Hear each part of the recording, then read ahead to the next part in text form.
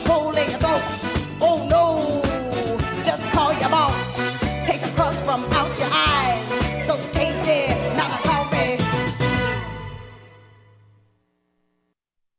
Good morning, you knuckleheads. Happy Friday to you both.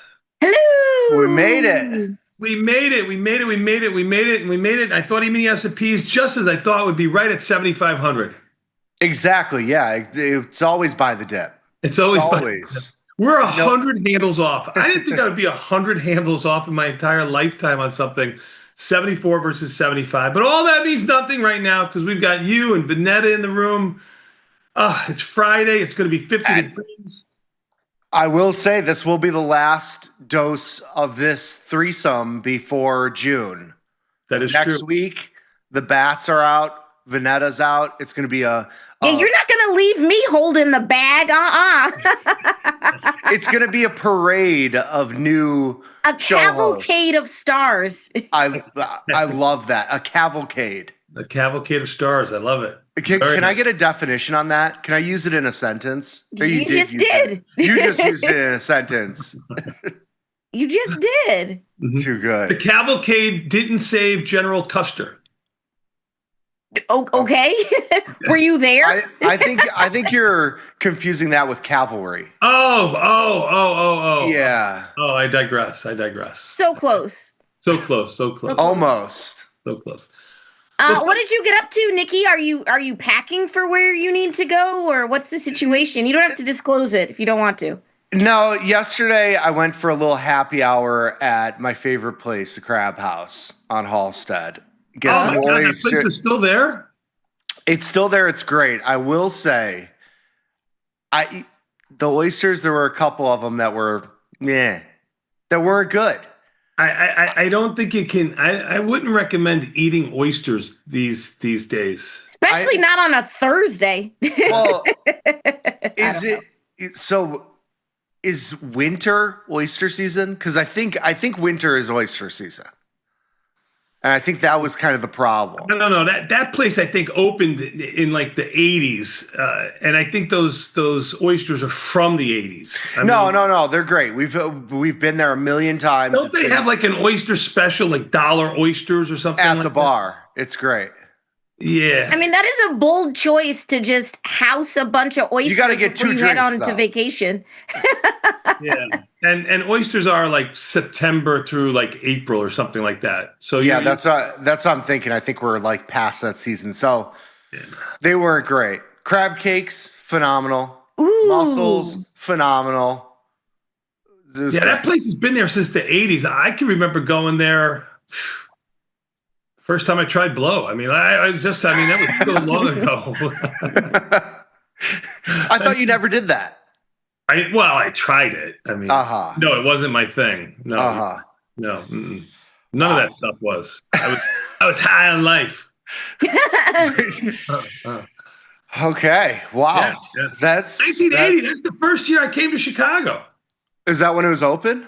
Yeah, I just looked it up. Yeah, 1980. Wow, it's a great spot. It's a good spot. Yeah, well, listen, you got to be almost 50 years in a place. I mean. You got to have something right. Yeah, they got a $70 all you can eat snow crab leg deal. Snow crab. That seems like a lot. Yeah, snow crabs. It's not the not high king end. crab. Yeah, not king crab. Yeah, but $70. Like $70 is like $20 pre-COVID. I could eat for a month for $70. Yeah. Yeah. Oh. I went out last night for dinner with my buddy who I first met in 1980, Mr. Ken Weiss. How's he mentor. doing? Yeah. He's got to be old. He's 84 years old. Wow. I kid you not. Still playing tennis, still playing golf. Looks phenomenal, but he looked like he was 84 in 2000. You know what I mean? Yeah. He always had like the full white hair. Yeah, well, balding white hair. Yeah. But he looks phenomenal. Today, he looks like he's 60. When he was, 60, he looked like he was 84. He's like Benjamin Button or something like that. Okay. Or he found a good surgeon, honey. No. That too. No. His wife may have, but he didn't. No. Okay. No. I don't think he has. But Where did you go? EJ's? No. We went to a hole in the wall. It's like classic. Yeah, Italian restaurant. You get the ossobuco? I did not, but I got it the last time I was there. She's a vegan kind of thing, so I try to respect what her. What's the Francesca's next door? They now renamed called it. Bistro next door or something like that. Okay. Is it any good? What's that? Is it any good? It's excellent. Very good also. Very Is good it the same owner? They just renamed it? No. Yeah, because didn't they get divorced or something? Wasn't it a messy? They did. What is happening? Vanetta, so there's these two, they're both Italian restaurants, right? I think Francesca's. Yeah, well, this one's like an Italian bistro. I wouldn't say French bistro, but like an Italian bistro kind of thing. Yes. They share a driveway. They're right next to each other. It's a husband and wife. Used to be. And then they have competing Italian restaurants right next to each other. Well, and they got divorced. Well, I mean, they owned both of them originally, and then in the divorce, she got the other one, he got the original one, and he was in Goodfellas too. Really? He had a cameo in Goodfellas. Yeah, wow. Yeah. Connected. Yeah. It was good. Anyway, we had dinner. It was wonderful. We chewed the fat, talked a little bit about the old times. He's still trading every day. That was going to be my next question. I was like, does he? Oh, no, he's active. He's an active trader. You can't learn new tricks, Vanetta. This is all we know. We're going to die doing this. Yeah. He's excited for the pattern day trading rule to be gone because now finally it's his time to shine. I'm just kidding. Yes, for sure. Yeah. No, he loves the markets. His trading was really interesting to hear his perspective, kind of different. He's not a momentum guy, and we're in a momentum market. Mm-hmm. So it was kind of interesting to hear his take on everything, But he is long work day today. It's up $9 or so. Oh, nice, good. Yeah. He's buying some dips. I like it. Buying some, he's a contrarian kind of guy, but it's more stock than options. He trades options too, but he likes the stock aspect of it. Okay. Anyway, it was fun to talk to him. Fun to see his wife. Real good. 84 years young. God bless him. Unreal. Shout out to Kenny if you're watching. Shout out to Kenny. He once lent me. True story. Has he watched the show? He does. Nice. He thinks we're semi nuts, but. I don't know if he's watching the show today. He once lent me $500,000 in 48 hours. I'm sorry. I'm going to need this guy's number. What was the juice on that? The juice was heavy. I'm not going to lie. He raped me over the coals, but I needed 48 hours and really no questions asked. What was the situation that you needed $500,000 in 48 hours? Hush money. Back then, it was a political bribe. Vanessa. Yeah, High T Tony was doing some off the record things back then, so it was a little hush money there. Yep. He was. Gumata was getting a little too loud. Wow. He came through for me. I had no qualms about it. Said sure. He goes. He did say. He had to ask his wife, and his wife said, anything that Tony wants, he can have. Oh. Yeah, I don't believe that.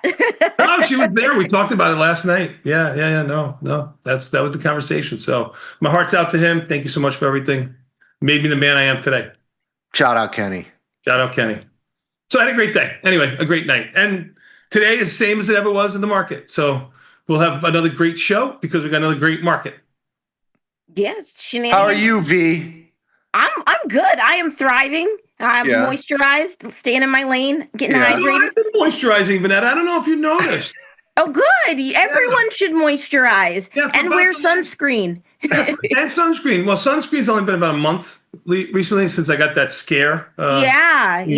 Because they're going to lop off my nose with the because I had like a spot on there that they took off. I figured it's going to be gone. But I'm all. But now I moisturized for the last year. I don't know if you noticed anything. Okay. No. All right. What? Nope. I'm gonna just keep it. Just gonna keep it moving. Keep it moving. We have a great show for you today. A lot of really good content headed your way on this fantastic Friday. Wait, were there sports? Was there sports ball last night? Ooh, yeah, you got the Canadians beat up on the Hurricanes. I thought the Hurricanes were actually going to manhandle the Canadians, but they did not. And then you had the Knicks. They won, right? Mm-hmm. I didn't watch the Knicks this time around. I got one basketball game in me for the week. I don't blame you. It's a horrible product. I thought you watched 2 basketball games this week. No, just the one. Just the one? Okay. Yeah, just the one. It took a lot out of you. Yeah, it wasn't. I mean, catching the end of it was probably the best thing I could have done, which is what I did. Very exciting, yeah. Yes. All right. Well, we got a great, very exciting show for you today, but no double overtime or whatever. A lot of great content on this fantastic Friday here at Tasty Live at the top of the 8 o'clock hour. Oh, wait. Oh, yeah. Okay. Nope. The schedule's just all weird. Yeah, no Jamal Okay, yeah, I got today. you. I see what they did. My bad. I was just like, I don't know what's happening. So yeah, we have a Tasty Extra at 7:30. So I was gonna do a little recap, right? Yep. Mm-hmm. And then we got Confirm and Send at 7:45, and then Opening Bell. And then what everyone is waiting for today, that is Fast Market, hashtag Fan Friday. So reviewers submit their trade ideas to the bats. It'll be interesting because the market's moved around a lot this week. And then 9 o'clock, it just says Market Measure. Who did this schedule today? It was something changed. The Market Measure is on short-term jade lizards for SPX. So it's a good one. Obviously, they've been phenomenal because the market has gone straight up, but it's a good look. Different width on each of these studies. So we go from $10 up to $30 wide, and then we actually look at multi-day jade lizards. So selling them like middle of the week into the end of Friday, if that. There's been a lot of discourse though about our jade lizard content. They're like, these are not jade lizards though. Well, you got to buy the wing because there's no point in selling a naked put in SPX on a 0-day time frame. You're selling $3 or $4 a premium and using like $200,000, to put the trade on. Thank you for explaining it. It's just too big of a position. Like you might as well buy a wing. I mean, whether you buy the $30 wide wing or the $50 wide wing, you're talking about like a difference of 20 or 30 cents and $2,000 worth of risk. It doesn't, at a certain point, it doesn't make sense to widen out the spread. It makes sense to just up the contract. So that's really what we're talking about. And speaking of that, I just wanted to clear the air because there's some discourse on the YouTube chat right now. Like Griffin is asking if the 500 gram was used to buy me a boat. the first son of boat. You got some friends in that group. I would like to say no. That was not the boat stuff. That only happened for the favorite child. Someday you'll come clean and you'll tell the truth. Someday when I'm gone, I don't want to hear it. He doesn't have a boat. There's nothing to come clean about. I want to keep the villain status. I'm gonna keep it moving. Then we got live from the trade desk at around that 9:20 time frame. Q in the house. $500,000 was used to bail out Nick. If that's what you needed to know, what a great attorney. Okay. I was 14. I did 12. We have Q in the house. He's gonna count down all the top trending tickers over at Tasty Trade. I'm gonna just pivot away from this as fast as I can. Bobby Cochran's expensive. Johnny Cochran? Yeah, him too. I got his brother. Yeah. Couldn't afford him. The cheaper one. Bruce Cutler. Sorry. My cousin Vinny. I am under caffeinated for whatever these shenanigans are that are happening. All right. Are you done? Yes. All right. So that is our run of show for today. So keep it locked in for that. Of course, as a programming note, there will be no live programming on Monday in honor of the Memorial Day holiday. And then we're not doing programming Sunday night, I'm assuming. I'm not sure. Producer to the stars, maybe he wants to tell us? No show. You're on your own, kid. Markets will open on Sunday, though. Okay. Yes, they will. The futures markets. Okay. That's weird, but okay. Yeah. But hey, in the meantime, in between time, you guys want your daily dose? Sure. Yeah, hit me with my theme music. Let's go. Did our producer die? Play some music there. Play some music. Does Callie need to wake him up? Is he okay? This is what happens when you go to AI for a producer. Siri, start the show. Claude, play some music. I don't know what's happening. Okay, Vanetta, I would just go on. Okay, breaking news. Breaking news. Okay, this is the part of the show we like to call the Daily Dose, where we talk about today's financial news and headlines. My name's Vanetta. Are you ready for the news? Yeah, we got an update for you. I got breaking news for you. You're going to have to wait a minute because they can't show you slides. They're having a little bit of a problem. So, well, I figured that out 5 minutes ago. Well, I thought context clues. I thought no music was just a blip, but I guess no. I clocked that there were. You're better. Somebody spank the hamster that runs this show. All right, we gotta find our friend Matt there in production. Find out where he is. Calling all Matt. See what's going on there. Yeah, that's fine. We'll figure it out. Let's do a little reverse here. You want to just talk about the market for a quick second? Sure, go ahead. While we do that. I mean, E-minis just rallied like 15 handles. I don't know what the news was there, but yeah, they were just up around 25 too. They're up around 21 and a half. They got up to 7,500. I don't think any number is psychological these days because I thought we were going to be around 7,400 today, not 7,500. NASDAQ's up 90 and change. They're all up around the same as the Russell's up 10. Dow is up 260. You had a couple of earnings trades. You had Workday, which I don't think. I'll get to the. I have those. Okay. Which is up around 9. You also have bonds back up trading over 111. They're 110.30 right now. Cancel crash on the Fed hike rate, but still in no man's land, right? Still relatively low. Notes are up 8 ticks. Bitcoin is down 200. Bitcoin's got to be the most disappointing so far. Nobody cares. Yeah. It's just there's no love. There's no need to trade it when things are fine. I'm pretty sure Ryan Grace cares. Of course, yes. Yeah. Our resident crypto man definitely cares, but the rest of us, not so much. He's calm, cool, and collective. And I think you got oil hanging out at 96 or so. I think oil selling off yesterday pretty big after, I guess, an announcement not really by It was the 10th. It was the 10th ceasefire. Yeah. I thought we were in a ceasefire. Deal on the table, something. I got breaking news for you, Vanetta. Guess what's happening? There you go. Almost. Our leading story. Breaking news. Across the wire. This just in. Top story. Just in. In today's headlines. This just in. Breaking news. All right, everybody. Today is it's a wonky Friday, but it's May the 22nd. We're doing the best that we can. This is the part of the show we like to call the Daily Dose, where we talk about today's financial news and headlines. My name is Vanetta. Are you ready for the news? Ready for the news. Japan's core inflation slows to a 4-year low in April. Please share with the class how you did that, Japan. But energy shock is expected to reverse some of the gains. Japan's core CPI for April year over year was 1.4%.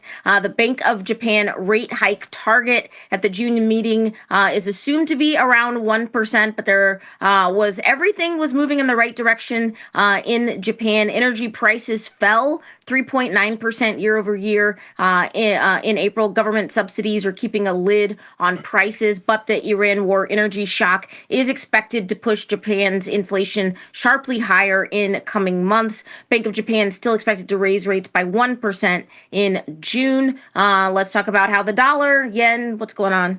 Yen doesn't go up. That's just never what they come out with. Yeah, the dollar's been strong, though, helping a lot of my long dollar positions. Bonds have been whippy and strong in the last couple days. I mean, we've had 4 or 5, maybe even a little over a full week of 1-point moves, intraday moves in the bonds, which is not typical. Which is not normal. Usually not normal. The MOVE index, which is like a bond volatility index, sitting at 79 right now, which is relatively high. I mean, we didn't get this high, or we haven't been this high since like the start of the war, where bonds were really going nuts. When we had oil getting into like the 110, 120 handle. So definitely some whippiness in the currency and bond markets, which isn't usually a good thing. Yeah, to give you an example, bonds have a 0.5 point expected move for the day. So when he says the point, they're moving twice. But Ivy ranked at 35 is high. It's been a little higher than that, but Ivy ranked at 35 is high. It's been a good put selling product, I think. Yeah.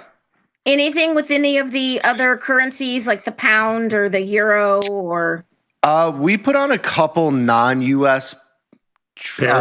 pairs yesterday. How's your or 2 kroner? days ago. No, I don't know if I have the kroner. I have the South African rand. Oh, the rand. I'm short the rand against the U.S. dollar. I've got a euro pound trade that's basically flat. I'm long the pound against the dollar.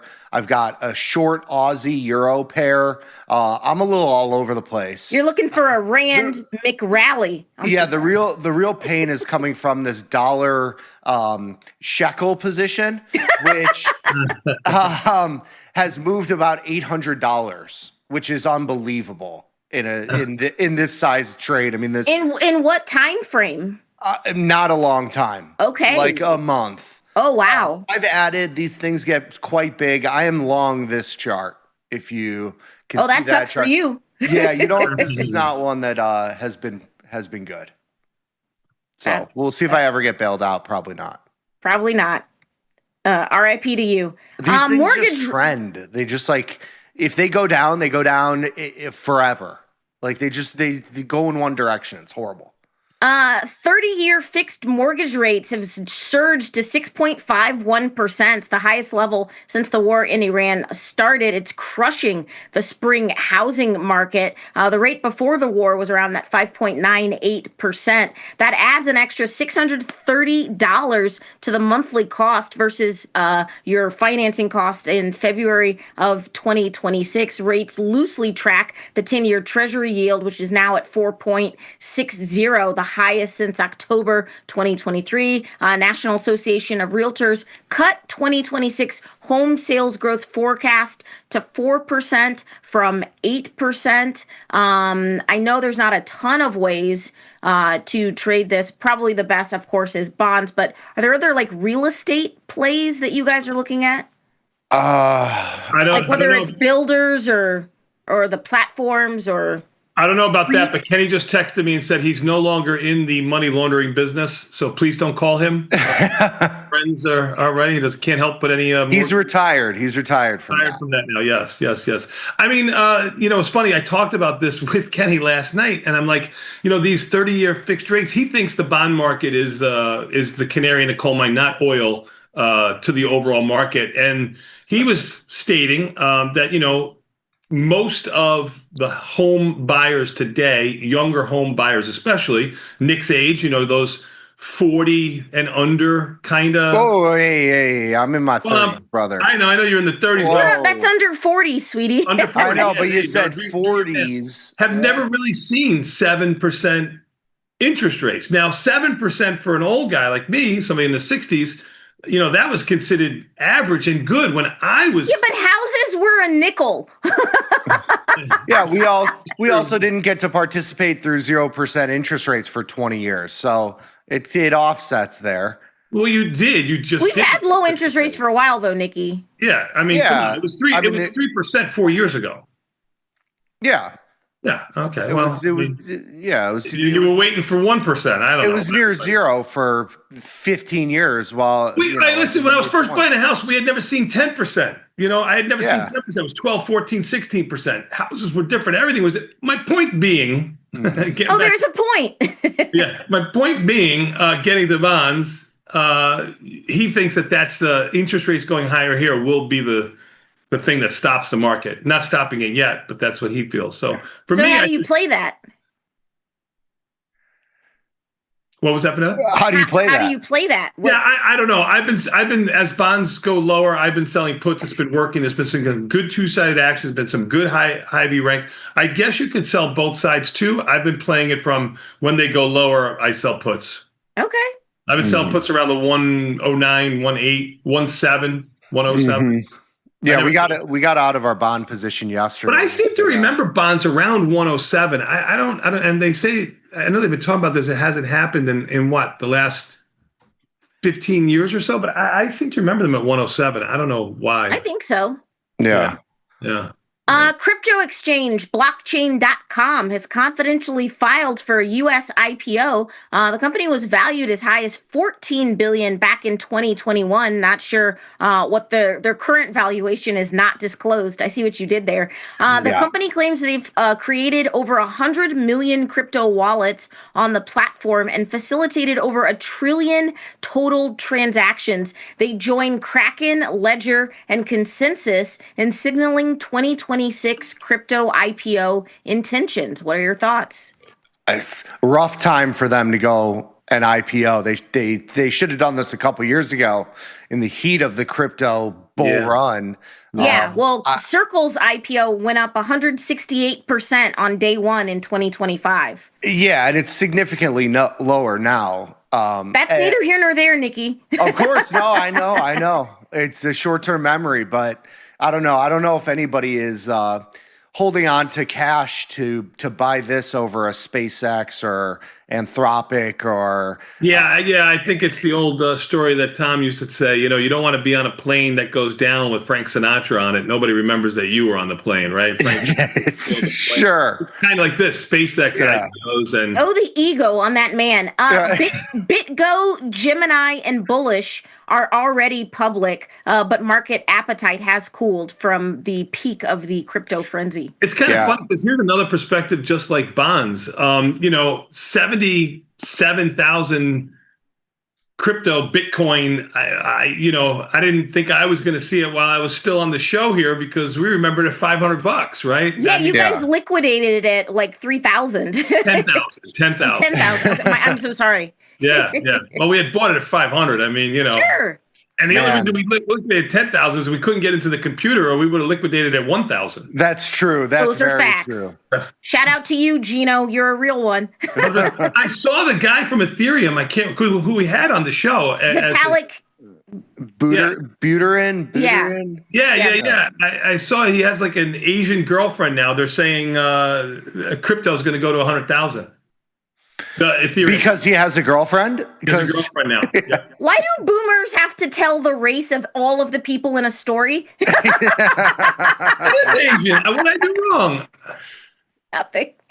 I didn't call her Oriental. No. You stop it. Go to the next one. This is earnings from last night.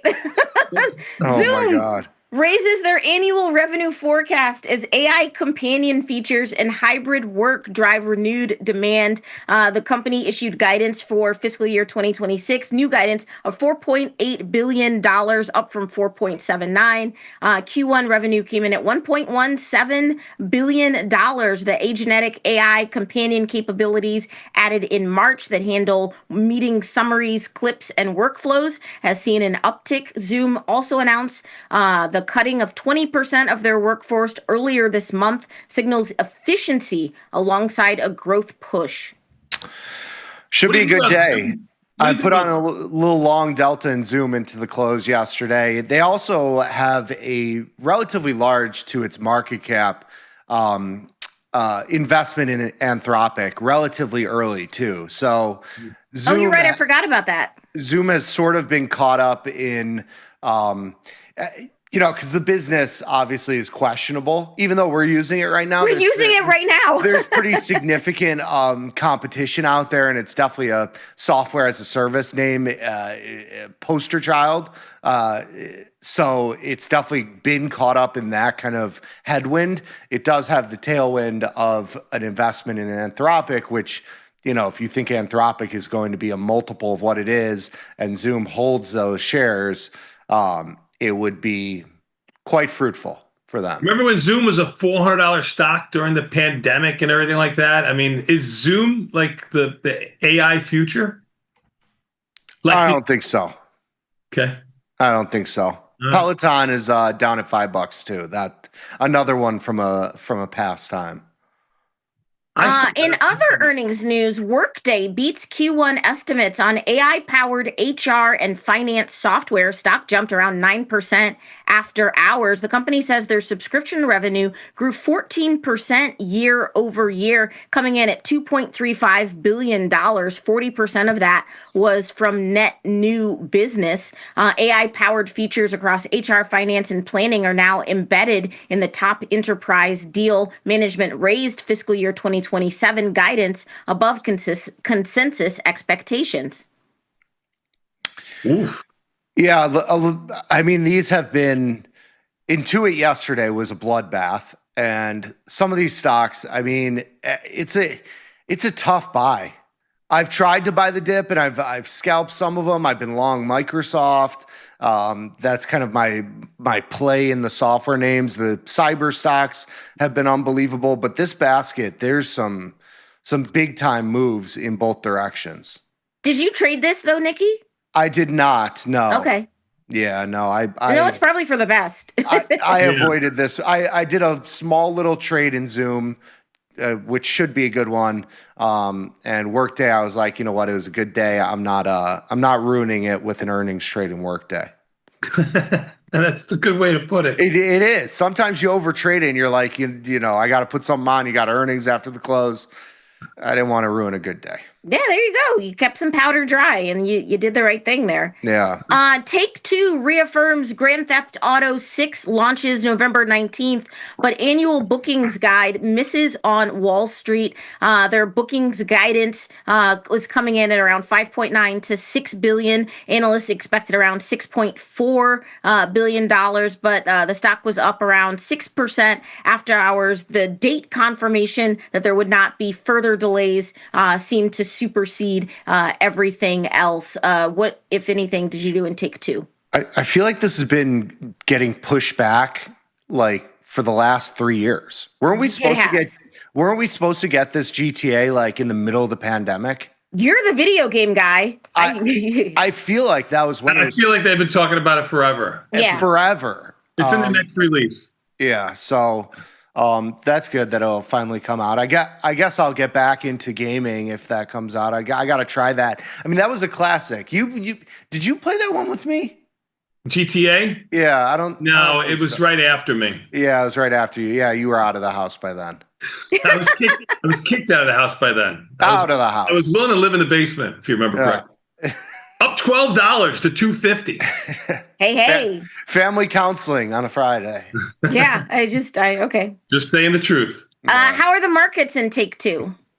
Yeah, I mean, June markets are $1 wide. Okay, that's what I figured. It's another one on the fringe. Yeah. You know, it's like, I don't know. If you're a big GTA person, maybe you're trading it, but. Right. Yeah, there you go.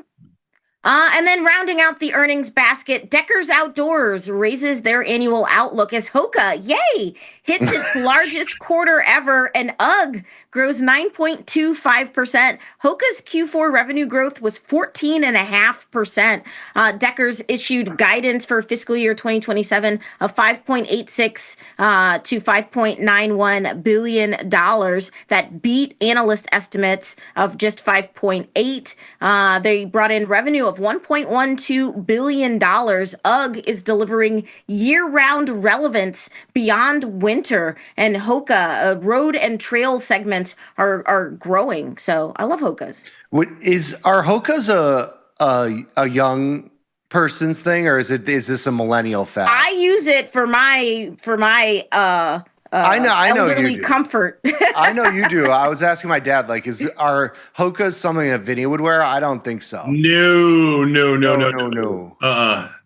He's got a hard enough time with like the clouds. Forget about Hokas. No, Hokas is like it's a millennial. hot girl walk shoes. Those kind. Yeah, Yeah, mine are pink. There you go. Take them on my walks. Yeah. Did you trade deck? I did not. The stock's been pinned around 100 for 6 to 8 months, let's say. Markets are not that great in there. If you look at July, they're like $1-ish wide on $100 stock. So it's another fringe kind of play here. I mean, all my energy was spent on Nvidia. I can't. I only have so much brain power. You are getting old, son. You sound like somebody I know. Yes. You are getting old. Yes. So after Nvidia, I need a nap. That's why I'm taking off next week. Yeah. Young kids who, the 16-year-olds who are driving Porsches are just finding Stan Smiths now because they're good for the hacky sack. They are good for the hacky sack. Oh, nice. What about Vans? You got to go just classic Vans or Converse, man. These kids today, anyway. Yeah. Hey, this news came out yesterday, but we'll check in on the ramifications. The U.S. awarded $2 billion in quantum computing grants to 9 firms, taking an equity stake in all of them. IBM getting the lion's share of that with $1 billion. But other companies like Qubits and Rigetti were up on the news. Let's check in on our quantum friends. What's going on? Rigetti's up small. Well, not really that small. I guess almost $1.75. I mean, remember that's a $22 stock, which used to be a stock in the teens. But how much was it up yesterday? It was up significantly yesterday, going from around 16 to 22, up about $6 or so. Okay, yeah, that's a lot. IBM is another one that you mentioned that's cashing another bid up around $4 to 257. 48 hours ago it was 220. So it's up about $37 or so in the last. What about this Qubits? QBTS? Mm-hmm. Yeah, it's up. It was up. About $1 or 50 cents. $26 and change. Up around 50 cents right now, but it too was a teen stock, right? How are you trading IBM these was quantum, Nikki? Sorry. We obviously lucky coincidence that we had some long delta in IBM yesterday. I actually had one in the Johnny Trader as well as this account.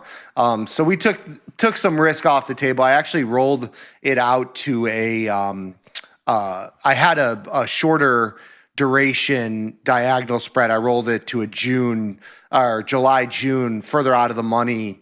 Took some risk off the table, kind of rolled it. Maintaining a little bit of long delta here. I mean, IBM, it's even after the move is still, kind of middle of its range. It got as high as like 310 towards the early part of this year and then sold off pretty significantly. I mean, it was trading mid 200, so it's down like 30-40%. And into this move, it's still down, 20 or 30%. So congratulations on your wealth, my lord. Thank you. But the $2 billion, I mean, this is not the same as the Intel investment or even like the minerals. Like this is a drop in the bucket. I mean, sure. IBM is what, 200 and something $billion company. Yeah. We have it at like 206 billion. So, you're talking 0.5%, if that, because 1 billion of it went to IBM. The rest went to like the assortment of smaller little the other ones. 8 companies. Yeah. So it might be a bigger portion of those companies, but for an IBM investment, it's 0.5%. I don't think this is one where Trump tweets out, "I made you 20 billion on my IBM investment." That would be that would be a long shot. That would be IBM, becomes a Mag 7 stock. Anthropic is in early talks with Microsoft to run Claude models on Azure's custom Maya 200 AI chips. Microsoft is investing $5 billion in Anthropic. That was announced in November 2025 alongside NVIDIA's $10 billion. But Microsoft's custom AI chip is the Maya 200, and it's supposed to provide a 30% cost improvement. What is Microsoft doing? I hope this makes Microsoft go up. It's sitting at 420. It hasn't gone anywhere. 420. Ooh, nice. So edgy. Yeah, Microsoft is just not getting caught. Kenny needs Microsoft Hire too. It's one of his longs. I feel like everybody's long Microsoft. That's why it never goes up. Everybody's like, oh, I can't buy the dip, the 1% dip on a 200% rally in Micron. I got to buy the dip in Microsoft. That's right. That's what this market is. And Microsoft is down still, 30, 40% from highs. It's like, come on, give me something. Give me something. I agree. Hey, in other news, Meta, Broadcom, and AMAT are launching a $125 million semiconductor research hub at UCLA. It is part of 5 founding industry partners, and they're going to invest at UCLA. Their goal is to shorten the timeline from chip innovation to market. It will provide R&D plus workforce development. PhD students will get year-long internships at founding partner companies. AVGO up $1.415, but the market's up. I mean, across the board here. So I would expect all these high flyers to be high. Yeah. Meta, another one that's just a dog too. Sitting at 600, doesn't seem to have anything that moves it higher. No good news on the horizon for Meta. Yeah, it actually is unchanged or down a dime. AMAT on the other, AMD on the other hand, is going to be a new high here at 463 if it opens here. Closed just under 450. I say new high because I think the last time 469 new high was its intraday high. New high. New highs. If it can close up here. Google is suspending all Waymo freeway rides and is pausing operations in Atlanta after a robotaxi drives into floodwater. It's the second city that had its service paused after flooding. San Antonio was first, now Atlanta. There's 2 active NHTSA investigations into Waymo, and 3,800 Waymo robotaxis were recalled on May 15th because their flood avoidance software just said YOLO. What are you doing in Google? They patterned it after a 16-year-old new driver. That was the mistake they made. Go around, don't drown. I still remember that from high school. Go around, don't drown. That's good. Very good. You never heard that? Yeah. You definitely don't want to go through it in a Porsche. No. That would be flood that engine. Oof. That would be tough. Hey, it's a mid-engine, so to flood that engine, he'd be underwater too. I mean, Oh, that's true. Well, you can never tell because the water's so like muddy and murky. You don't know how deep it is. You don't know how deep it is. That's why. What is it? Go around, don't drown. Go around, don't drown. Google up $1. 384. 400 is its old high. Getting close. Yeah. Hey, finally, much needed news. I'm so excited for this. I feel so vindicated. But Spotify is launching a service called Reserved, and it would reserve 2 concert tickets for artists' top listeners before a public sale. Wow. That's got to be on the small list though. What does that include? Like how big is that list? The 0.01% or something? I don't know, but supposedly 2 tickets are reserved for super fans before a general public sale. And yeah, in each city or just in the general sale of the ticket. So the whole concert. So like Olivia Rodrigo. Well, you know what's going to happen here. Some young kid at MIT or maybe even John Jay College of Criminal Justice come up with some algorithm that plays Spotify, 20 exactly. Yeah, just plays it on repeat. Yeah, but that's fine, and you can do that. But that's hard to go against, like my decades of just dedication to Taylor Swift. Not with the algorithm that they're going to make. Every song is going to count like 50 times. So, but you can see when the account was created, and you can see when you started listening. Yeah. So at least it's something. It's something. Yeah, I agree with you. At least it's something. Something for true fans. I hope you make it in that. Me too. Thank I hope you do. I want you to get a fair ticket to go see Because it's also true because my girl Jessica is like the top 10th of a % fans of Beyonce, and like she deserves to get tickets. early at face value for Green Bay. Totally. She must be doing a lot of sexy time. Okay, don't make it weird, Grandpa. Just Spotify up $10 to $500. You can't. You see, and also I've met Jessica's husband. He can fight. Yeah, I met him too. Very nice. He's tall. Man. He's a big guy. Yeah, he can fight. He's a corn-fed. Big hard they fall. I swear, when he's at home, he's like too comfortable. Like he's in his he's not wearing pants. Yeah, like he's in his like domain. Hey, like I'm not wearing pants, space. and you can't see my hands. Yeah, it's like he's just the horniness just gets too much. In other news, Netflix is landing The Breakfast Club as its first daily live show. It's going to stream every weekday starting June 1st, 3 hours of uninterrupted daily runtime featuring Charlemagne the God and other personalities. The video version moved from YouTube to Netflix in January of 2026, and YouTube fans are frustrated. But Netflix is also getting more into sports and other daily broadcasts, but this would be the first live daily show that's not like sports related. Netflix can't do anything right ever since Netflix in chill and the reverse split. I mean, the split, which ended up being like a bad split. Usually the stocks go higher. This one's done nothing but go lower. $89 and not moving. Okay. Mm-hmm. Yeah, it was up like $2 at one point yesterday, but it has been a dog.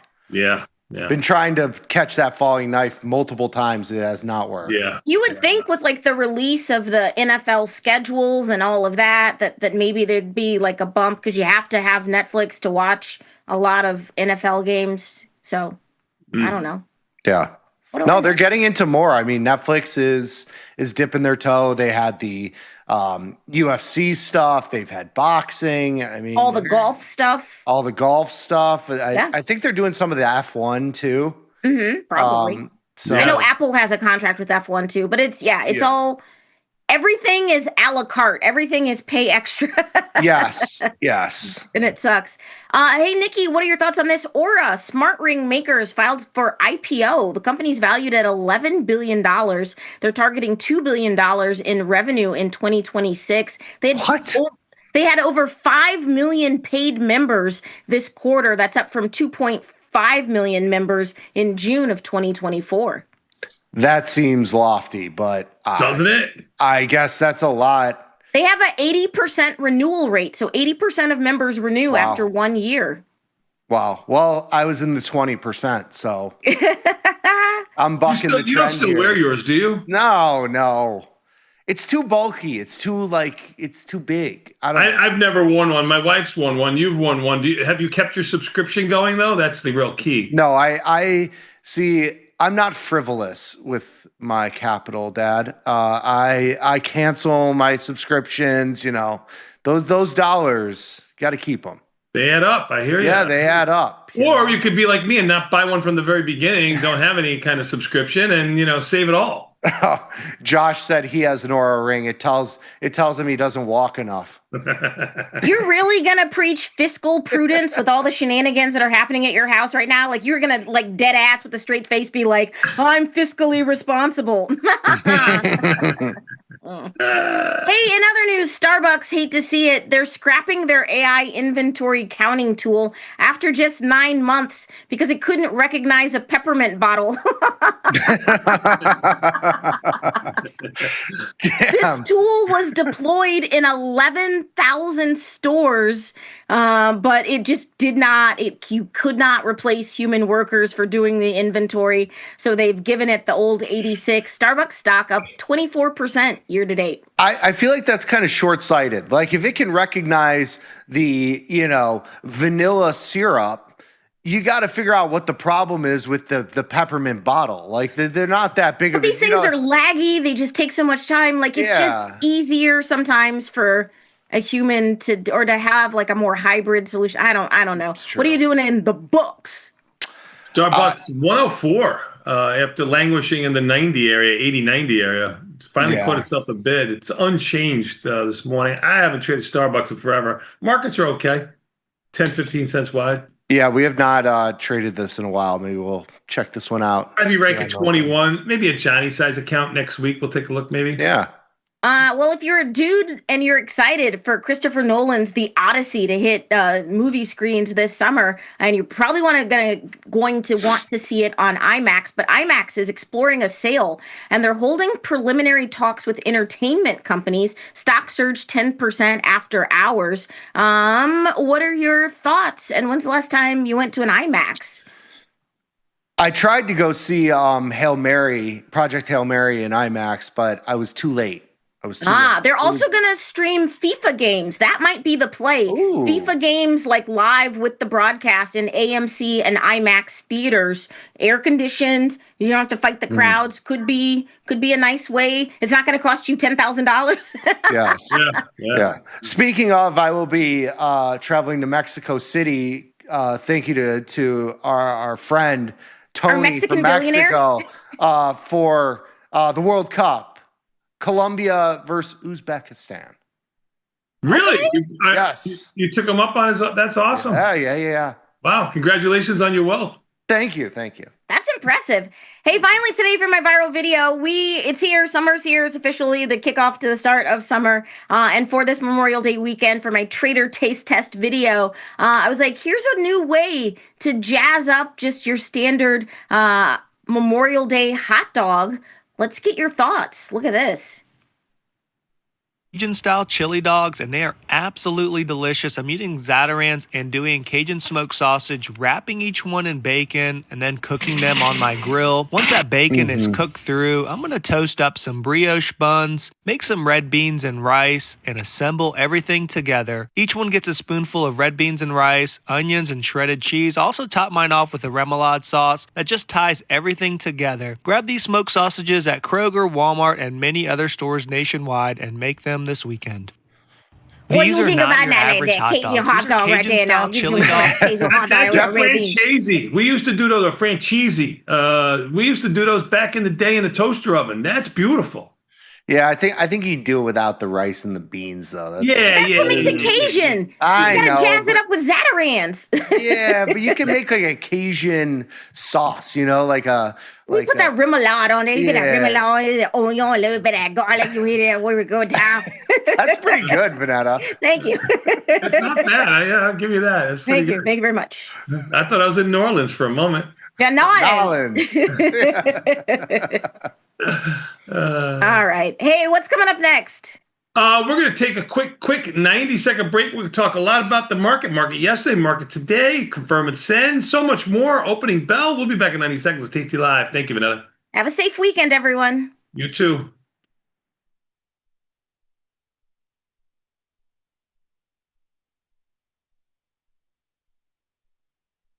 Tasty Trade's Active Trader interface makes futures markets your arena.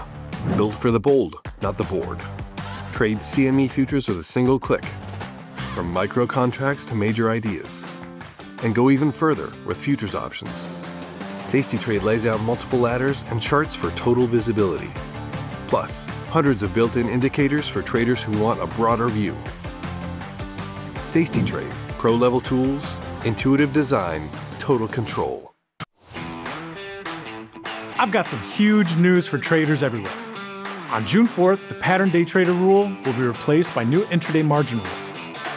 Tasty Trade has been advocating for an updated PDT rule for years, and we're ready to go on day one.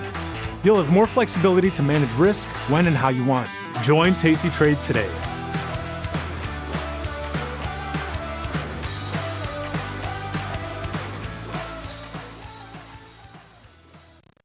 Investopedia says we're the best for options trading, period. Investors Business Daily raves about us. With stockbrokers.com, we're #1 for options trading and best in class for futures too. The Motley Fool really likes us, and so does Broker Chooser. So what else can we say other than boom? Trade like a trader. Tasty Trade. Make your move. It feels good to get smart. Get even smarter with the ultimate how-to guide. Learn 31 different option strategies, covered calls, iron condors, jade lizards, Become a trading mastermind.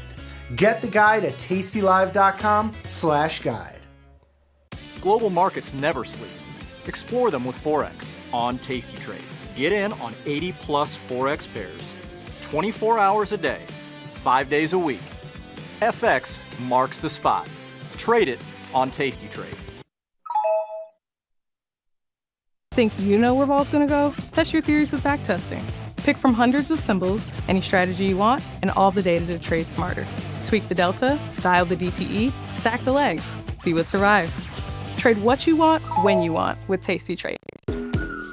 First thing about Tasty Trade is how easy it is. It's a very quick, light platform. Whether it's a pool, a puddle, or a sea, you can navigate your way out of it with the Tasty platform, so I love that.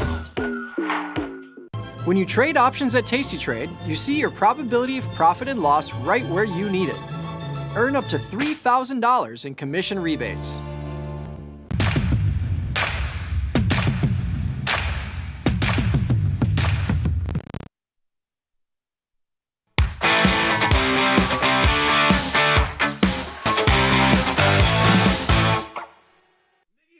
We are back, son. And you know what that means. Time for a little bit more Tasty Live, a little bit of a look back at you. What are you shaking your head? Wow. You're just you get it. Like I said, when you're at home, you're too comfortable. Like there's just the things that come out of your mouth sometimes. They're troublesome.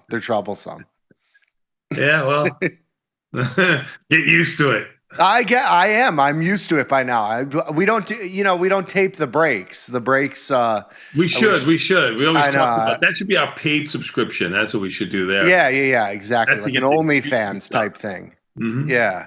$20 a month. You can get the behind the scenes. At least. Yeah. You could hear all my dad's dirty jokes. Truth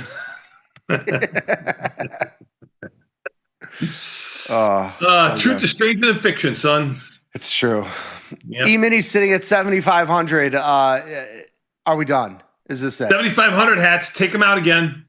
It's been amazing. I mean, we should have known this. Isn't Memorial Day weekend like the most bullish Friday I tried to talk about that yesterday a little bit with you. I from what I've researched and found, typically it had been over a long period of time, it's a very bullish period in the market if you're going with that kind of seasonality, looking at Memorial Day prior and after. But the last 15 years, it has not been. So, I mean, it depends on what times, range you want to look at, or are you a gambler's fallacy? It hasn't been good for 15 years and now it has to be good. So there's so many ways to look at this. What you really have to do is just trade what's in front of you, right? We've had volatility finally collapsing. Volatility had stayed bid for what seemed like that $20 level, 2025, until yesterday when it dropped by about 50 cents, which is a 2.5% move. Now you've got volatility up a little bit, 15 cents today, 19.50, but it went down to 19.20. So volatility really came in. Yeah, they smashed volatility yesterday. You're at a nice round number. You got a holiday going into a short week. Summer coming up, I talked about this with Jem yesterday on we did a 30-minute interview. It was a good one. This is 8 weeks. We're going on 8 weeks of a rally. Yeah. I mean, and but you're going into summer months. You get lower volume, a lot of holidays. What's going to stop the train? What's on the horizon to stop the train? You got the end of the war presumably comes at some point, right? I mean, we've been told it's over for the past 15 We've been told it's over for 8 weeks. Yeah, for 8 weeks in the 8-week rally. So this is 8. This is 8. This is 3, remember? This is 3. This is 8. This is 8 weeks. Yeah. So, there's some tailwinds still to be had. You want to take a look at what happened yesterday? Sure. Through some of these? Let's do it. Sure. Get to confirm and send and talk more about today. As has been the case, every dip has been bought. What were we down? Maybe 40 or 50 handles? Yeah. Part of the session? Yeah. to basically, unchanged at the close, up small across the board here. The Russell was the strongest of the group. It's been moving pretty 1-to-1 with bonds here. Bonds had a huge rally off the lows. I mean, we were looking at bonds at like 109 and change. They're almost at 111 right now. And that was, 2 or 3 sessions ago. So you've had some huge moves in the bonds. The talking heads cannot keep up with the rate hike. No rate hike, back on, next month, December, who knows? These projections are all swinging around with the movement in the bonds. Yeah, and bonds are not a product that I trade that much until you get like this kind of action. It's been good two-sided action in the bonds, good for premium sell on both sides, bullish and bearish, or even selling both sides at one time. I've been selling puts more on dips in bonds, but I mean, I think I missed some of the opportunity by not trading it more neutral on both sides. For sure. Yeah. For sure. Been a good trade. We've scalped a couple puts. Good trade. Volatility still high there. Ivy ranked 35 or so. Still good. Yep. When we look at the Mag 7 stocks, so NVIDIA had a wild day. I mean, it was up for a little bit, down for a little bit, but it was basically unchanged. I mean, relative to the after earnings, right? That's what you're talking about here. Everybody's waiting for NVIDIA to blow up the market, right? That's the bell that everybody rings, or NVIDIA to take off. And it really said, well, we're unchanged. I mean, we were up $3 going into earnings. We were down $3 on the day. In a 48-hour period before earnings, after earnings, we're basically unchanged. It looks like business as usual. And you talked about the revenue, how big it was. So this is going to shock you, and I'm going to ask you this: how many shares do you think traded in NVIDIA yesterday? Oh man. Can you tell me what the average is? I don't even know what the average is. Oh, I'll tell you that SPY traded like 40 million. Yeah, but that's nothing. I'm going to say Tesla traded like 50 million. What do you think NVIDIA traded? $200 stock too, so it's not like it's a $20 stock. What I mean? I say double that. At 100? Yeah. It was 180 million shares traded. Crazy. Yesterday, and there was still some time left in the day. I was looking at it with Mike on the close, and I was like, this is like meme stock, like penny stock, meme stock type in and out trading. I mean, that's an unbelievable number. Yeah, it's an unbelievable number on a stock that's not it's not Peloton. No, this is not like, it's an unbelievable. It tells you how much liquidity there is, how much money there is just floating around. Yeah. The rest of the Mag 7 stocks, Amazon had a strong day. Apple's been pinned right around 300. Google right around 400. Meta, Tesla, Microsoft, mostly nowhere for the last couple weeks here. Wow. Very nice. Good job. Good job at the Mag 7. Yeah, good job on the Mag 7. I mean, this is basically a flat day. You add all these numbers up, it's basically zero. And my Taiwanese sources said, how many options you think traded in NVIDIA? Including the 0 day? Yeah, everything. It's in the millions with an S. 5 million. 4. I remember the market didn't trade 4 million options. Well, when you think about that, like from just a delta perspective, I mean, they're obviously not all 100 delta, but let's just say they average out to be 20 deltas. I mean, that's another 200 million shares. Yeah. Yeah. 100 million shares, like in terms of like the notional value of those options. It's unbelievable. Yeah. Unbelievable. Market's big, dude. The market is big. It has gotten huge. Yep. When we look at the sectors, metals and mining, the metals had like gold was down 60 to up 50 at one point in the middle of the day. I mean, we had about a 3-4% reversal in gold and silver there. Metals and mining stocks had a nice little bid. You had a move in the utility stocks as well. Semiconductors were kind of flat. I mean, you had some weakness in the early part of the morning with the NVIDIA kind of initial move. Into the end of the day, they all kind of caught up and were basically unchanged. It's been a buy the dip market in any of the semiconductor names. If they ever go down, you buy the dip. The next day they're back up. It's been pretty It's been two-sided action, stair-stepping higher, and everything except gold. You just mentioned it, how it had that big swing, but it's been having big swings and going really nowhere. For sure. And then you had energy. I mean, oil moved $7. We actually timed our exit early in the morning, in hindsight, very well. We had that Super Bowl, which I turned into a butterfly. And we also had I did the MCL covered call-ish position, which I took off both of them in the morning. I actually got back into a long oil position yesterday into right around this price at like 96-ish. But a huge move in oil on that ceasefire, war ending, deal on the table, art of the deal tweet, whatever the hell that was. I saw my Taiwanese sources are telling me they saw some statistic or something like that, getting back to volume a minute ago, that overall options traded 4.5 million options in the first 5 minutes the other day, more than had traded 20 years ago in the whole day. So it's not like 25 years ago. It's not like it's that. I mean, 25 years is a long time, I guess, but think about that. How big? We didn't trade that many options in a whole day. You trade it in the first 5 minutes of the market. Yeah. I mean, I think that'll only grow. So let's put it to bed here that, you can manipulate markets, the overall market, because somebody's too big compared to everybody else. I mean, let's put that all to bed.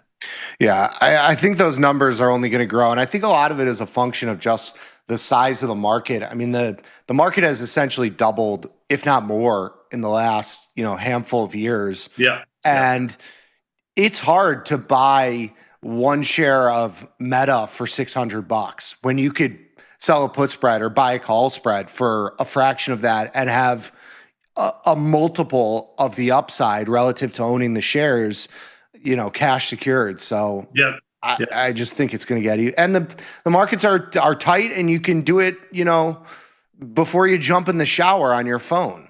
It's true. It's very accessible. Yeah. So we'll see.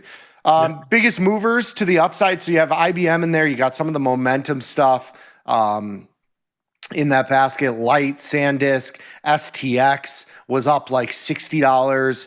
Micron had a huge day. Western Digital, Sienna, GLW. I mean, you're seeing kind of the same names here because there's just so much realized volatility in these stocks. They're moving 6 to 7%, 10%.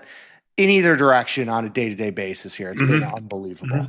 Yep. Yeah, it really is unbelievable when you think about it. Really, it boggles the mind as we sit here in front of the screen watching, products like an IBM, which, you would wish had better option markets. It doesn't.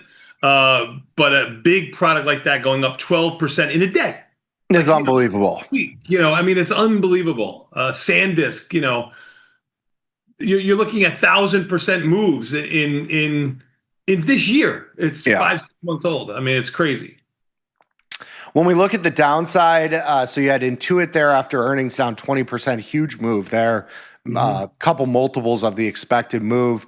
You have some of the other earnings plays like Walmart, John Deere. Those were both down on the day, down a lot more significantly in the early part of the session. They kind of rallied a little bit into the close. You had Workday down a handful into its earnings, which it's now up a little bit. Adobe down. When you look at this list, I wouldn't touch this list with a 10-foot pole. I mean, Walmart and DE, I actually have positions on. The rest of it, not interesting. Yeah, I agree with you. I mean, John Deere is probably widely held. That's probably the biggest one of the group there. I mean, Velo, that's an energy product there, right? I mean, I'm a little short. I was omnidirectional in XOM. I'm a little bit short now, so I need it a little bit lower here at 154.5 is better than 160. So I'm glad that oil sold off a little bit. Energy sold off. I think everybody in the world is good that oil sells off, and maybe we get an end to the conflict. So I don't think oil's done here, though, at $96 where it sits right now. No. When we look at the heat map, it was a pretty mixed day here. You had NVIDIA ending up in the red a little bit, but pretty mixed across the board. Ends up being a small little up move in the market, but E-minis up 40 now. All quiet going into a holiday weekend. All right, let's take a quick 90-second break and come back. We got more Tasty Live with Confirm and Send immediately following these messages. We're back in 90 seconds. Let's Tasty Live. Good job out of you. Up 40 on the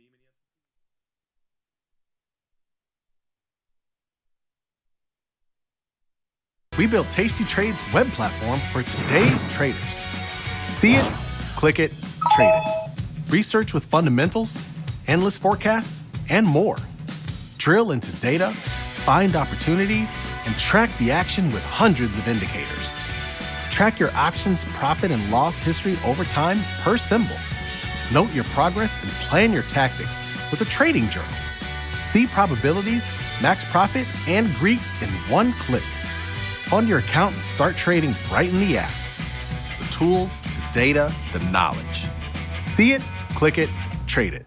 Join the club. Tasty Trade.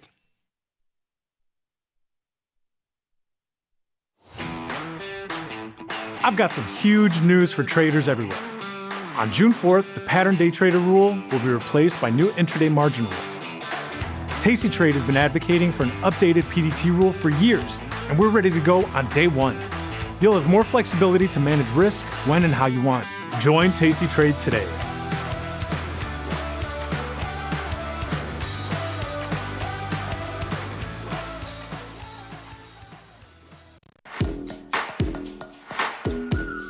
First thing about Tasty Trade is how easy it is. It's a very quick, light platform. It's all on one page. And with 1 or 2 clicks, you can be anywhere on the platform.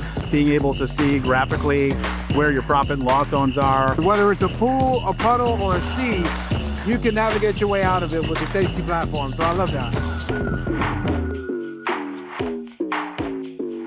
Global markets never sleep. Explore them with Forex on Tasty Trade. Get in on 80 plus Forex pairs, 24 hours a day, 5 days a week. FX marks the spot. Trade it on Tasty Trade.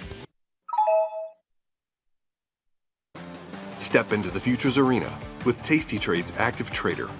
Multiple ladders, hundreds of indicators, precision control. From micro gold to NASDAQ, all CME one click. Pay for backtesting? Nah, trade that capital instead. Pick from hundreds of symbols, any strategy you want, and all the data to trade smarter. Tweak the delta, dial the DTE, stack the legs, see what survives. Check out Tasty Trade.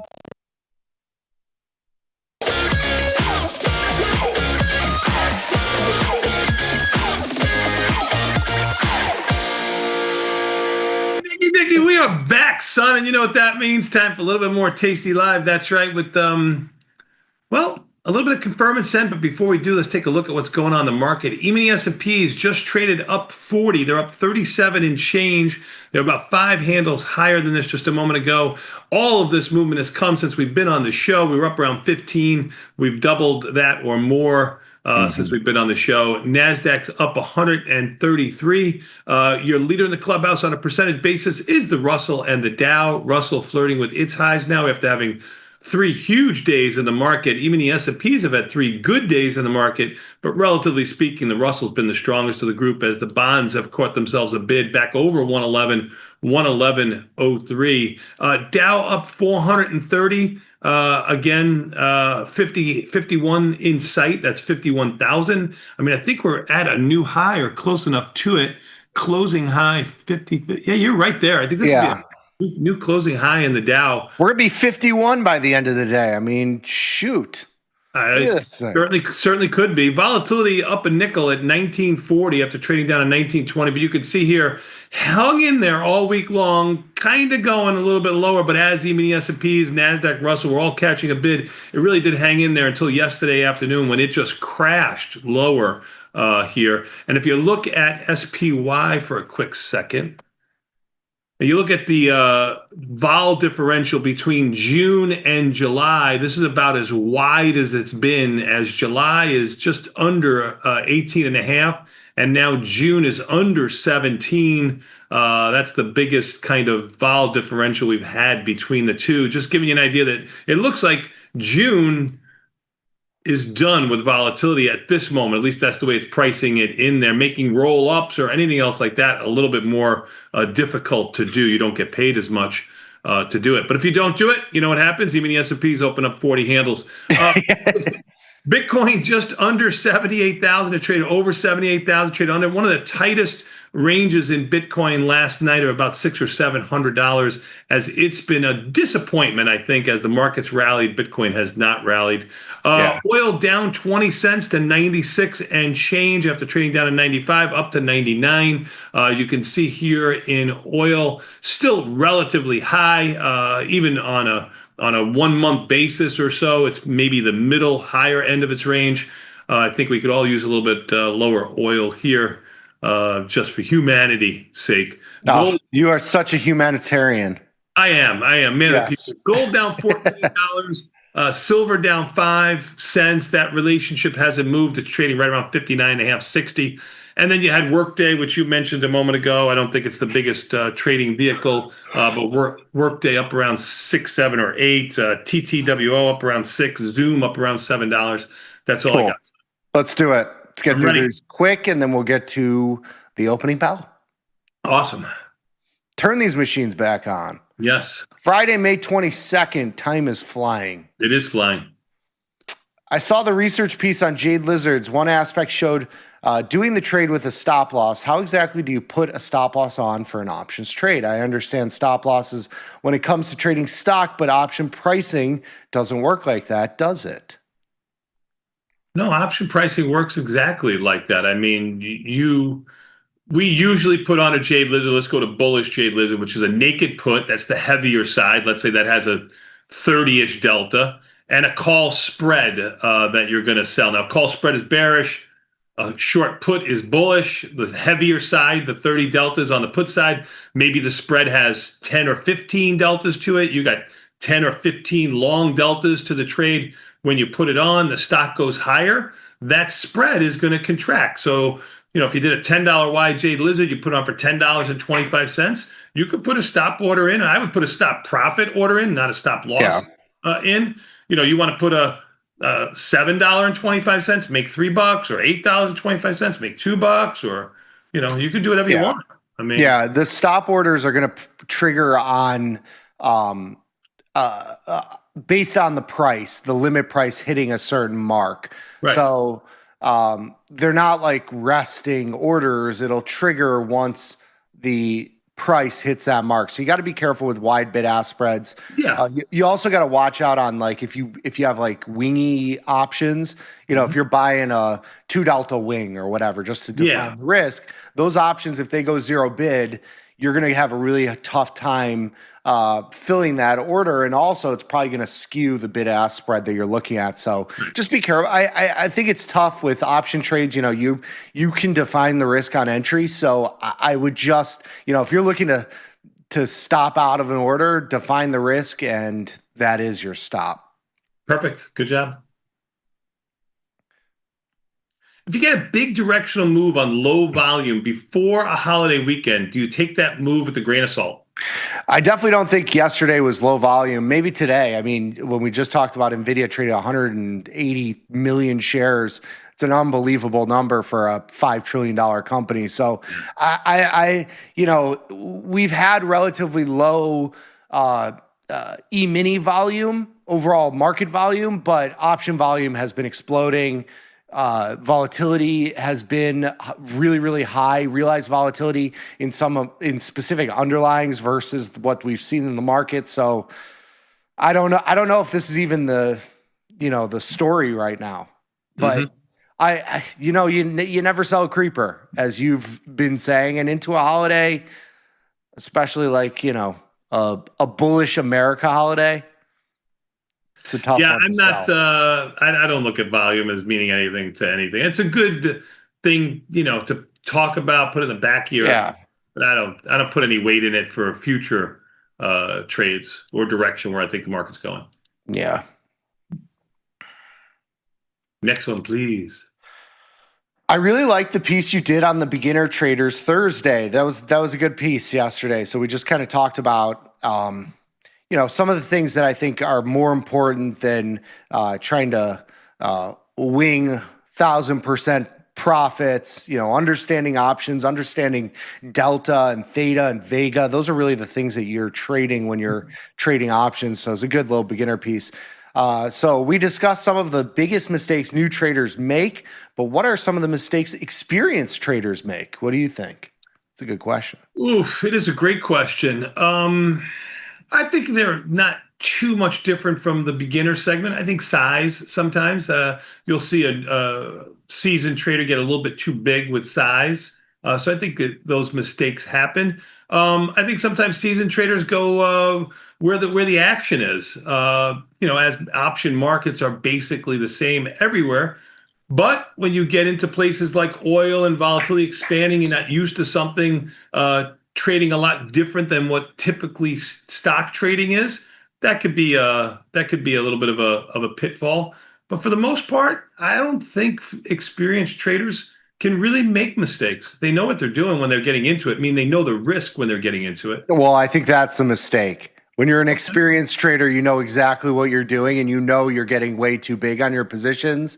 I think it's easier for people that are just starting out to get too big and not realize it. When you start doing this, you know too much, and I think that's probably the biggest mistake you have. You think too much sometimes. As the great Dylan Radigan would say, you have to not think sometimes. Yeah, Can't right. think. Yeah. Can't think too much. He stole that from me, but go ahead. As the great Tony Batista would once say, don't think, just trade. Don't think. That's right. Last one. I bought a Hood 80 call for June 18th for $3.56. I sold an 85 call June 5th for 92 cents. How do I manage this? This is my first diagonal. So this is Good thing we have a diagonal expert in the room, ladies and gentlemen. That would be my too. son. You've learned finally. Yeah. You don't have to poo-poo me anymore. No. You are a diagonal expert. Just to give you an idea, a Hood was $76. It's wrapped around there, maybe up 20, 30 cents. So it's a defined risk trade. So there's not a ton, and especially on this duration, there's not a ton that you can do to manage if the stock goes lower. You don't have a lot of time. I mean, June is 20 some odd days, the June monthly. The 5-day is 14 days. So you have like a week or two between your options. So it's basically a calendar spread. It's it's going to be you're going to need the move more so than the time value, the decay that you're getting from the short options. I would say next time do like a July, June type setup where you're long a 50-day option, short a 30-day option, that sort of setup, or 60-30, that sort of thing. But here with a shorter duration, there's not a ton you can do to manage the losing trade, but it's defined risk. So if the stock falls out of bed, you're out your couple dollars. Yeah, you paid around $2.70 for this spread. It's trading around $2.50. How do I manage this trade? I probably put in a stop profit order in, I'll just say $1 higher, right? Yes. It's reasonable on your $2.70 in risk to sell it at $3.70 if it gets up there. Your June option has about a 20 delta. If that gets to about 10 deltas, which is going to be trading somewhere around 20, 30 cents or something like that, it's probably time to roll, close, or do something at that point. That point, you would have a loss. But your loss is defined on what you paid for it. And the loss is probably $100. So you close the position, you take that risk off the table, you can roll it into a longer duration diagonal spread. It puts more money on the table as risk, but it gives you a position that won't, that'll move more in your favor if you do get this move over time. And just for from a profit perspective, the width of the diagonal in terms of your long versus short strike. So here is $5. Mm-hmm. That's probably like your max expectation value for it to get. That's the max. That's going to be like at expiration. Yeah. Yes. So, like a portion of that, $100 above whatever you pay, it's a good target. I believe that's the last one, correct? Yes, last one. Awesome. Let's take a quick 90-second break and come back. We got the opening bell next. Not going to want to miss this. Even the S&P's up 31. Beautiful.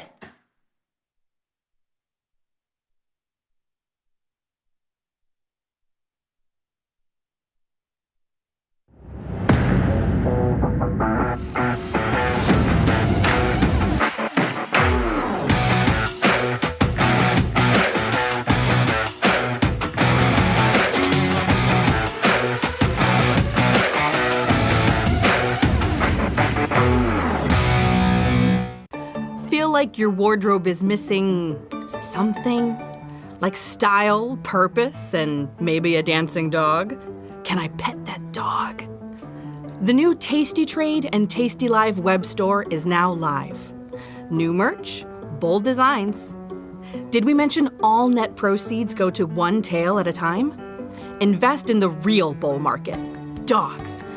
Go to tastytrade.threadless.com. Grab some gear and help some pups. You get merch, they get a home. In the money. It seems pretty easy to understand. If I'm in the money, I must be profitable, right? Not quite. In the money is in reference to the option's strike price relative to the current price of the stock. An in the money option is an option which has intrinsic value. For a call option, that represents an option with a strike lower than the current stock price. For a put option, that represents an option with a strike higher than the current stock price. Being in the money is a good thing for long options. It's not so good for short options.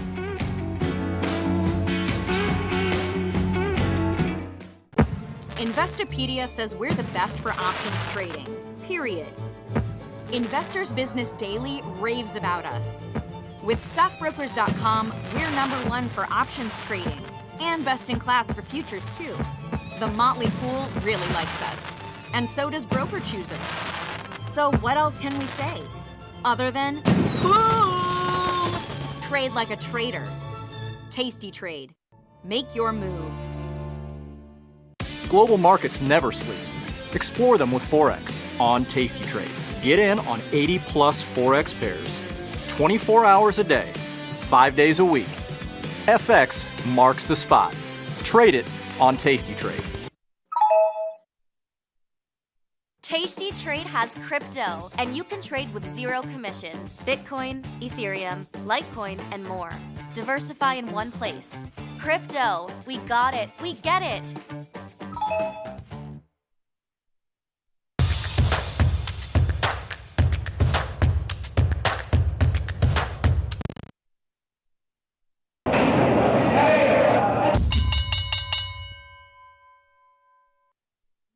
Nikki, we are back, son. You know what that means? Time for a little bit more Tasty Live at the opening bell imminent in about a minute and a half here. Even the S&Ps, I got to say they caught a bid, right? They're up 32 or so. They were pretty much green for most of the night last night. They did trade down to 466. They're 497 right now. NASDAQ up 120 and change. Russell's been the strongest of the group. They're up about the same with everything, but you can see here last 3 days caught itself a really nice bid. And the Dow up almost 400, 380 and change. Volatility up 10 cents here as volatility upticks ever so slightly going into this 3-day weekend. You put any credence in volatility upticking 10 cents going into this weekend at all-time highs? Or not really, considering that the reversal of the sort of on, sort of off deal on the table, whatever that was yesterday, there's been like some like rebuttals to that.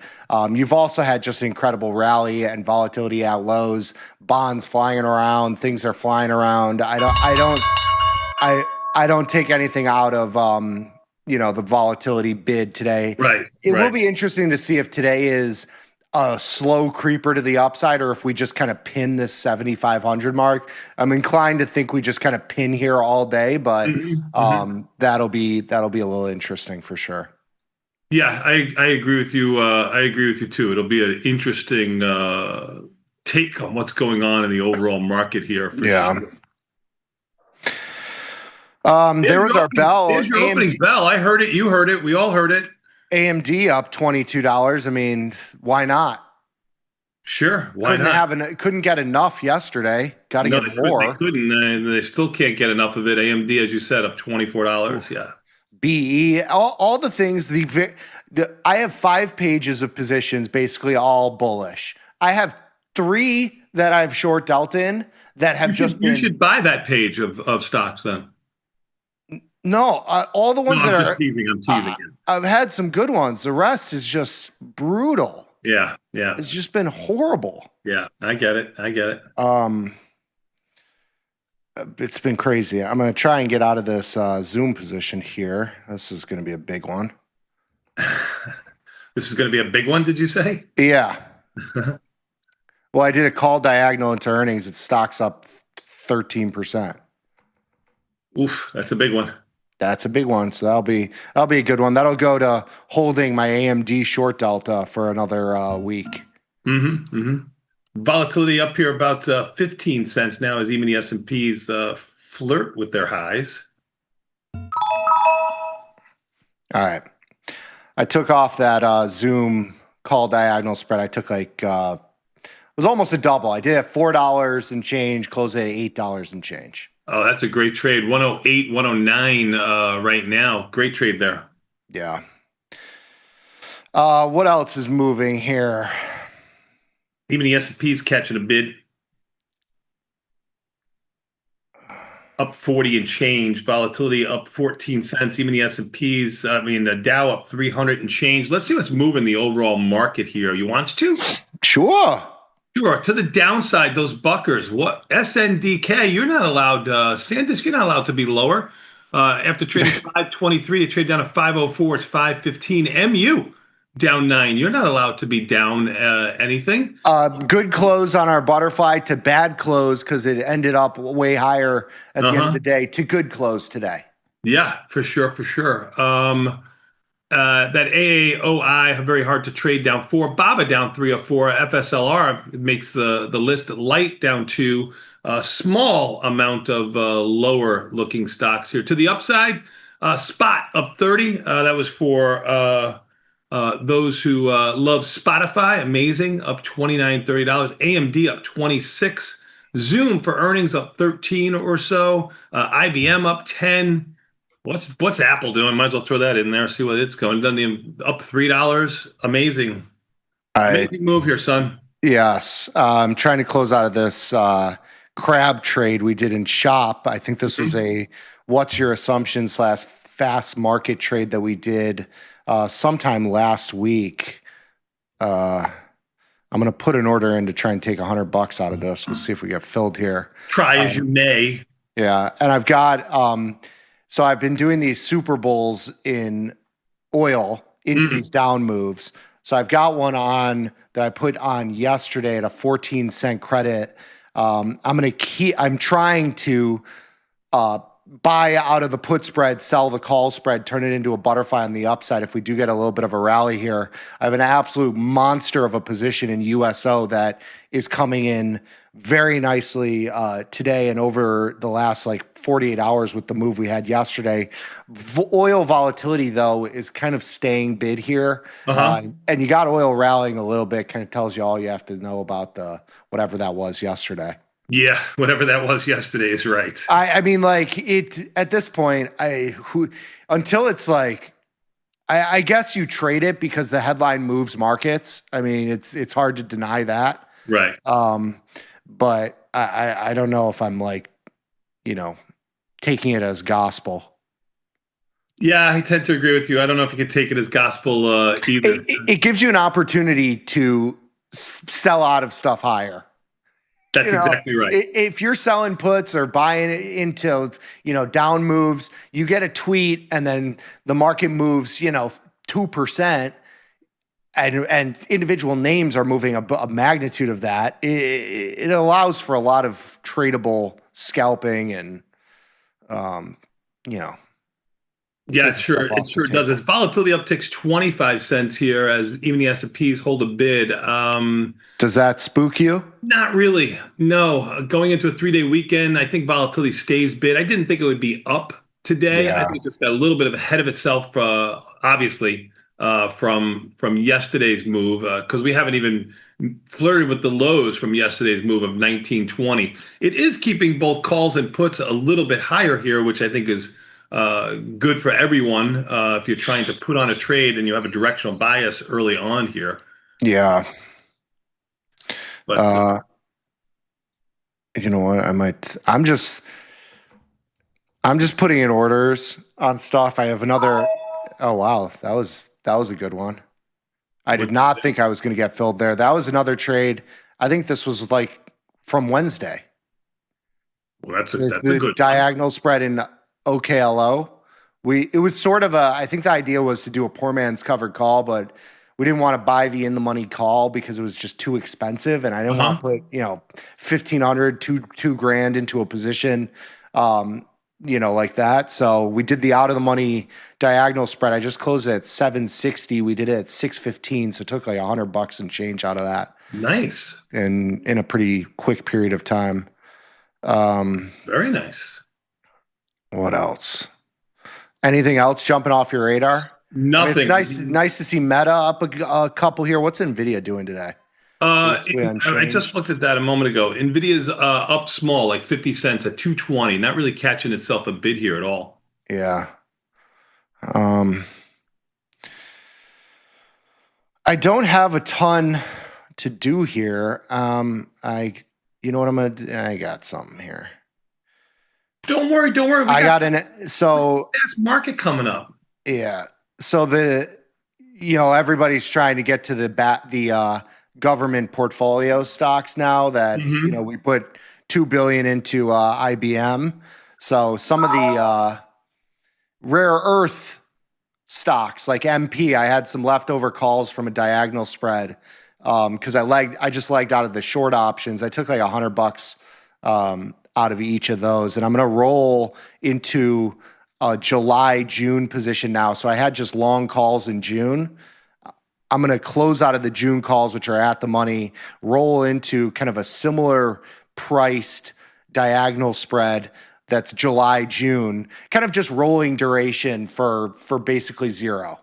In terms of value, I'm going to close the calls at $4 or whatever. What did I get filled at? $4.70 or $4.65, and I'm going to roll to the 65 70 diagonal spread July-June for $4 and change here, and just kind of roll it forward. It'll dull your P&L volatility because you're going further out in time and you have that short option that's going to be 20 some odd days, but it gives you a lot more. The P&L is not going to move as much in either direction for you there.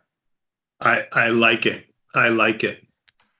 I also think it's time to take a quick 90-second break if you want to. Even sure, we have trade ideas coming. Yeah, we need them. We want them. We have to have them. You came to bat for us, no pun intended. We appreciate it. We've got fast market. We're going to look at 10 trades from you, our viewers. See what we decide to do with them. We'll be back in 90 seconds. Take you live. Beautiful.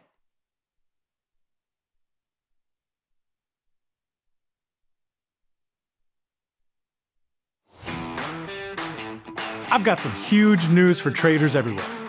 On June 4th, the pattern day trader rule will be replaced by new intraday margin rules. Tasty Trade has been advocating for an updated PDT rule for years, and we're ready to go on day one. You'll have more flexibility to manage risk when and how you want.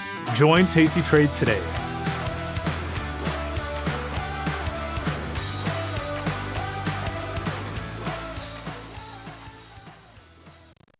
Feel like your wardrobe is missing something? Like style, purpose, and maybe a dancing dog? Can I pet that dog? The new Tasty Trade and tastylive web store is now live. New merch, bold designs. Did we mention all net proceeds go to one tail at a time? Invest in the real bull market, dogs. Go to tastytrade.threadless.com. Grab some gear and help some pups. You get merch, they get a home. We wanted to call in because recently some traders may have known there was some crazy activity in the SPX, and for some reason they were stopped out 200 or 300%. And what happened, unbeknownst to us, is the trade desk just emailed us and said these trades have been busted, and you're not going to have to pay it. It saved us about $10,000. And then Marty calls us this morning and says, I just want to explain to you guys what a trade bust is. When you really get down into the nitty gritty and you're in the foxhole and things are going bad, when you can reach out to the trade desk and you talk to someone that you've spoken with before who understands your account and the way you trade, that is a feature of Tasty Trade, which I think you guys need to emphasize more, because it certainly has meant a lot to us. It saved us a lot of money, and it's taught us how to trade a lot better, and that's really helped a lot. Well, thank you. This was not a paid, you're not getting paid for this advertisement. We built Tasty Trade's web platform for today's traders. Drill into data, find opportunity, and track the action with hundreds of indicators. Fund your account and start trading right in the app. Join the club. Tasty Trade. Looking for market insights you can count on? Check out Option Trades Today, your go-to podcast for timely trading analysis and strategies. New episodes drop every Tuesday and Thursday at noon. Available on YouTube, Tasty Live, or wherever you listen to podcasts. Don't miss out on the trades that matter. Stick with the bat, stay ahead of the market. Watch Option Trades Today.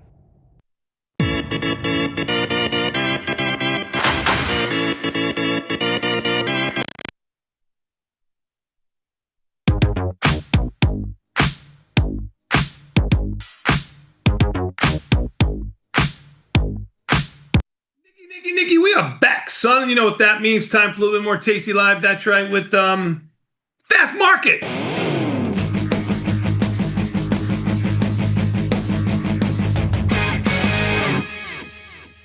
Good job out of you.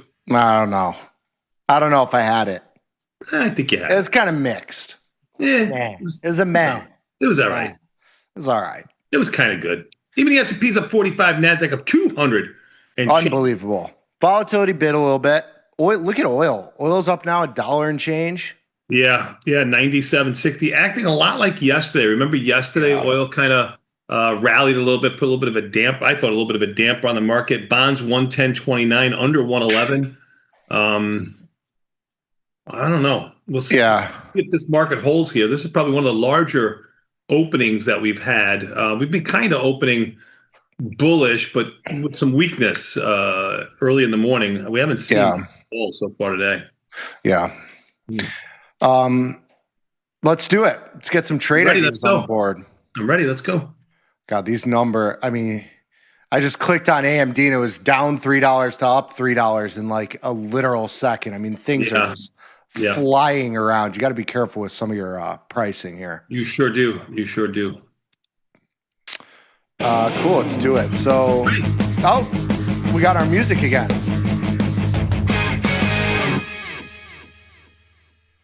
SPX, last 0DTE trade for May before the long weekend. I wanted to go bullish, but after Thursday's strong rally, neutral feels like the better move. What say you? They have not worked all week long. No, we've gotten killed on them. We gave back quite a bit. Yep. What do you think about doing a butterfly? Broken butterfly. Sure. Let's do this. You gonna do it on the call side or the put side? Call side. We're gonna play for the creeper. Okay. The creeper. Yeah, I mean, it seems like kind of a creeper market here right now. Yeah. No, I totally agree. Into a holiday. I mean, long weekend. Yep. Who's selling them now to buy them higher on Tuesday? I mean, what are you talking about here? Not you, not I. So I did that 10 by 20. So I'm long the 75-10, 75-20, short the 75-20, 75-40. Sweet spot is 75-20 right here, 30 points higher. My Taiwanese sources told me Rubio is speaking, says we're making progress, but we're not there yet. And maybe that's why oil is catching a little bit of a bid up here, 90 cents. I mean, market up, vol up, meh. Yeah. Don't love it. Yeah. Into a weekend, Don't love it, but I don't know. Can't sell them ever. No, you can't. No, you can't. So we did that one. So we got the call broker wing butterfly on the table here. We did it at 50-cent credit. Hold that one till the end of the day here. Beautiful. Fastly, taking some cheap risk on Fastly around 16, either long shares or selling the July 17.5 at the money puts. Kevin in Phoenix. Kevin, I think you've given us some winners in Fastly. We did, if I remember correctly. He's our Fastly trader. Into the huge move that we had in April, I want to say, just to show everybody right here, from like 34 to 24. I think we put on like an iron fly somewhere in this range here, around 25. It was an immediate face ripper to the upside. I was cursing you, Kevin. Yeah. All of a sudden, I leg out of the put spread. The call spread is like, maybe a week from expiration, middle of April. The stock falls out of bed, moves like $10 to the downside. I ended up making a big one on that one. So I owe you some shekels here, Kevin. Selling puts here. You have a shekel trade on, so you're good there. I do. I'm short some shekels, so I owe a lot of people shekels. What do you think about like selling the July 15 puts? Doesn't matter what you say because I did it. You already did it. Fastly. I sold him. I was a little less aggressive than Kevin. He wanted to do like in the money / at the money cover call type position. I just did a little Johnny. IV rank of 34 is good, relatively low for this company, this present company so far. And definitely a directional bias as the stock hasn't had an uptick. So I like the bias there, kind of buying the pig. Yeah. So I like it. I'm in. Beautiful. Sold the puts. Sold the put. Chewy. Saw's in all favor. Chewy, it's under 20. I like to try getting long, but not all at once. Selling the 20 delta puts first and adding another tranche if it keeps going lower. Pat. Chewy. I have not traded Chewy in quite some time. CHEY, right? I mean, yeah. How could you forget this? Wasn't this a Sosnoff favorite? Yeah, yes, it was. I never understood it, but it was. Now I understand. The stock's on its butt. $20.20, although it's up 30 cents. Great IV rank of 98. Earnings are looming June 10th. The markets kind of stink here. Markets do stink. I don't know if I can do anything here, Pat. I mean, the July markets, you have $2.50 wide strikes, so you got to go to either the 20 or the 17.5. The 17.5, is 20 cents wide. It's marked at like, 85-ish cents. You got the 20 strike that's right at the money into earnings that you have in the middle of June. It's marked at, $1.90 with a 40-cent wide bid-ask spread. I mean, maybe you do something to like. Do you do like a? Let's try and the 20. The struggle is real, ladies and gentlemen. The struggle is real. Like I'm trying to do a cheap diagonal spread, calendar spread, something like that. But even the June calls are like, 30 or 40 cents wide. I don't know. You got like basically zero volume, minimal open interest. I think I got to pass on this one, Pat. I'm sorry. That's okay. You're allowed to pass. All right. You're allowed to pass. I feel bad. You should feel bad. PayPal. All right. Perfect diagonal setup. Buying the July 45 call and selling the June 48 call for about $1.64. All right. PayPal has done much of nothing. Okay. There was that buyout rumor or something at some point. Yeah. At some point. Does not look like it. I mean, look at the premium in June. What would you here? Are you looking at it? Yeah, I'm looking at it. I got it on my screen right here. Yeah. Like the 48 calls are at 50 cents. Yeah, it's you can't do anything here. I mean, this is what happens when you got a monthly implied volatility at 34 and an IV rank of 21. You think somebody buys this by the end of the year? I mean, it's cheap. I mean, relative. Oh, you did. I bought the 50 strike leap calls. This is like what I did in Nike. Okay. I did this in Lulu too. Okay. End of the year. Somebody buy this pig for more than $50. I'll make some money. Beautiful. I mean, how else do you trade this thing? Nah, you can't. I don't know how else you trade it myself. Like, do you buy the stock and put a couple $1,000s out there? You just buy a junky option and participate. Let's see what happens. Right. Good job. Thank you. You're welcome. Unity. Oh my God. Oh no. See, things have gotten to banana land when our list of stocks are PayPal, Unity, Chewy, Fastly. I mean, we're digging deep now because it's hard to trade, SMH at 600. We are going into the archives here. Yeah, we are going into the deep, dark places here. All right, Unity, it's back to 25, and I'm ready to get long again. June, August calendar at 29. Okay, so you're going a little bit further out in time here. I see what you're thinking. Oh, I see what you're thinking. I'm gonna make this more of this is your specialty, Unity. I don't think so. I don't think I've made any money in this thing. You've traded it a few times. Let's see. Do I have a positive P&L in there? No. Oh, you stink. No. I think I sold puts and took shares and held them for an eternity and then just closed it out and said I would never trade it again. And then here I am. Okay. I'm trying to get filled. Markets are not great here either. I got filled on a poor man's covered call-ish position, diagonal spread. I call it a poor man's covered call because we're in August, which is 90 days out in time. You got a lot of duration on this trade. I bought the 25, which is slightly in the money. The stock's trading at 26. I sold the 30 strike against it in July. So I'm long the August, short July. I did it at just under $3, $2.95 here. Small little upside play here. Participation type trade. I'm not size-wise, this is a fraction. Okay. So it's really a tiny trade is what you're trying to say. Same thing as like PayPal. Just putting something on, getting something on. Beautiful.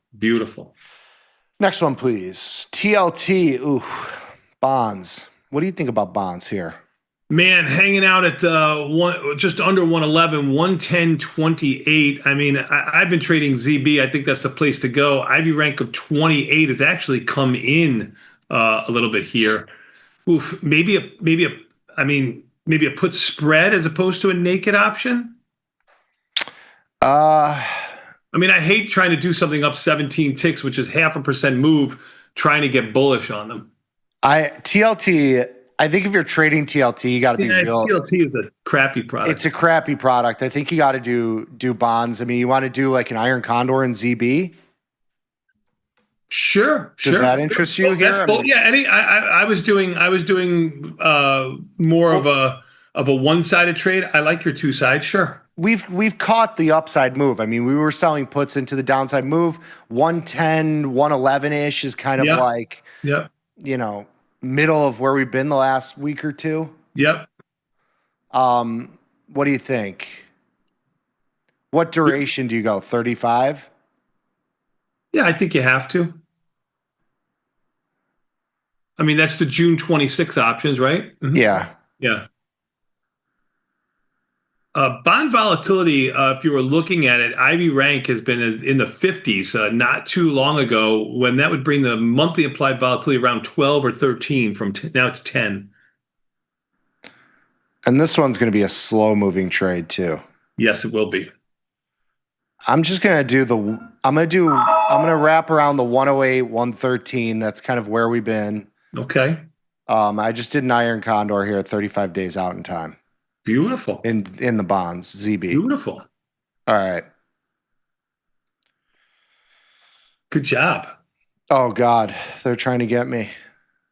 /6J. Don't do it, son. Don't even look at it. Turn around. Turn around. Yeah, it's lower. I mean, it's at the lows. Can it go lower? It is at the low. It wants to take a shot. Maybe finally the one that works. Good luck Aaron to is you, a gambler, Aaron. I'm sure. I don't know him. I don't know him. I've never met him, but he's a gambler for sure. Good luck to you, brother. Oh, you're going to abstain. Oh, I'm abstaining. I don't trade the yen anymore. It's such a dead, horrible trade. Okay. I'm gonna pass. All right. I've been scarred. I don't blame you. I don't blame you for being scarred. CVNA Carvana. They just had their split, so it's now $60 stock, which is probably going to help. Bid-ask spreads are a little bit better. Not great. I mean, because this was one that was flying around, and we'd get a lot of trades ideas here, and it would always be like, it's up $3. I mean, markets are still 60-cent wide, which kind of stink. Yeah. Okay, what are they looking at? 60 support line, selling the July 60 puts. July 60 puts at $3 and change. Mm-hmm. What do you think about this? I think you got to go in at your price. The stock is higher. I hope Andre put this on yesterday, so he could benefit from this $3 move, $3.50 move. I know the stock has been pummeled as of late. I would be selective with my pricing, but sure. What about if you do like an iron condor instead? You certainly could. You could do a bullish iron condor. Because you have a lot of calls. Too late. You can work those orders a lot higher. You did this one at 510 on a 505 mid price, which is it's $15 wide, and and I'm wrapped around I'm selling the 30 delta on the call side, the 30 delta on the put side. You would think that this would trade for $5, maybe a little bit less than that. I was not expecting to get filled there, but it's 1/3 the width of the strike. So I knew it was somewhere around 5. I put it in at 510. I probably could have got 525 on this thing. Right. You probably could have. Yeah. So I just did a delta neutral iron condor here rather than just the naked put. Beautiful. Beautiful. Good job out of you. Thank you. All right. Next one here. CoreWeave. Okay. What are we looking at here? CoreWeave slightly bullish. Sector has been hot. You could say that. All these stocks have gone parabolic. This one, not so much. June, October, poor man's covered call with the 120, 125 calls could work. Pat, October. We're talking Halloween here. We're going full the whole summer. It's a lot of time. Yes, we are. I am not going to go out that far. And I think, with this sort of spread, you got to widen this out, especially if you're going to go out to October. I mean, just to put it into context, that October trade. So let's just see so October, June, if you bought the 120 in October, it trades at almost $20. You sell the June 125 at $3 or $4. You're paying almost $15 for a $5 wide diagonal spread. Not that I think it's going to happen, but if you have something crazy happen where the stock goes to, 50, you might actually lose money on this trade, even though you're 24, 25 deltas on this position, because the debit that you pay has to offset or is offset by the extrinsic value that you have in the long option. So if the stock goes to 150, let's say, you have to have $15 of extrinsic value in that long option to just scratch the trade, which is probably not the case because that option is going to be, $30 in the money. You're probably only going to have $5 or $6 of extrinsic value. So you might actually lose money on this bullish trade if the stock was to explode higher in the next, 27 days. It's obviously a low probability, but if that happens, it's the worst feeling. It's the worst feeling. It's worse than, doing a calendar spread for a junky, $1, $2 and you miss out. You do this for like a significant amount of money and it would stink. So I'm going to play into the bullish narrative. I'm going to do something more standard to what I normally do, like 40 deltas in August. I'll sell the July 20 delta against it. A cookie cutter, more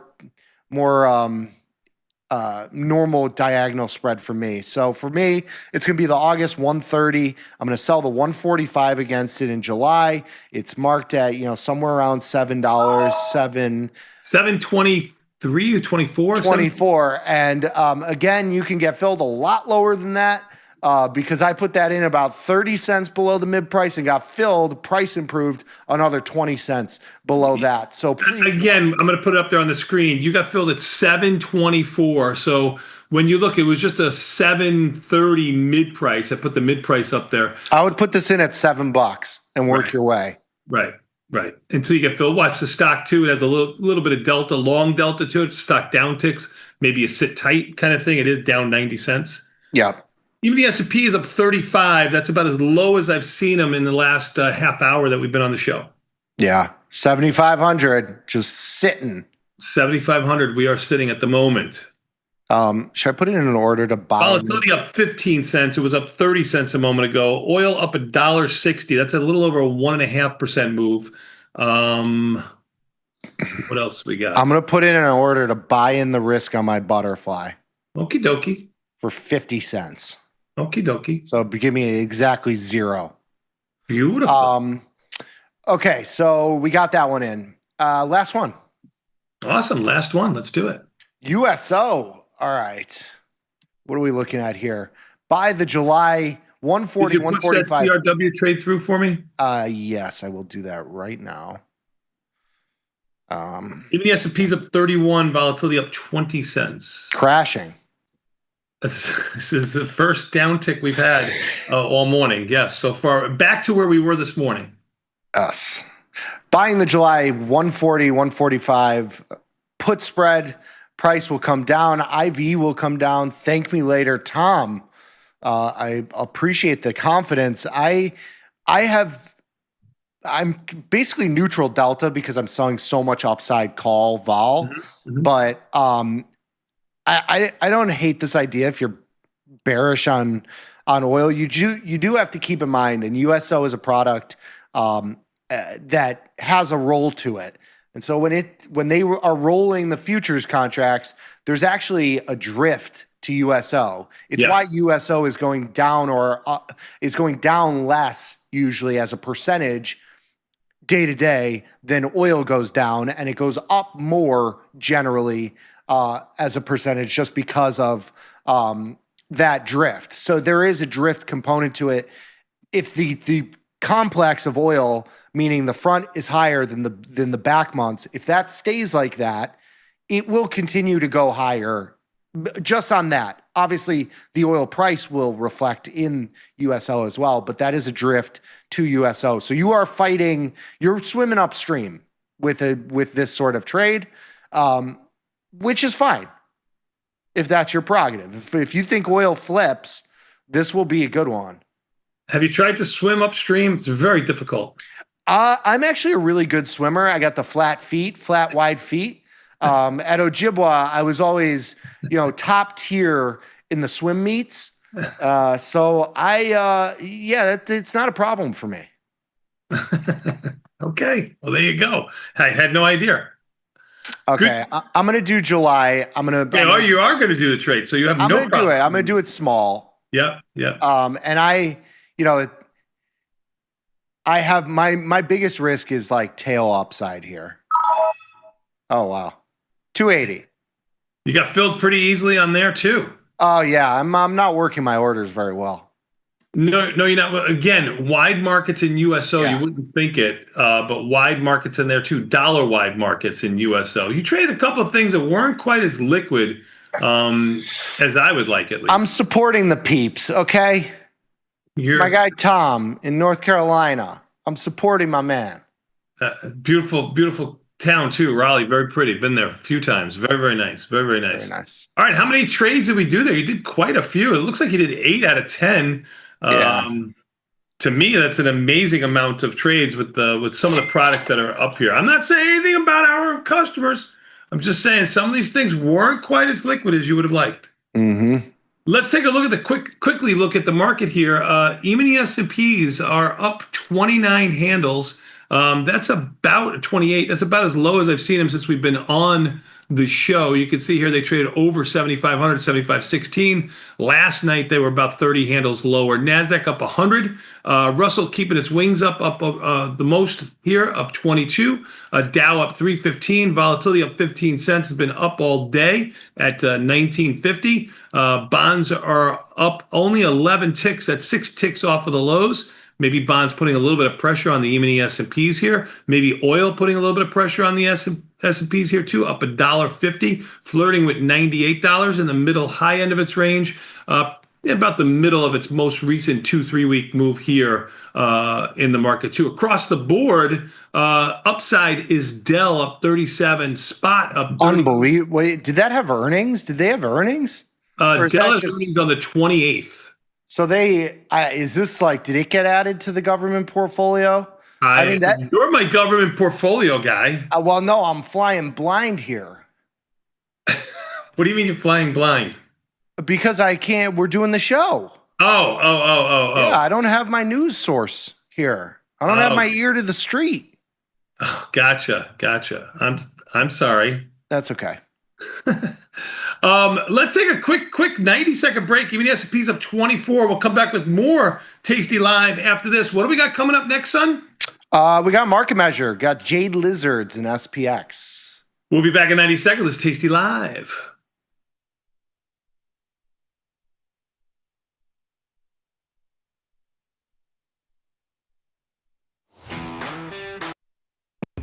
Ready to take your trading skills to the next level? Dive into the world of stocks, options, and futures with Tasty Trade courses. Whether you're a beginner or more advanced trader, our courses can empower you with the knowledge to succeed. Watch as our team in Chicago shows you how to use the Tasty Trade platform and go over the basics of trading. Perhaps you'll learn about a new strategy or a potential product for your portfolio.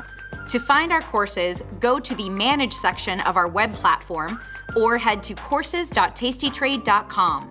Start taking control of your financial future. Visit our courses today.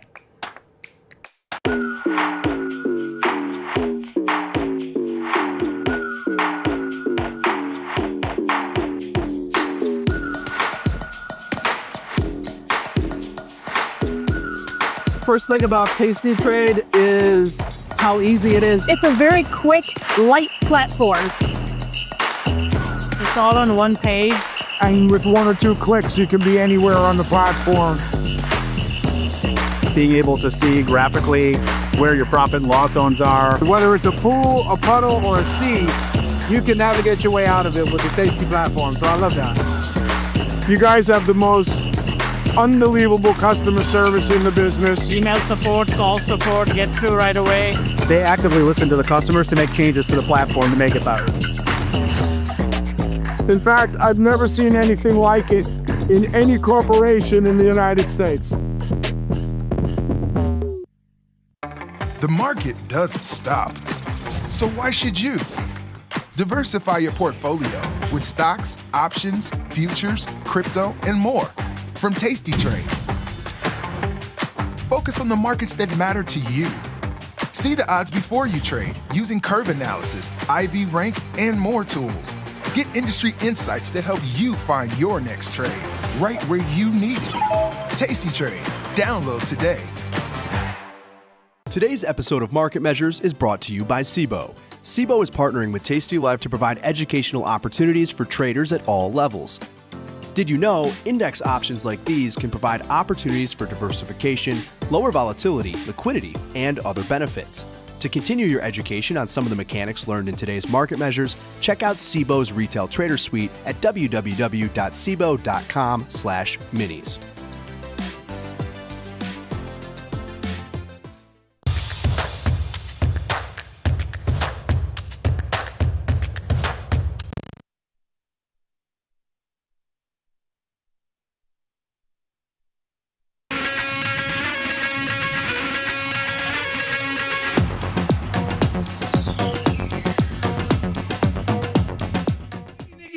are back, son, on the NVIDIA watch. It's down $3. Even the S&Ps are up 31. Don't worry, Goldman Sachs is up $10.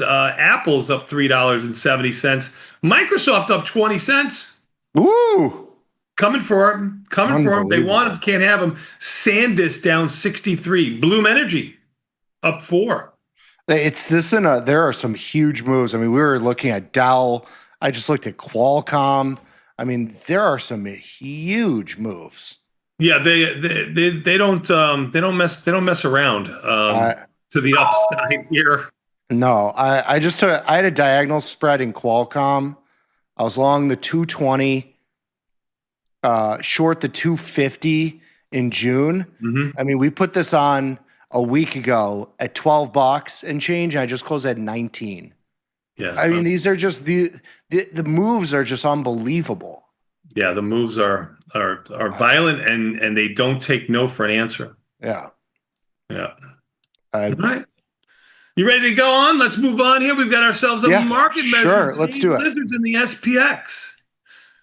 Now, I want to tell everyone, like they're doing short term. Well, let's go on with it, because Jade Lizards can be interesting with their delta. Usually, before we get to the segment, usually you're putting them on with long delta, right? You're selling a call spread, you're selling a fatter put.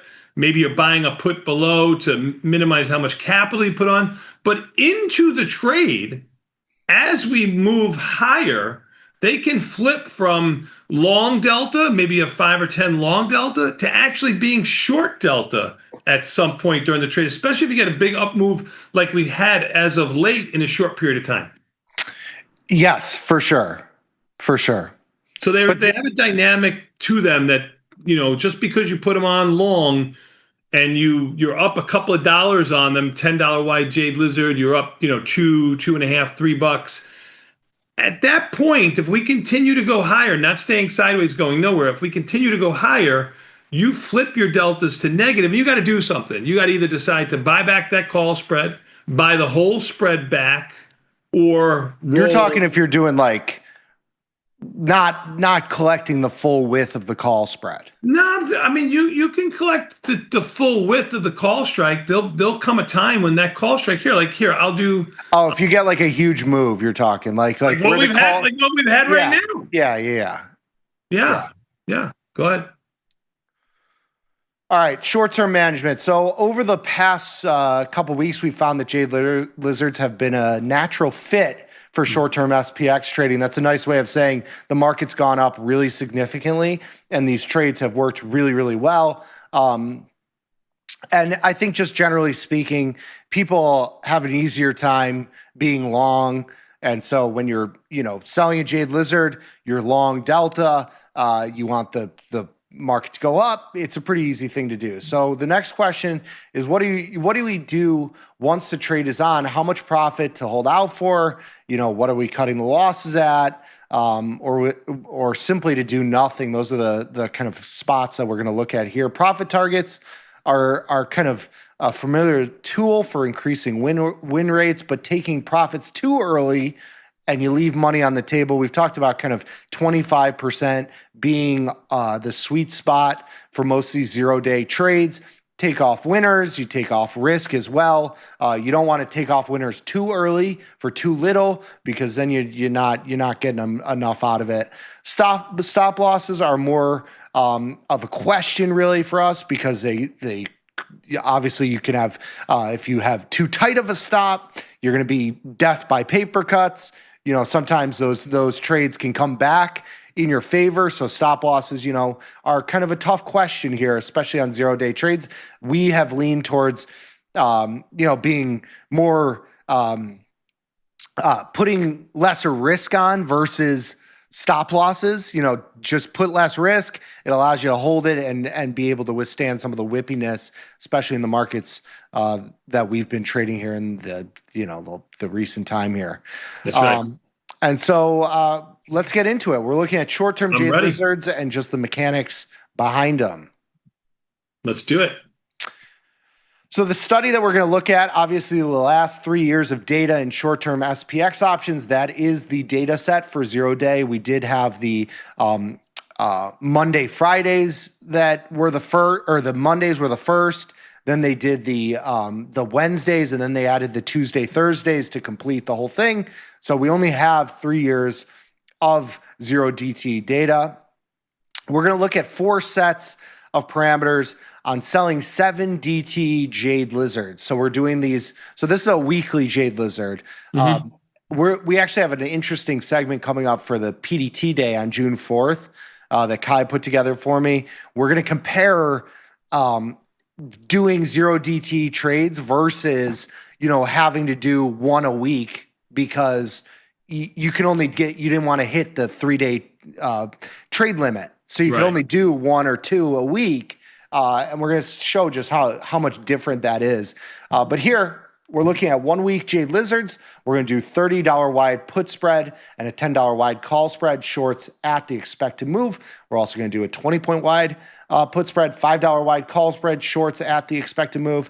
And then we're going to do these again, the $20 wide put spread with a $5 wide call spread at 1.5 times the expected move. And then we're going to do $20 wide with $10 wide call spread with the shorts at half the expected move. So inside the expected move there. So we're going to look at one at the expected move, inside and out of the expected move, and compare those results. Of course, the data is every 10 minutes. We're going to examine the profitability and the time spent in the trade. I think this is another angle that has been interesting to look at the time in the trade as kind of a factor. And so we're going to have that there as well. Beautiful. So the first one, I think Liz and Jenny like to look at this and actually do these kinds of trades in SPX. Yeah, they've been crushing it. I mean, market goes up, baby. Right.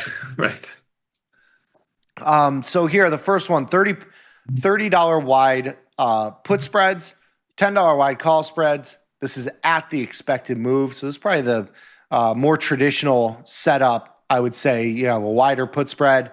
This is getting more in line with your risk from like a $20 wide iron condor, right? So you're probably selling this at, $10 ish, something around there, because you're doing a $10 wide call spread. So you have $2,000 of risk on the downside of this trade. You can see the win rate off the charts here. When you have your profit targets, we have 10, 25, 50, and 75% on these profit targets.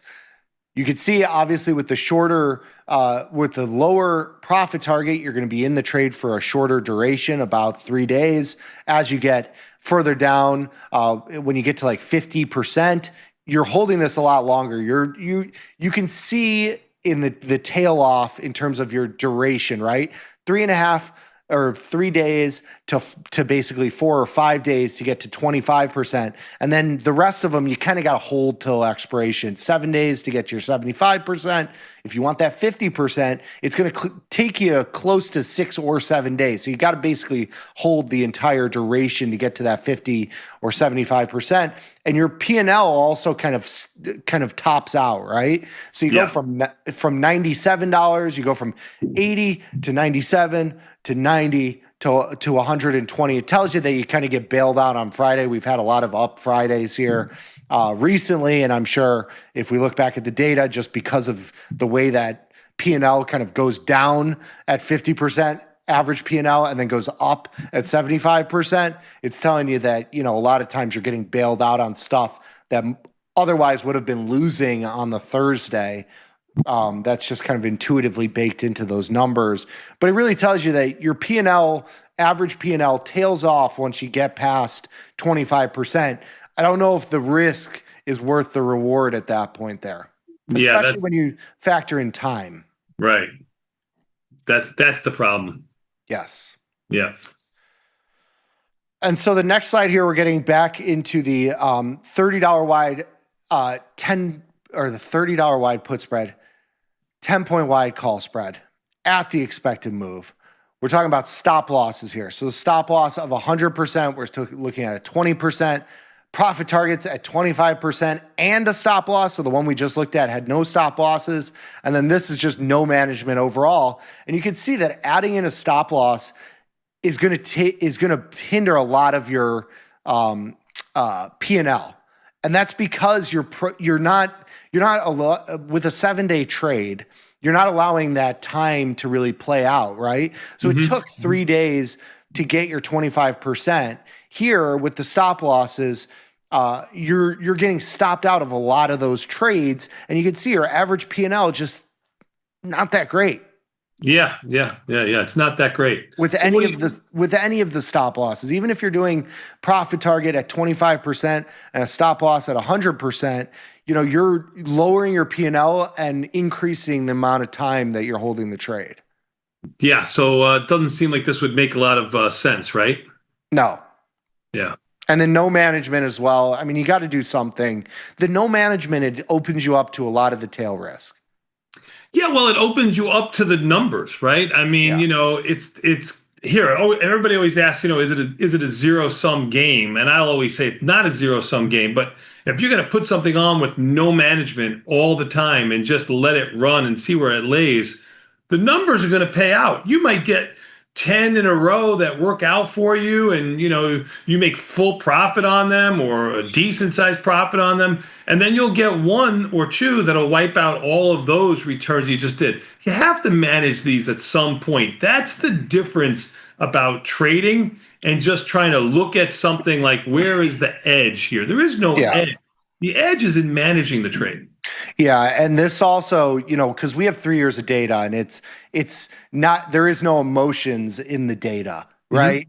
And so these numbers going from $100 profit to a $70 or $50 profit, you might look at that and say, oh, well, it's not that much. Right. I'm putting a stop loss on here. It's going to let me sleep at night. It's hard to do that. Moving forward, you might get stop. That was my SPX.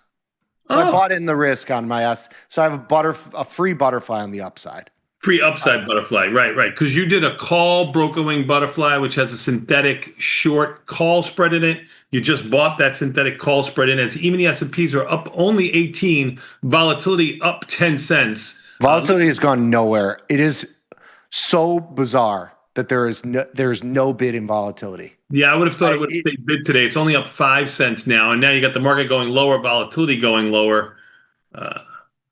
Unbelievable. No idea what that means. I don't know what to tell you. This is a weird one. It has been weird. It has been. You've got oil. I mean, only up $1.35. I say only up $1.35. It's lower than where it was. Bonds are still weak, but they're up 10 ticks. 110. Yeah. An hour ago, oil was down 50 cents. I mean, that's true. Oil's moving too. That's true. Okay, so let's get to the next one here.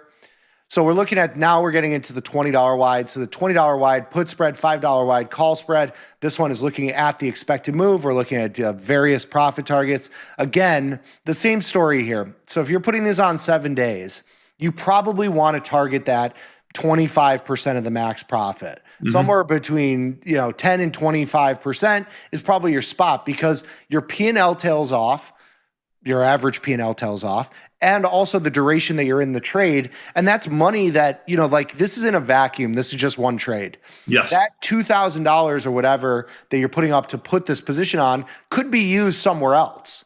And so when you're talking about, this is doing this on a weekly basis, a couple days, you could allocate that towards something else, whether it be another 0-day trade or an equity trade or whatever, oil, whatever, some other opportunity. So that is another thing that's not factored into the value of these trades. So you'll see here, average P&L tails off as you get higher profit targets.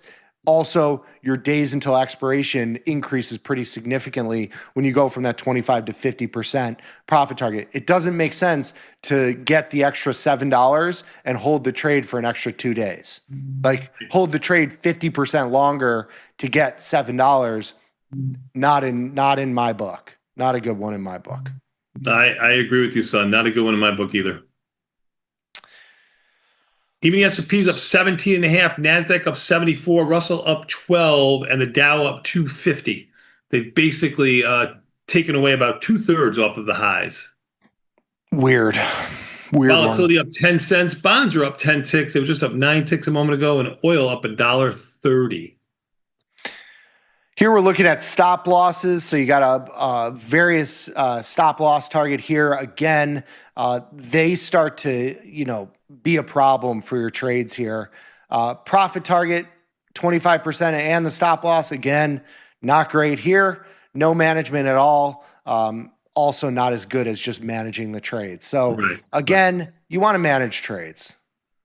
You want to manage trades. That's what it comes down to. Everybody always asks, what's the key? Sure, entry is definitely the key, high implied volatility. When you're doing this on a 7-day time frame, volatility is kind of what it is at that point. It's very hard to do it on an intraday basis looking at high implied volatility. So the only thing that you can do here is management. Management becomes key to everything. And we've talked about this at other segments that we've done on 0 day. If you don't manage these trades, they can turn out to be a horrific trade. And if you manage them, they can turn out to be quite profitable in a short period of time. Yep. And especially this cyclical market that we've had. You put something on, 2 days ago with a defined risk trade, you needed today sell off a little bit. We're only up 20 now, but the sell off a little bit to get back into the chips. You have to manage these trades. Yep, for sure. Yep. So here we're looking at $20 wide, $5 wide call spread, 1.5 times the expected move. Same story here. I think even more so with the further out of the money options where you're selling a further out of the money put spread here, targeting a lower profit is going to make even more sense than if you're doing the closer at the money, like at the expected move or inside the expected move, because the P&L doesn't change all that much. Here you see again, your win rates still very, very high. It's been great. The P&L, average P&L, tails off really at 10%. Anything higher than that, you're not getting paid enough in the average P&L to justify holding for a higher profit target. You take your money and run if you're doing these further out of the money positions. Yep. And you could see it in the duration too. You're talking about a couple dollars versus 3 or 4 more days of time to hold that position. Definitely doesn't make sense on these ones. Managing them early, that 20% number. I know they've got 10 and 25 here, but let's split it here. I would make the argument you can manage them pretty earlier than we've been managing them on the daily basis that we've been doing.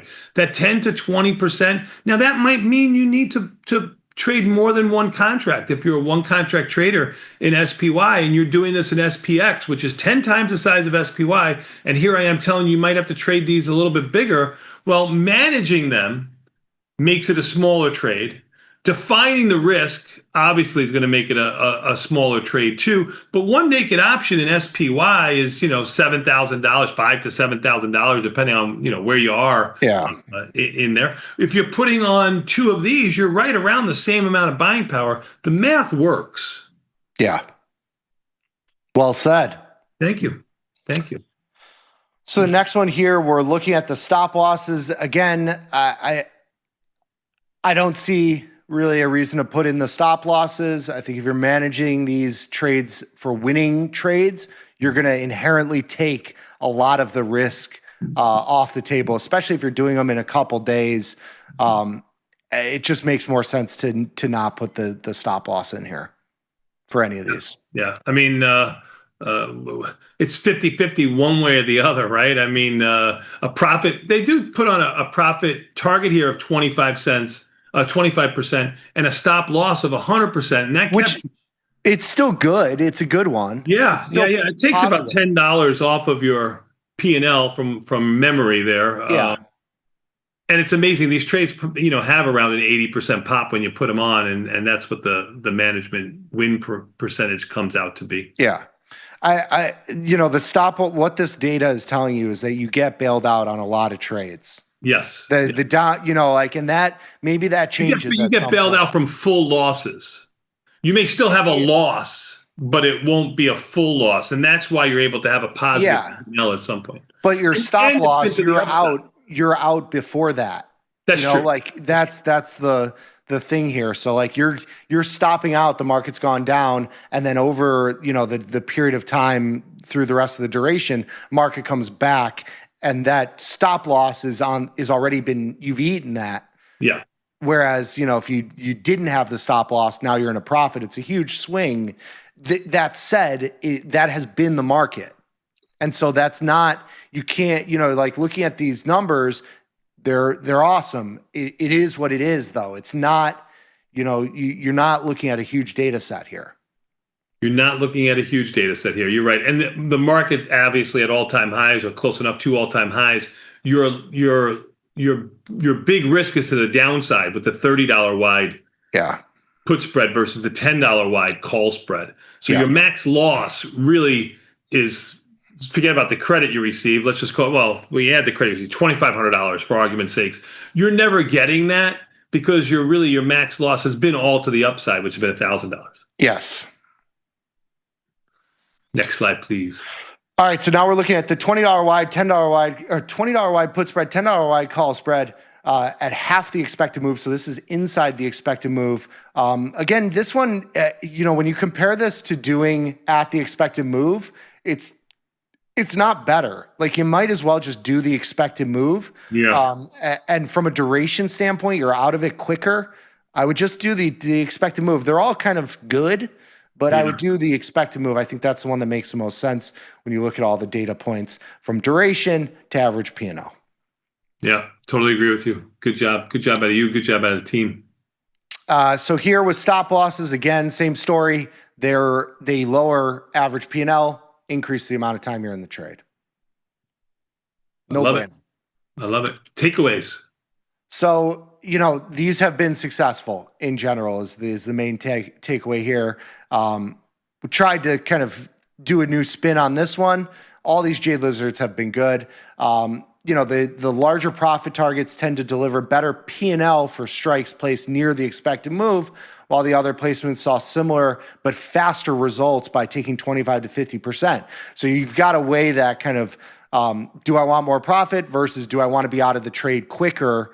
And I think overall, when you look at the difference between the P&L, it makes sense to take them off a little bit quicker rather than holding them until expiration. So this study actually found a way to kind of dull some of the P&L of Jade Lizards into a raging bull market that we've had, and that is to put in stop losses, because a lot of these trades, at some point they go against you in those 7 days, your stop loss hits and you're out of that trade, and by the time the end of that 7-day cycle would have materialized, that trade probably would have been a winning trade, or at least a good portion of them would have been winning trades. That's what the data is telling you here.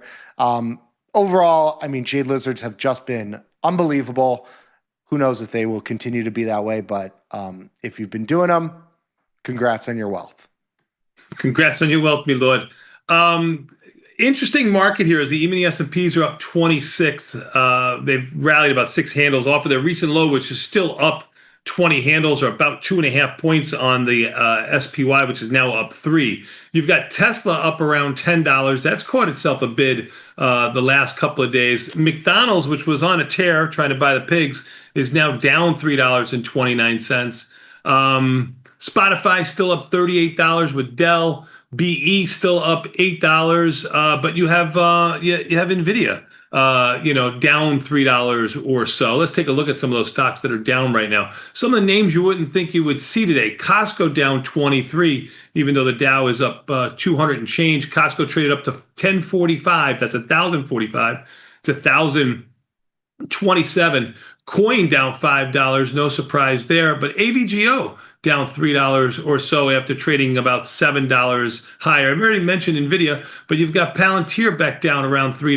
Microsoft can't catch itself a bid, down 2 and change. Hood, I put on a bullish trade there yesterday. It's down $2. I'm still up a little bit on the trade because it's a covered call, but still, Hood not getting out of its own way. Unbelievable.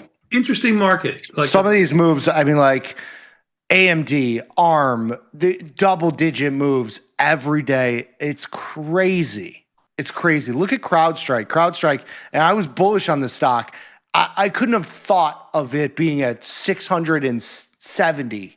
This stock was 370 a month ago. Yeah. They're just it's unbelievable. definitely a momentum kind of market, right? Try not to step in. It's almost like these stocks are taking the S&P with them, as opposed to the S&P taking some of these fringe stocks with it. Do not step in front of this stuff. Do not sell calls.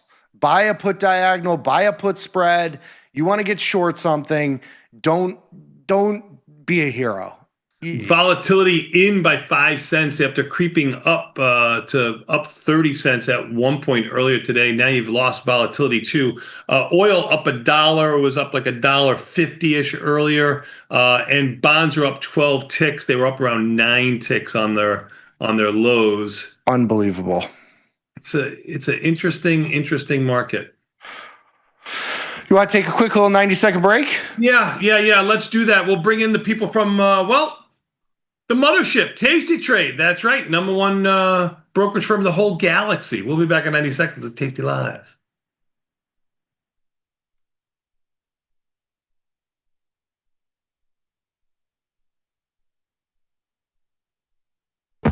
Investopedia says we're the best for options trading, period. Investors Business Daily raves about us. With stockbrokers.com, we're number one for options trading and best in class for futures too. The Motley Fool really likes us, and so does Broker Chooser. So what else can we say other than boom? Trade like a trader. Tasty Trade. Make your move. I've got some huge news for traders everywhere. On June 4th, the pattern day trader rule will be replaced by new intraday margin rules. Tasty Trade has been advocating for an updated PDT rule for years, and we're ready to go on day one. You'll have more flexibility to manage risk when and how you want. Join Tasty Trade today.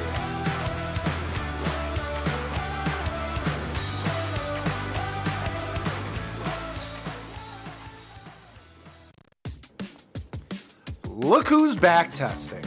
Tasty Trade now has options back testing for free. Test your trades with over 10 years of data for the most popular symbols.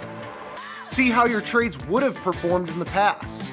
Look back at profit and loss and take the guess out of guesswork. Oh, did we mention that it's free? Get back testing at Tasty Trade. The market doesn't stop. So why should you? Diversify your portfolio with stocks, options, futures, crypto, and more from Tasty Trade. Focus on the markets that matter to you. See the odds before you trade using curve analysis, IV rank, and more tools. Get industry insights that help you find your next trade right where you need it. Tasty Trade. Download today.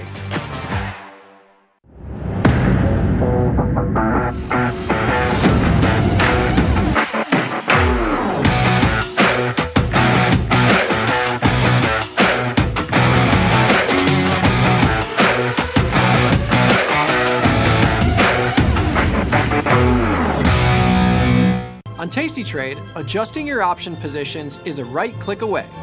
Rolling just got quicker. Switch to Tasty Trade and earn up to $3,000 in commission rebates. First thing about Tasty Trade is how easy it is. It's a very quick, light platform. Whether it's a pool, a puddle, or a sea, you can navigate your way out of it with the Tasty platform. So I love that.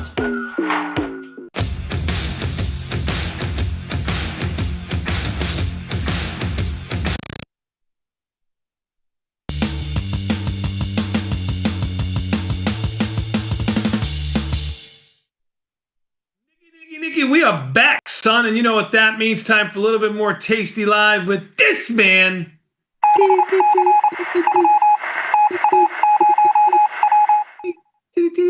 Tasty Trade World Headquarters, your friend of mine, Q.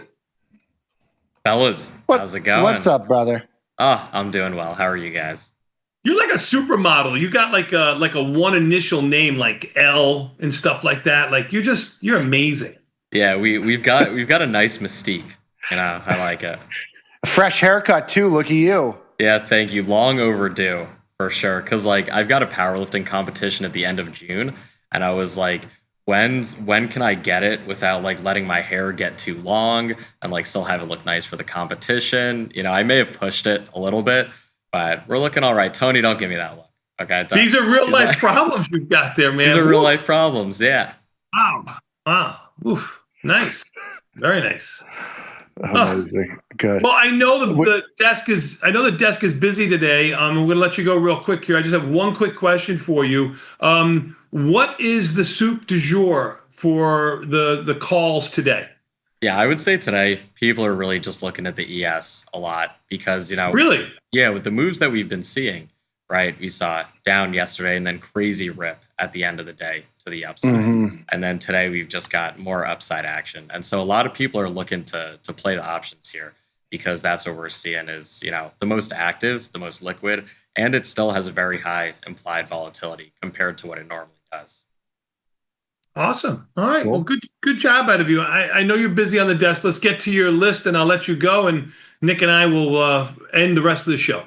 All righty. I've got top 20 symbols here going through the system and their IVR. At number 1, NVIDIA with a 24, AMD 80, Tesla 16, SOXL 80, Micron 75, Apple 36, Microsoft 46, RGTI 44, Intel 77, ASTS 57, Dell 104, Meta 27, QBTS 53, Qualcomm 115, Oracle 81, Amazon 15, IBM 66, Walmart 39, TQQQ 55, and SNDK 64.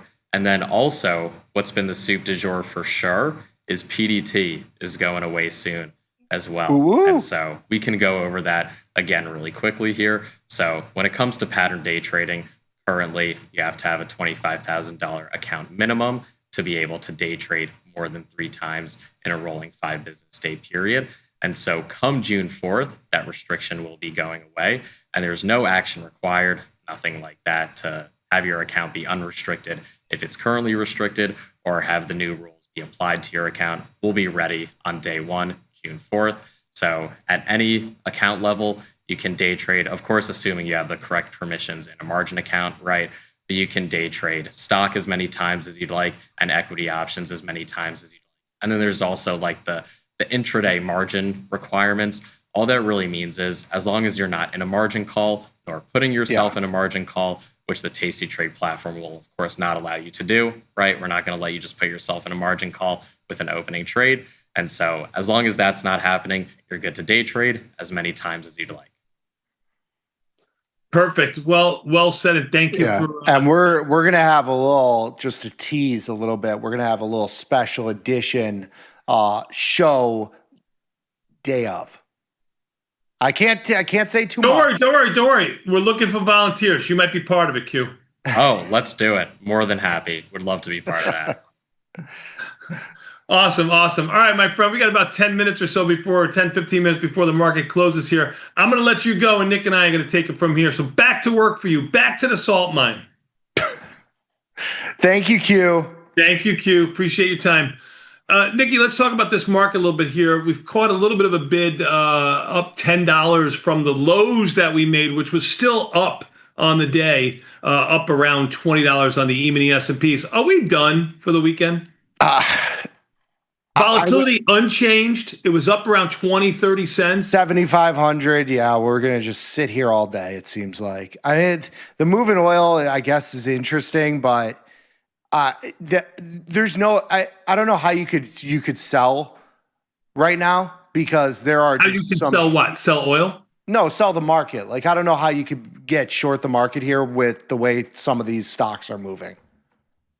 Well, that's exactly the reason why you would get short. I guess. Become too extended or overextended over the last 8 weeks. I guess. I agree with you. You got to miss the top. I said this 4 weeks ago when we were, that 50% retracement. We got a lot of people, talking about, this is the time you let them have it, everything else like that. We filled the gap, all this other crap. I said, listen, you got to miss the top the same way you're going to miss the bottom. If you're buying on the way down, you typically don't buy on the lows. You put on a strategy that, gets tested, that gets hurt. you go to a different product that's, beaten up more and you're buying there. And, the overall market, hopefully bails you out in the duration of your trade. It's the same thing here. You have to wait for a down day or two of something. Yeah. And then even then you probably still lean a little bit long, right? I mean, it really needs a couple of days of continued selling and volatility expansion to do, anything of like, I'm going to take a stand here on Delta. I bought a diagonal spread in NVIDIA. It's down $3 here, trading at 216. I did the 2030 July, June. I did it at $7.77. Yeah, you talked a little bit about these diagonal spreads. This was going to be my option trade today play, something in NVIDIA. So I agree with you. There you go. Yeah, post earnings, stock is kind of sold off in the mid of its range. The only problem is volatility is quite low. So I think your diagonal trade is the way to go in there. This is a bullish diagonal. Obviously, I'll go down to a one contract here. There's a bullish diagonal here. You're getting around that 20-ish delta for the trade, but it has a theta decay component to it. $2 a day, you get paid for the $777 worth of risk that you have on the trade, right? Yeah. Taking a stab. Yep. Even the S&P's up 28. What are you thinking here about this this downside board here of NVIDIA, AVGO ever so slightly? Light down $11. I mean, anything? I have nothing. I mean, there's just I've taken all. I wish I had more long delta. I wish we're at all-time high. All the things, all the diagonal spreads I took. You have the FOMO. The FOMO is hitting now. Yeah. It's crazy, but that's when you get into trouble. That is when going back to the question from how do experienced traders get into trouble. Right. FOMO. The market doesn't close in 15 minutes. I apologize. I misspoke. I say end of our show. Our show. My producer extraordinaire caught that for me. The same one that couldn't get our music playing on time. And stay in your own lane, Josh. Stay in your own lane. Don't throw the peeps under the bus, okay? They could shut you off right here. They give you the curtain close, They've done that a couple times when you get a little too horny there. Yeah. yeah. You can't walk either, but we're not going to talk about that. Sick. Zoom Golly up 11. It's off of its highs. Went as high as 113. It's 108. Ivy rank of 54 in Zoom. What do you think about a shorter term trade in here? Markets are okay at 20 cents wide. Well, I hit it for earnings, so I'm not going back. I took my money and ran. I don't blame you. Yeah. I don't blame you. I like where I'm at. I like my positions. They're not as big as I wish they were. Some of them. But yeah, I don't know how you get on this.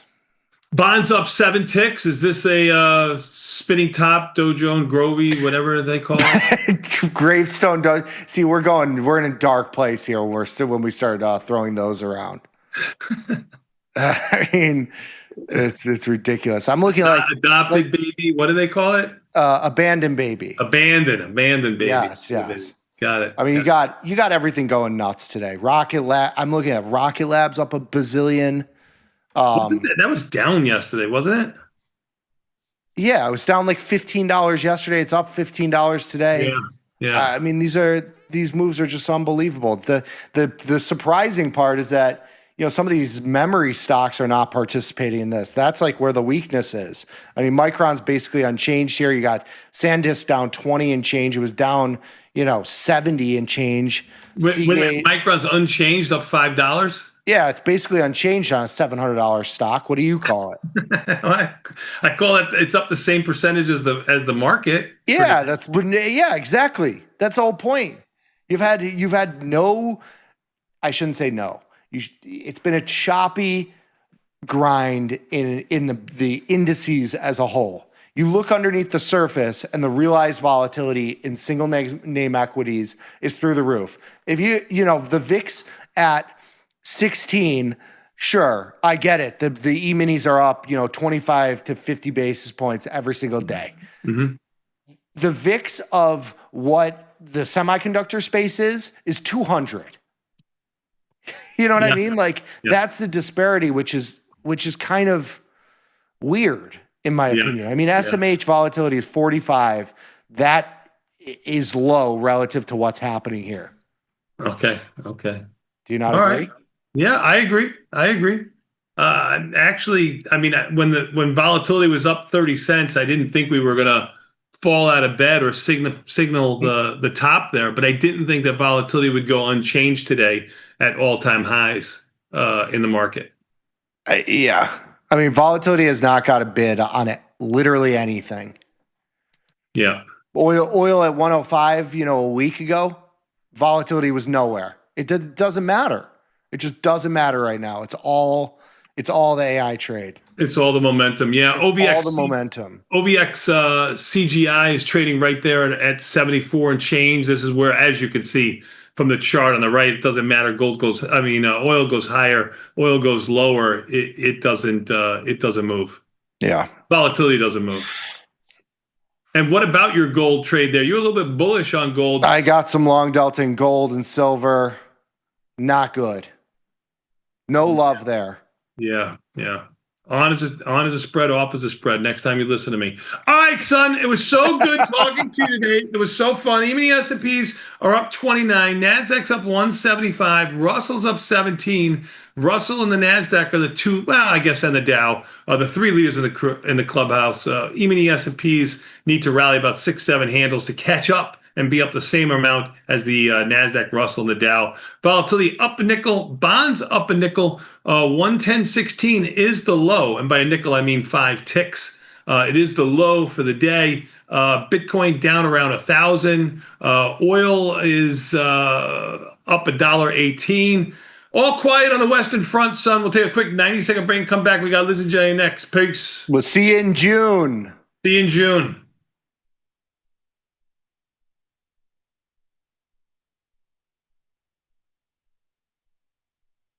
We built Tasty Trade's web platform for today's traders. See it, click it, trade it. Research with fundamentals, endless forecasts, and more. Drill into data, find opportunity, and track the action with hundreds of indicators. Track your options profit and loss history over time per symbol. Note your progress and plan your tactics with a trading journal. See probabilities, max profit, and Greeks in one click. Fund your account and start trading right in the app. The tools, the data, the knowledge. See it, click it, trade it. Join the club. Tasty Trade. Feel like your wardrobe is missing something? Like style, purpose, and maybe a dancing dog? Can I pet that dog? The new Tasty Trade and tastylive web store is now live. New merch, bold designs. Did we mention all net proceeds go to one tail at a time? Invest in the real bull market, dogs. Go to tastytrade.threadless.com. Grab some gear and help some pups. You get merch, they get a home. This is Chicago. We invented the skyscraper, the Italian beef, and the standardized options market. SIBO is not only the birthplace of options, it's also where Liz and Jenny got their start. In an industry first, 2 female former floor traders broadcast live from the floor. Hear the sounds of live market action and feel the electricity as they present real-time trade ideas and research-backed market studies live from the SIBO's SPX pit. Watch Liz and Jenny live from the SIBO, only on Tasty Live.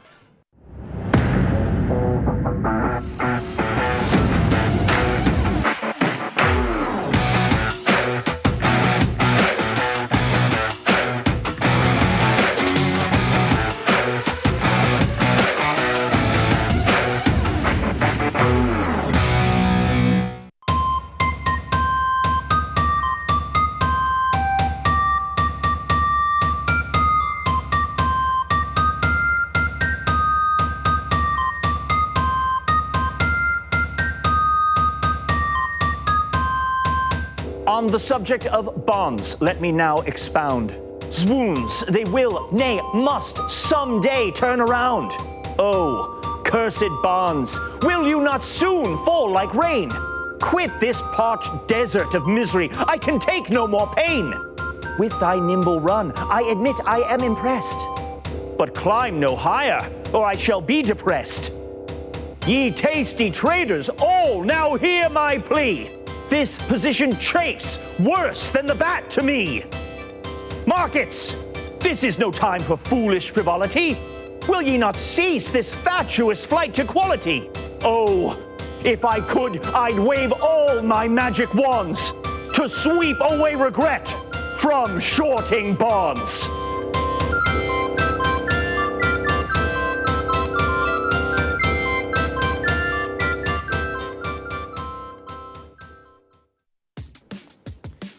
Look who's back testing. Tasty Trade now has options back testing for free. Test your trades with over 10 years of data for the most popular symbols. See how your trades would have performed in the past. Look back at profit and loss and take the guess out of guesswork. Oh, did we mention that it's free? Get back testing at Tasty Trade. Global markets never sleep. Explore them with Forex on Tasty Trade. Get in on 80 plus Forex pairs, 24 hours a day, 5 days a week. FX marks the spot. Trade it on Tasty Trade. Think you know where vol's gonna go? Test your theories with backtesting. Pick from hundreds of symbols, any strategy you want, and all the data to trade smarter. Tweak the delta, dial the DTE, stack the legs, see what survives. Trade what you want, when you want with Tasty Trade.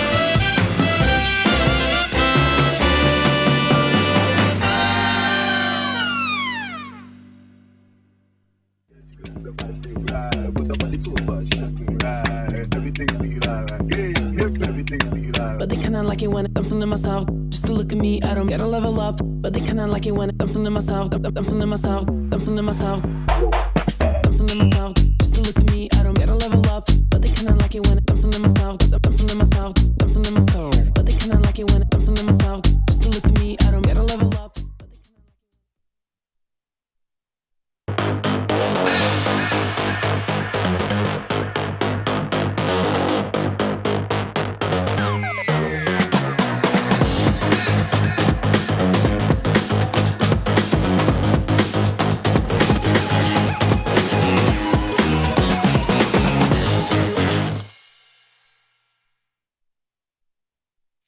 Hello, everybody, and welcome to the Friday edition of the Liz and Jenny Show. My name is Liz Deerking, that beautiful brunette to the left of me in her flash dance apparel. The 80s is calling for both of us. I'm going to pop my collar.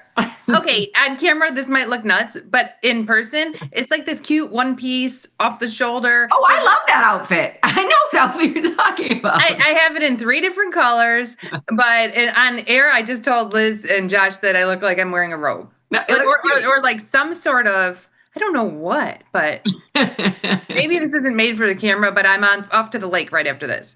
Yes, you are. And you've got a little bit of a drive ahead of you only because of traffic. It's not that far, but because of traffic, it might take a little bit of time. Hey, 1 hour and 5 minutes with no traffic. 1 hour and 5 minutes with no traffic. 4 hours and 10 minutes with traffic. Didn't it take you and Mandy that one time? It took us a long time. It's Memorial Day weekend, and I know there are a lot of people going to their lake houses. But living so close to Lake Michigan, there are a lot of people with places on the lake around here, and everyone is off to the lake for the holiday weekend. So I know. What's the weather supposed to be like? Because people keep saying it's not that good. So today we have 70 all day, no rain. And Monday it's going to be 77 and sunny all day. That's our best day. Oh, Monday will be the best day? Yeah. Okay. Monday will be the best day. And the Saturday and Sunday, maybe some rain. We'll see. How cold? Because I know Lake Michigan is a big lake. I'm more familiar with Lake Superior because my in-laws have a place up there. How cold will the water be now? That's why I love Lake Michigan. I love Lake Michigan in the fall. Oh, it's better at the end of summer for sure. It's better at the end of summer. So right now, which is why I didn't even put the boat in yet, because right now, Lake Michigan is probably like in the 50s, the high 50s, I would say. And so you have to think about this. If you have, and I saw like we've got viewers on Twitter who are out on their boats. If something happens and you have to jump into the water, it's very cold right now, which is why I did not put the boat in yet. Because I am always thinking, like, what if something happens? You have to jump out of the boat and you're in the middle of Lake Michigan. It's 58 degrees. I'm going to guess it's in the high 50s.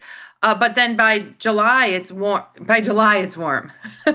Yeah, no. And then it stays warm through the fall. Yeah. But I if I had to guess, I would guess like 58, 59. But I'm going to look Lake Michigan temperature. I just did. It's 50 degrees. Oh, just 50. See, my kids don't know. I don't know. It just said Lake Michigan. Is that like, are they giving me the air temp? No. Lake Michigan water temp. I'm looking that up. I told my kids that the guy is so backed up, he couldn't get to our boat yet. They don't know that I actually never even called for it yet. Yeah. I get it. 57, Chicago side of Lake Michigan, 57. Oh, that's not bad. That's not bad at all. I mean, honestly, because I use Lake Superior. My kids' 50s. It's like 57 is like warm. When we get up there, sometimes it's freezing. I know. I know. Okay, but that being said, today is a Friday. Well, and every day is an expiration. But we have a couple in the money signs. We are taking live tweets, and then we have the kind of market measures weekly summary from Kai, which we have a really good one in there. So we've got a lot of stuff on deck today. Do you want a lot to do? Hey, pull up the platform because I would love to see what's going on. I have not been in it yet. My plan is to trade in the car on the way because we've been packing. Oh yeah, I get it. So I can't tell what the platform on it. Let me look. It's not up yet, but Josh is our super producer is ferociously working on it. I'm pulling up the platform for us. Because we do have a little bit of stuff to do. This market can't stop, won't stop. SPOOs are up 35, which is bonkers. I mean, how high did they get though? I think it was higher. I believe it was higher, and I will visually tell you what I'm looking at, ladies and gentlemen. Yeah, audio tell you what I'm looking at. So if you're taking the E-mini S&Ps, they got as high as 57.15. I'm sorry. Yeah, 75, 15, 16. And they're hanging out around 7,500. It's funny because the SPOOs and SPX are totally different prices. I know we talk about that, but at 75.15 right now it's around 7,500. So 15 SPOO points higher than this. So almost 50 points. Almost or 50 right around 50 points. That was the high today. Correct. Can we? Should we text Josh to jump into the platform? Let's jump into the platform. Are they having technical difficulties at the master control? I don't know. Until I'm going to keep an eye on this. I'll let you know when we're in the platform. Okay. Until we go in the platform, let's just talk about things going on in the world. Here we go. We're in the platform. So that was brief. That was brief. Okay, so take a look at this. This is what we're referring to. The SPOOs are up 37. They were up as high as 50. Everything is up. This market can't stop, won't stop. Oil is back up. Gold is down. Gold and silver have been having crazy moves, and Bitcoin is down. Those are the only things that have been going down. Now, is our ZB put spread off? Did that GTC hit? It's not in here, so it must have. Activity. Look at this. Yeah. ZB hit. Take a look at this, and this is. I'm glad you brought that up. 7:16 a.m. That's why I like to have GTCs in for the futures options. They can hit at any time. And our Lowe's calendar hit for a win. And our Lowe's calendar hit for a win. So that is both of those hit. So when I look at this, you got to put GTCs in for futures options because those close at any time. Anytime. So that's kind of cool because that was a loser at first. We put it on and then bonds dropped. And so it's nice we had a couple day pop. I have no bond position on right now. I heard Tony and Nikki just putting on an iron condor. I like to be one-sided in there. So I'll wait for a down day to hopefully get back in. Yes, I kind of agree. Let's take a look at the chart. So, and we'll push those out. Then we got this little pop and we got out. I don't know what time, obviously it was in the morning. Like we might not be out now because do you see that how high it got earlier? We probably got out at some point, which is why it is nice to have GTCs in. I agree. Hold on. I'm going to try to get back to, there we go. Even the S&Ps. And good, our lowest got hit, which is great. Take a look at all these little in the money signs. Would you want to address those first before we do our option? I'm afraid it's our Jade Lizard put because crypto. Yeah, let's address the in the money signs. Yeah, let's go forward first. We'll go top down. So forward, we have one long 14 call. It's in the money. Now, if we were just to do nothing and close our eyes, we'd come in long 100 shares of Ford. So I'll say we already made adjustments. We saw that big order going in Ford, lots of call buyers in Ford. So we put on a bullish trade in Ford. That was a winner. We closed that to take some risk off the table and replaced it with this. And we in Ford, I just glanced over at because I can see it in here. We're up because we have not been in Ford that much. We're up $173. So let's just close this. And Ford at 1466, that's pretty good. Yeah, take a look. It's right back. It's right back to that high point. Nice. So that's good. I'm going to sell this. Do you want to do? Now you could actually. Okay. We can go 7 days. We can go 20. I mean, it's still going to actually see my Ford picture. It's right above. Right here. Jenny, you are about this big. So the Ford picture is about this big. Well, it's just a constant reminder, a daily reminder to have something on Ford. Pretty soon all my pictures are going to be some kind of stocks that I want to always be in. That's actually a great idea. Then I'll see it and I'll say, oh, I forgot I usually like to be in Rivian. I'm going to put a Rivian next to the Ford and call it a day. Okay, do we want to do something in Ford? It's got a 96 rank. It is up. What about no. I was going to say tough because there's no premium. You'd have to go July 56 day. I know. I was just going to do that for a 15-cent credit. If it falls down, we can capture something, but I don't really care that much for it. No, I say we just take our money and run because when it ran up a few days ago, we didn't take our money and run and we right back there giving it back. So I'm fine with making again, this account trades in one lot. So most people, when you're trading stocks like NVIDIA and Apple and Tesla and all these other stocks, chances are, if you're trading Ford, you don't have a one lot. So when we think we made $170 on a one lot in a couple of weeks, most people probably did pretty well in Ford. You would think so, which is amazing. Okay, now let's keep moving forward with this. IBIT. So this is going to be... this is our short, we put on... a J, or did we not? The 0 day, 44.5. We have a downside ratio spread. Why? Why on earth? Why on earth do we have a downside ratio? I don't know, but we're up $70 and it will take it. Wait, 1 week ago we put that on? Yeah, we maybe want to capture the downside. So here's what we have. We have a zebra in the 27-day, and we have a downside ratio put spread in the 0-day. And that is perfect. Yeah, that is perfect. We made an additional $75. Let's close Yeah, this. so okay, so hold on, because if someone quickly looks at this, like we know what we're looking for, but if someone quickly looks at this, they see IBIT down $27 today, down 100 and whatever on that position, and it looks like we're in a losing position. And yeah, our zebra is net down, but we've been selling jade lizards or doing other trades around it, and it's nice at this ratio spread. This is the jade lizard, and then if you're going to go up here, this is what we have in the ratio spread. We bought 144.5, sold 243.5. You want it to end right there, and it did. Now, what do we have left to get out of this? We can $30. We can still get an additional $30. We're going to take our 70 because it could be worth $1, right? $1.50. Yes. So if you go to the side and you see those two 0-day positions, one's up $52, one's up $25. So that has helped. We have been chipping away at the cost of that zebra. So if you take off that ratio spread between that and then the jade lizard the week before, we're not in bad shape. That looks nice. And I have no idea what possessed us to put in that downside ratio spread. I love downside ratio spreads protecting stock. That's my go-to. But we always sell jade lizards around our IBIT.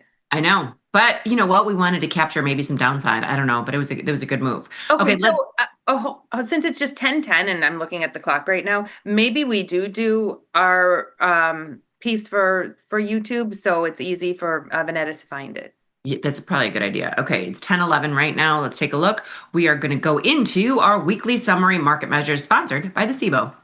Yes. So our research team puts out these market measures throughout the week, and they grab the best of or anything they think that's important that we might have missed to share with us and our viewers. So today, Kai from our research team pulled a market measure piece for us to go over, and he says it's a great one. So I'm looking forward to seeing it. This is my first time taking a look at it.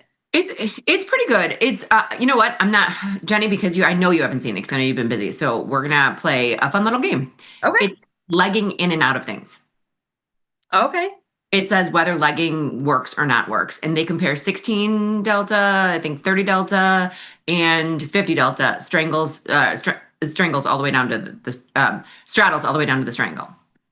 I mean, legging in and out of things, it kind of, so let's say you sell an iron condor or a strangle and the stack runs up. So you're buying back that put spread, waiting for a down day to put it back on.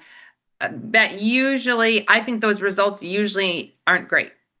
Let's take a look. I don't know. It depends on how much you're paying to buy them back. I'm not sure.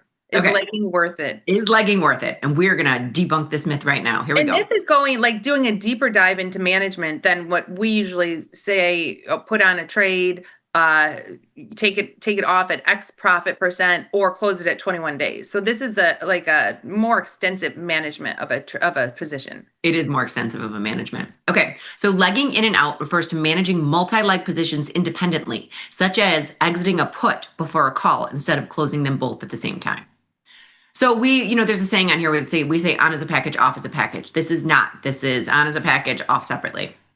Now, it depends on if it gets so extreme. So I've had iron condors and SPX, 45-day iron condors and SPX, where SPX blew through the call spreads and the put spreads were worth so little. When the put, your other side is worth so little, there's no reason not to take that risk off the table. That might be different than paying a lot for it just to wait for a down day to move it back up again. No, I agree with you, but that, in my opinion, that's like the common sense slide. When it's not worth anything, for sure, buy it back. Yeah. But I'm pretty sure this is exiting at 50%. So let's keep going. Okay. Down there, make sure. I'm almost positive.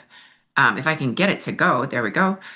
So our analysis found that legging approach didn't help to improve performance. In fact, managing the whole position slightly outperformed legging out over the long term. So that's what I'm saying. Manage entire position at 50% or legging out at 50%. Yeah, because it usually, if it's through one side and you're taking the other side off at 50%, you really could have used the rest of the credit from the other side to help offset your loss on the losing side.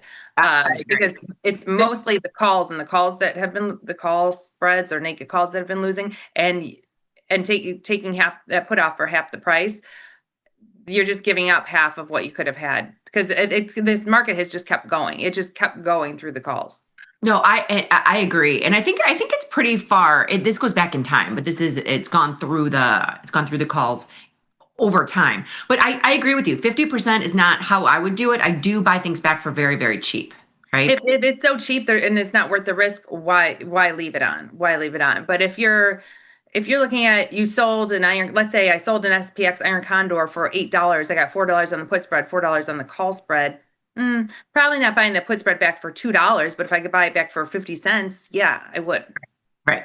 And this particular one is 16 delta strangles. So this is kind of a moot point, right? When you take a look at this, laying out at 50%, 86%, 50. I mean, these are all kind of exactly the same, in my opinion. You could do, this is 6 of one, half dozen of another. There's no real standout here. Right. And then going to the 30 delta, while increasing the delta began to worsen the performance of legging positions, says the differences were relatively small. Okay. All right. So is legging worth it right now? Not really, but it hasn't mattered too much one way or the other. I think this would be no harm, no foul, right? Like if you legged out, great. If you didn't, great, right? Now we know people who they manage the zero. This is talking about longer term, but we know people who manage the 0 days. If they're selling both sides, they'll roll down and adjust. And we've seen on the road back when we used to go on the road with Tom, and he would do his trades, put on 30 trades on the road, and as the market's moving, he'll be managing it. And we watch that, like sell a daily strangle in ES and rolling the put up or moving the call down as the market's moving day of. So there are plenty of people who do manage it, but I don't think they have a clear, like, oh, at 50%, I'm doing it. Well, and you know, when people are doing research, and the research team does a good job at this, managing it and rolling up and out the delta, that's not what they're doing here. They're just closing the profitable side. Yeah. So they're not putting it back on. No, they're not putting it back on. So that's the one thing that I don't want to get lost in the weeds there. They have to put parameters around something. They're just having it 50%, then you have an order in for 50% for the other side. They're not saying, okay, I'm rolling up the untested side, or they're not doing that in this situation. Okay, and what do we have on the next slide? Are we on the next slide? Yeah. Okay, however, larger delta options showed poorer results when legging, with more noticeable differences in success rate and volatility. So manage the whole position at 25% shows a better average P&L and a higher profitability percent versus legging out at 25%. And you'll notice this is the straddle. This is the 50 delta, 50 delta. So what happened between this slide and that slide is they were going 50% on the strangle, but once they got to the straddle, they said 25 and 25. Right, because if you're selling a straddle, you're not waiting for 50%. No. But then taking one leg off at 25%, you're really leaving a lot of profit on the table. That really a lot of premium on the table. Yeah, that really hurt because, well, yes, you are leaving, and you're adding a lot more. You're leaving a lot of premium on the table with that. Okay, so let's go to the takeaways. Legging in and out increases the complexity of a portfolio management and requires traders to take on more directional risk. Legging in and out has not demonstrated any advantages compared to our traditional management style. And then managing strangles as a whole position is more effective strategy than managing each side independently. So yeah, that's kind of what you said in the beginning. Now, what we will do, and you see us do this quite often, where we take risk to one side. We have on a jade lizard or a reverse jade lizard, or we have more risk to one side, and if it's moving to the side that we have risk on, we'll roll that other side up. We'll keep moving it up and taking in more credit, but we're not just taking it off. And even if we have equal risk on both sides, we'll move one up and put on a spread where if it turned around, we wouldn't lose if the market turned around, but we're continuously taking in extra credit, not just leaving premium on the table. We're trying to take in extra credit. And I think that's what you want to do. If one side's getting tested, you want more credit or more premium from the other side. From the untested side, right? Yeah. So you're moving it up. And we're just using puts because it's easier because the market has gone straight up. If your call side's being tested, you would buy your put back and move it up. Do you want to show that on the platform real quick? And you don't even have to buy your put back and move it up, but buy your naked put back and put on maybe a put spread or something. Yeah, do something not where you're adding more risk to the profitable side, but you're just taking in a little extra premium. Say you had I'm just going to do this. to start with, you started with this. What we're advocating doing, did I buy both of those? No, I'm gonna sell one. What we're advocating doing is if you had this, you would buy it back and then pull it up, to Jenny's point. If one side's being tested, and I know a lot of people will manage their deltas. So say this side's being tested, you're 47, you got a 47 delta. People might buy back the 29 delta and bring it up and sell the 47 delta again. Now, to that, I'm going to delete this leg. To that point, I liked what Jenny said, where then you could just do a spread, where if it drops back down. Right. You can buy one side back and then bring the other side up, but turn it into a spread. A spread almost like where you've collected enough so that your spread is maybe the width of what you collected. So you're collecting more premium in case it continues to go up through your call side, and you're taking more premium on the downside. And I do want to give the research team a big shout out too, and especially Kai, because they have to put parameters around this, right? They have to say, Jenny and I know, like, we can do lots of different things to this, and she might do something different than I do when we have a strangle that's managed, but we're doing something. We will take action. We will take action on it. But the research team has to put parameters on it. And they just decided, when people say, oh, I'm going to ping pong out of this, the managing each side at 50% doesn't work. And we get the question a lot, especially with covered calls. I get this so often with covered calls. Hey, I have stock. I sold a call against it. My short call is at 50%. Should I take that off? And I think you look at that similarly to this of, because a covered call is a synthetic short put. Well, if you would take that off at 50%, then this call you sold against your stock, yeah, you can, but you might want that extra premium. You might need that extra premium to help offset your long stock position. So I kind of think, as a general rule, I would say on as a package, off as a package. There are obviously, the instances where, as a general rule, that doesn't need to stand. But in my heart of hearts, it's typically on as a package, off as a package, even with your covered call, right? So to your point, if your call's at 50%, you might need that extra premium. Or if I'm doing a covered call and my short call is at 50%, well, that's the time where I'll take that call and move it out in time to collect more premium. Yeah, they'll do something against it. Right. Against it. Right. All right, cool. Always be collecting premium. Always be, what is that? Oh, ABC, like always be closing. We should have. You're using sales. ABCP, always be collecting premium. Always be collecting. It's true. That's how you put the probabilities on your side. Okay. No, I think that ABC is from, what is that show? Like Glenn Ross about a salesman, where I think that's what I'm saying. You're using a sales pitch. Yeah. Instead of always be closing, always be collecting premium. I like it. I like it a lot. All right. Okay, So that was a good market measure recap. And thank you, and shout out to our research team. They do such a good job with it. All right, now we are still in the platform, so let's take a look at some things that are happening now. SPOOs are up 41. Wow. Okay. The one in the money sign that we have left to address, Jenny, and then we're going to look at our profitable positions, is Intel, INTC. We have a $1 Y. Yeah, we did a baby. I think this comes back from me talking about, if you want to keep going with the momentum, buy a call spread and sell put spread to pay for it. So here we sold the 107, 105 put spread to pay for a $1 wide call spread. It's just this was a very baby trade, but our call spread is just almost full profit. Yeah, so all we have to do is close this because they're both in the money. And we're closing it for, I'm going to close it for close to $1. I'm going to go 99. No, because there's still a nickel. You can look at those puts, 10 and 16. There's still 6 cents left in that put spread. So you're going to have to give up 6 cents. I think this will hit. If I put a 98 cent in, and before the end of the day, it will hit. Yeah, that's true. That's true. Unless the market falls out of bed, this will hit at 98 cents. At 98 cents by the end of the day, as long as Intel's up above 116, 117.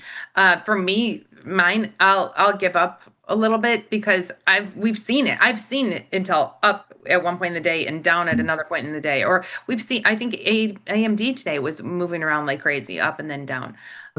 Take a look at Did Intel go straight? Oh, AMD, you said. And did Intel go straight up this morning? So go to the so look at that bar, how big it is. We had low of 461, high of 481.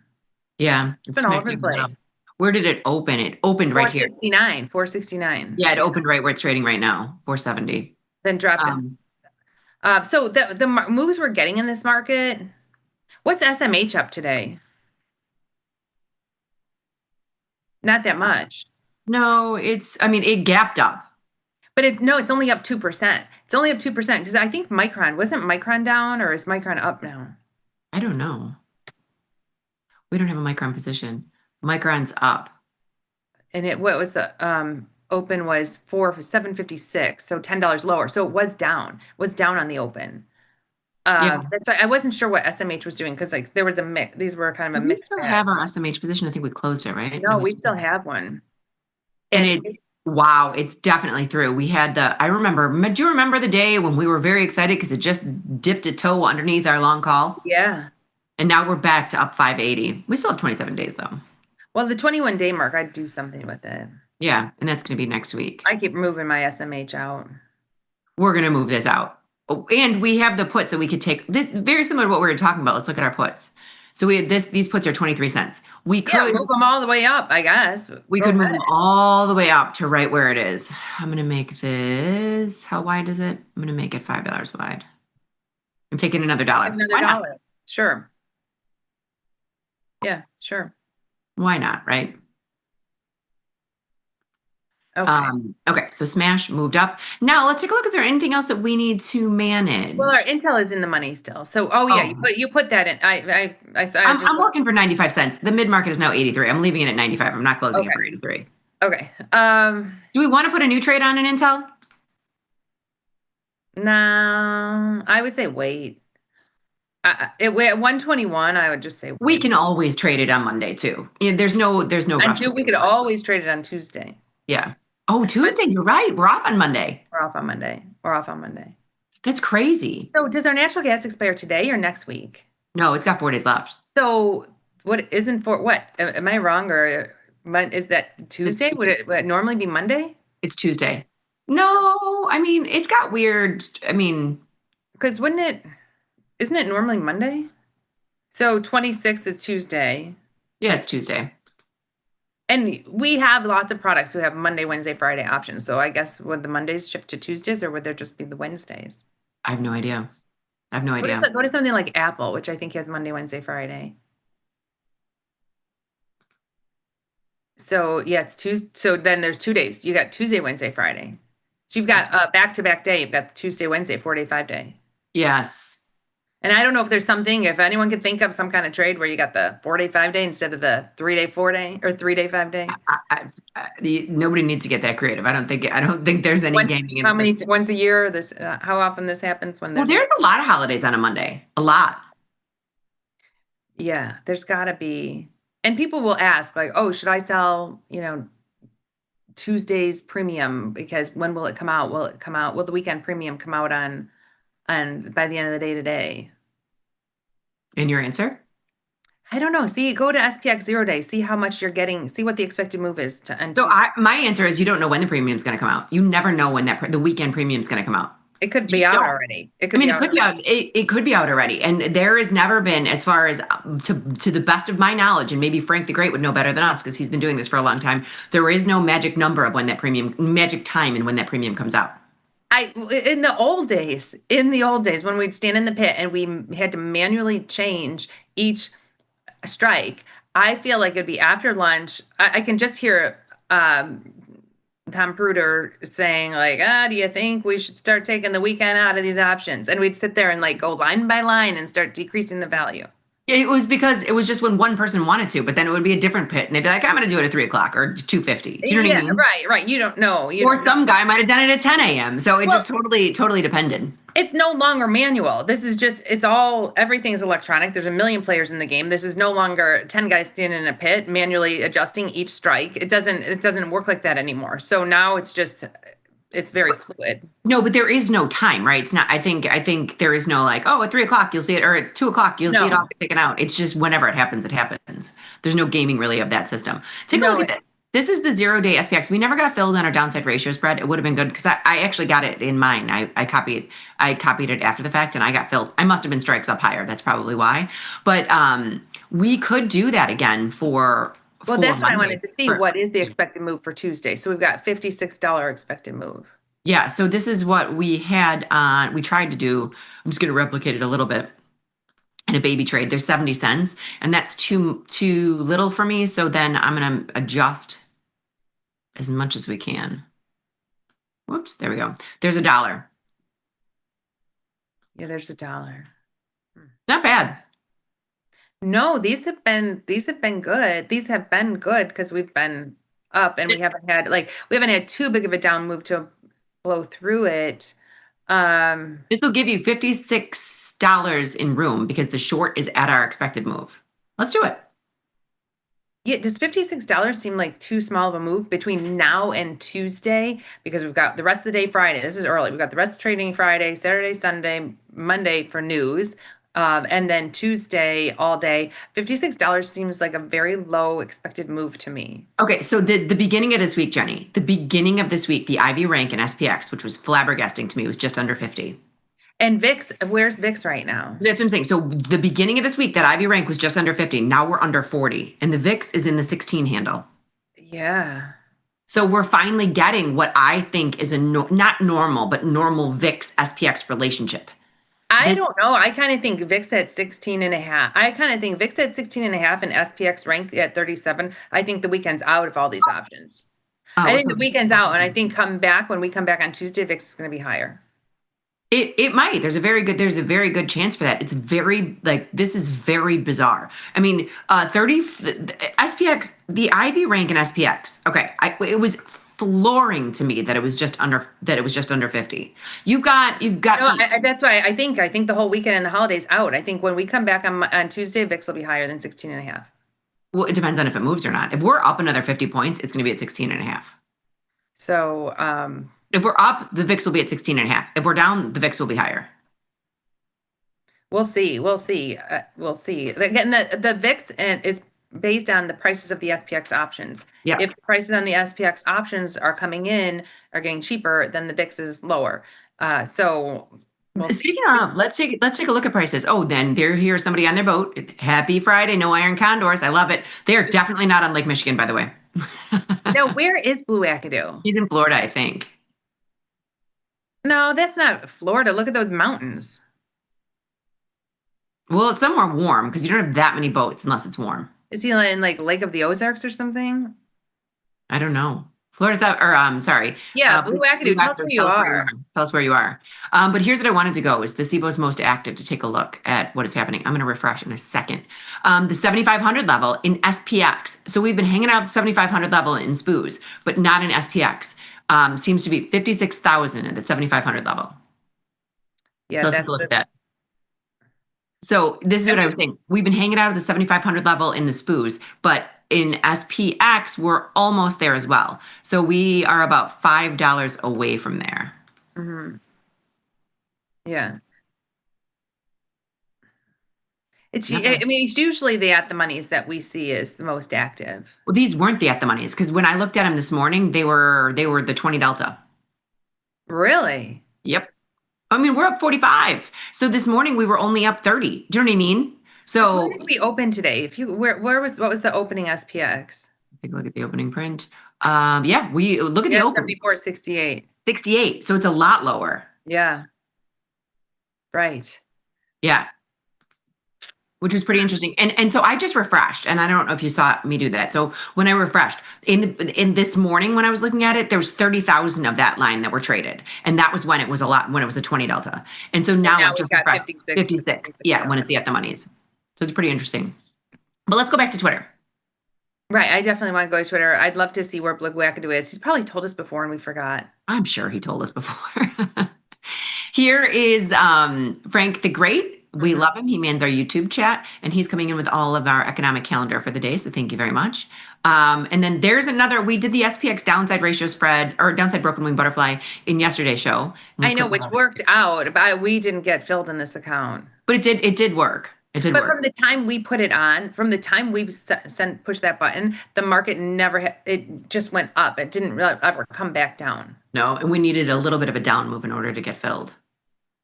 Okay, the expected move based on where the stock is trading right now or from yesterday's close. They expect whatever you see now, it's constantly updating, right? The expected move comes from the volatility of those options. So as option prices are changing, the volatility is changing. So everything's fluid. So you'll see that 20 where it says IVX 20, expect to move 21.87. As these option prices change, that changes, and it's constantly changing. And this, you can watch this in real time, and I'm glad you brought that up. This was a great question, Montezuma, which is a funny handle to begin with.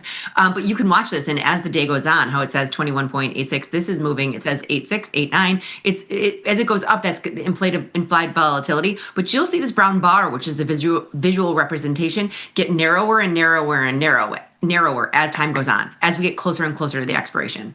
Now, I know we, at the end of the day, at the end of our show, you ask, like, where do we think the market's going to be at the end of the day? But let's think about it now. And maybe we do an XSP or SPX or something. Where do you think the market's going to be at the end of the day today? 7,500.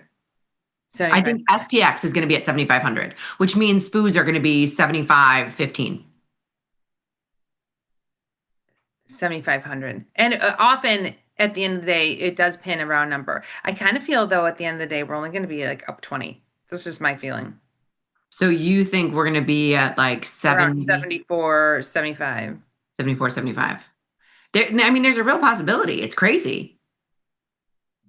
This market is bonkers. And how much is a daily ratio spread? The 74.80, 74.75. If you do a 0 day now, how much is the 0 day downside broken butterfly? Just break it by 1. Hold on, I'll do that now. Only 65 cents, but. So, you know, what's interesting about the 0 days is you can put your money where your mouth is and just pay 30 cents for it. Oh yeah, buy a butterfly. You pay $20 and buy a butterfly and think, okay, maybe this will hit. And all the butterflies are going to be around the same price. So we're just using, you know, our options knowledge right here, meaning like, so if you can get it for 15 cents, you know what? If I can get it for 15 cents, I'll do it. Or do the 7,500. Well, I was going to say, let's do both. Yeah, you're right. It's all going to cash settle at the end of the day.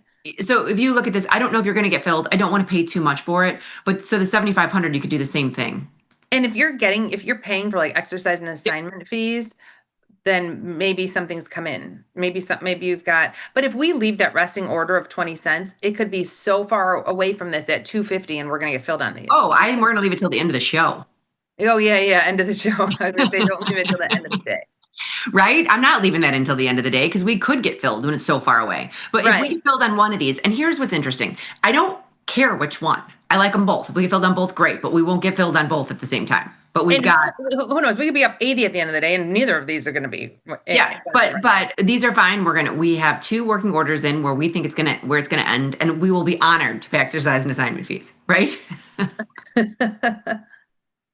Honored, exactly. So either one, I don't think there's a right or wrong for any of these, and we don't give trade recommendations. We're just saying what we think. Now, I'm kind of leaning towards the only because I'm leaning towards this because the most active seems to have like a gravitational pull at some point. That doesn't necessarily mean it's going to pin there. And you saw the pull towards it, but maybe we hit it and that's it. Do you know what I mean?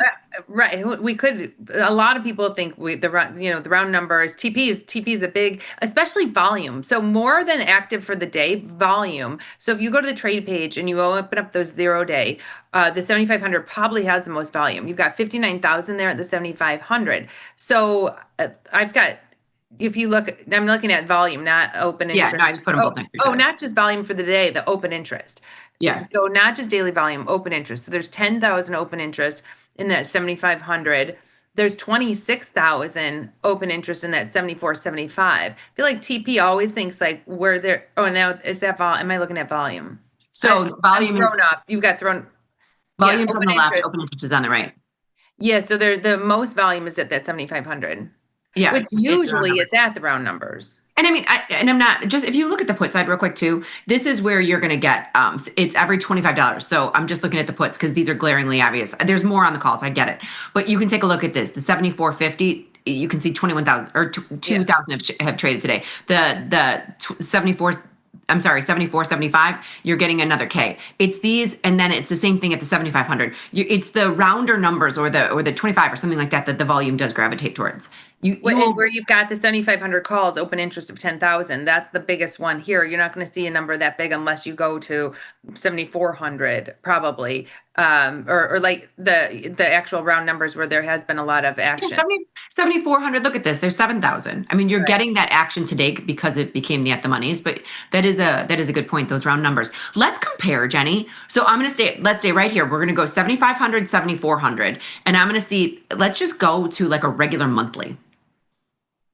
Oh, I think there'll be more action. I don't know. I don't know either. So I'm just going to go to the regular. I'm going to go to June monthly. Okay. Mm-hmm. And then the 7,400, or 7,500, you can see it's got the most volume still, but it's very, very low. The open interest is only 2,000. There's probably a lot more at 7,400, but I wonder if the more active. Less, 1,500. Well, you check the AM. I almost feel like the AM might be more active. Yeah, No. so 7,500. Oh, 13,000. Yeah. And then 7,400 in this one. But isn't this fascinating how these zeros have taken over the world? Because if you look at this, just look at the volume today. Now, granted, this is a big product. So these numbers to have any volume is a lot, right? But if you in 55 days, July 55 days isn't that most people are still trading the June 18 day. So if you look at the June 18 day, I think most are, you've got 40,000 open interest in the 7,500. That's the biggest. That is the biggest. But look at the volume. So here, you've got 40,000 in open interest in there, which I think is, that's still good, but you have 2,000 traded today. And then when you go to those zeros, this is how crazy it is. Your volume supersedes your open interest for today. There are so many people playing these zeros like lotto tickets, right? Because they're cheap. Yeah. For today. Right. For movement for today. Yeah. So it's pretty, I don't know, that's pretty interesting. Okay, let's go back. And then the AM, I do think just from going out, for me, like going out and selling monthlies, I think people are just they're so used to the equities. They're so used to equities where the monthlies are the different color, right? The monthlies are the different color band. So I think when people are trading, when regular retail traders, or who knows, it may be everyone, when they're trading these monthlies, they just go out and they click that lighter color. Because even in my in-laws account, when I'm doing their boxes, I'm always choosing the lighter color. And then the day of, I'll go in and think, oh, I got to close this. It's expiring. And I was like, oh, dang it, put it in the AM. That's us, Jenny, because we are so used to doing this. I'm just going to go to SPY real quick because I know they don't have AM. This is us because you and I will always I will always go to the lighter color because that's your regular monthly. So, I think those AMs are actually more popular, more active than the next day PM because people aren't thinking, oh, this is the AM. Let me go to tomorrow's PM. Yeah, you're right. Pretty interesting. Okay, let's go back to Twitter real quick if we can. And I'm going to see where Blue Wackadoo is in his boat. I'm going to go top down. I hope he does let us know. And Mikey. Happy long weekend eve, ladies. Mimi went back to the well in Ford, sold what was an in the money put and was able to close it 2 days later for 50% profit. Nice work, Mikey. Mimi's the best trader this side of Mississippi. Refresh. See if you've got anything new. I did. That was just a refresh. I think that was a refresh. Yeah, it's Mikey and his board put. I really want to know where Blue Wackadoo is, but I don't think he's going to respond because he's on his boat. Okay, you see all those mountains. And I say mountains or loosely, maybe hills. Somewhere in Wisconsin. There's not. No, it's not Wisconsin. It's too cold in Wisconsin. It's got to be somewhere. That's what I'm going to say. There's too many boats for it to be too cold. It's got to be down south. It's got to be down south somewhere. But do look like lake boats, not ocean boats. I've never been to Lake of the Ozarks, but I have watched Ozark. I'm not sure. I don't know if is that south enough where it'd be warm right now for that many boats? Probably 10 hours south of us. Right? I think it's about 10 hours south of us. Yeah, I guess it'd be warm, right? I don't know. Maybe it's not quite 10 hours. Nonetheless, Blue Wackadoo, I know you're not paying attention, but you've been a topic of our conversation today. We still have a little bit of time. I did not press the button on that trade, Jenny, on the SPX. So I know we were. Oh, and our little daily. No, either the daily or do we want to do? Oh, I don't think $55 is enough of an expected move. I really don't. I think we're moving. We moved 50 today. I don't think a 4-day move. That seems low. 4-day move, but with the markets closed. I know. I don't love it. 4-day move, but with the markets closed. Just to be clear. 16.5 VIX. We see that 16.5 VIX are pricing in we've got. I know. It's the holiday lull. It is the holiday lull. Do we Let's look for individual products because let's find something. What don't we have? Do we not have I'm gonna get out of consumer discretionary. Basically. Just go. Do you know what I looked at today? And this is not probably for our show because we're not going to buy it. I saw this IQQQ. So this is not for our show, but this I thought was pretty interesting for people that, and I'm glad they're doing stuff like this. This is an ETF and it does have fees, but it's the triple Q's covered calls. So they're putting a covered call situation on there for it. And I was like, it produces a lot of income. So they said for people that want income, this isn't bad. And I saw it today and I was like, that's not bad. But remember they had this for NVIDIA too. They had like an NVIDIA they had an NVIDIA covered call. And we watched it and I put it in Logan's account. Yes, you did. What was it? NVDY. Yes. Yield max. Wait, couldn't read it, but I'm pretty sure it was NVDY, right? NVDY.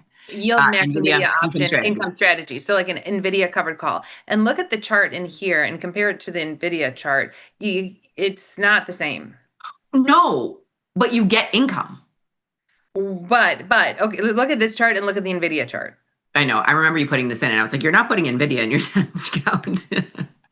And if I would have taken like what I put in NVDY and just put into just a handful of shares in NVIDIA, he would have been much better off. Yeah.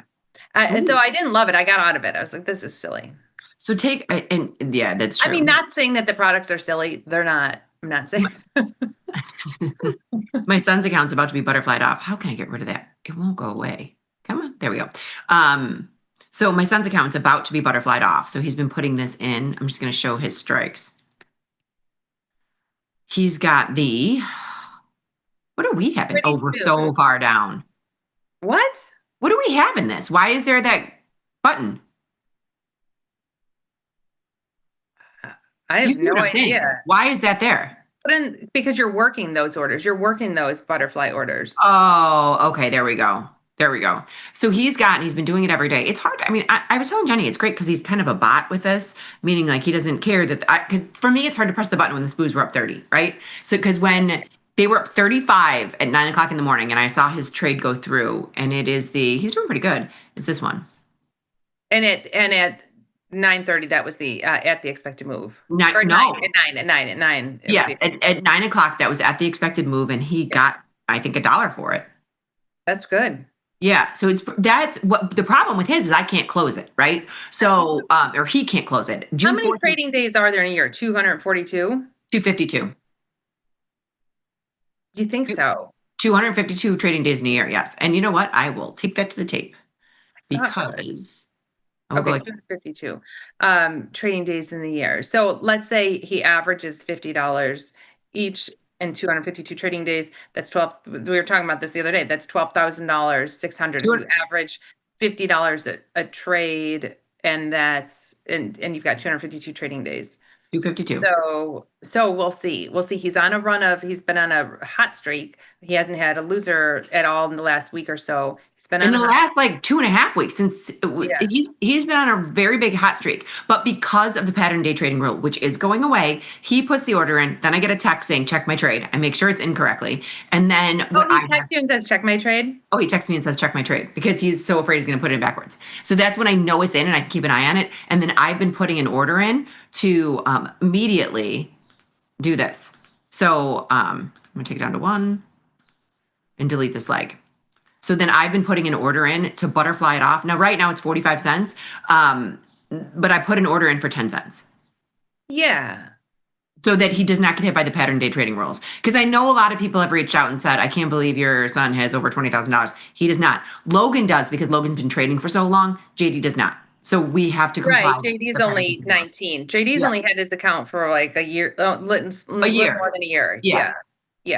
He opened his account, I think, February of 25. Yes. So February he's 25. a little, so he's nowhere near it. But so that's what we're doing. So people ask that all the time. So he is trading the SPX, but I am taking it and butterflying it off for him. He doesn't understand But that. come June 4th, he won't have to deal with it anymore. And he could just close it at 50% or to close it at whatever he wants to do. He can do it. Pattern day trading will end June 4th. And maybe we want to pull up that slide if Josh is listening and talk, because that's big. That's coming. That is huge news. And I keep telling him it's going to be like Christmas because that is the greatest day ever. Then I will have him, once he places the order, place a GTC to close it. And I might have him close it for 10 cents.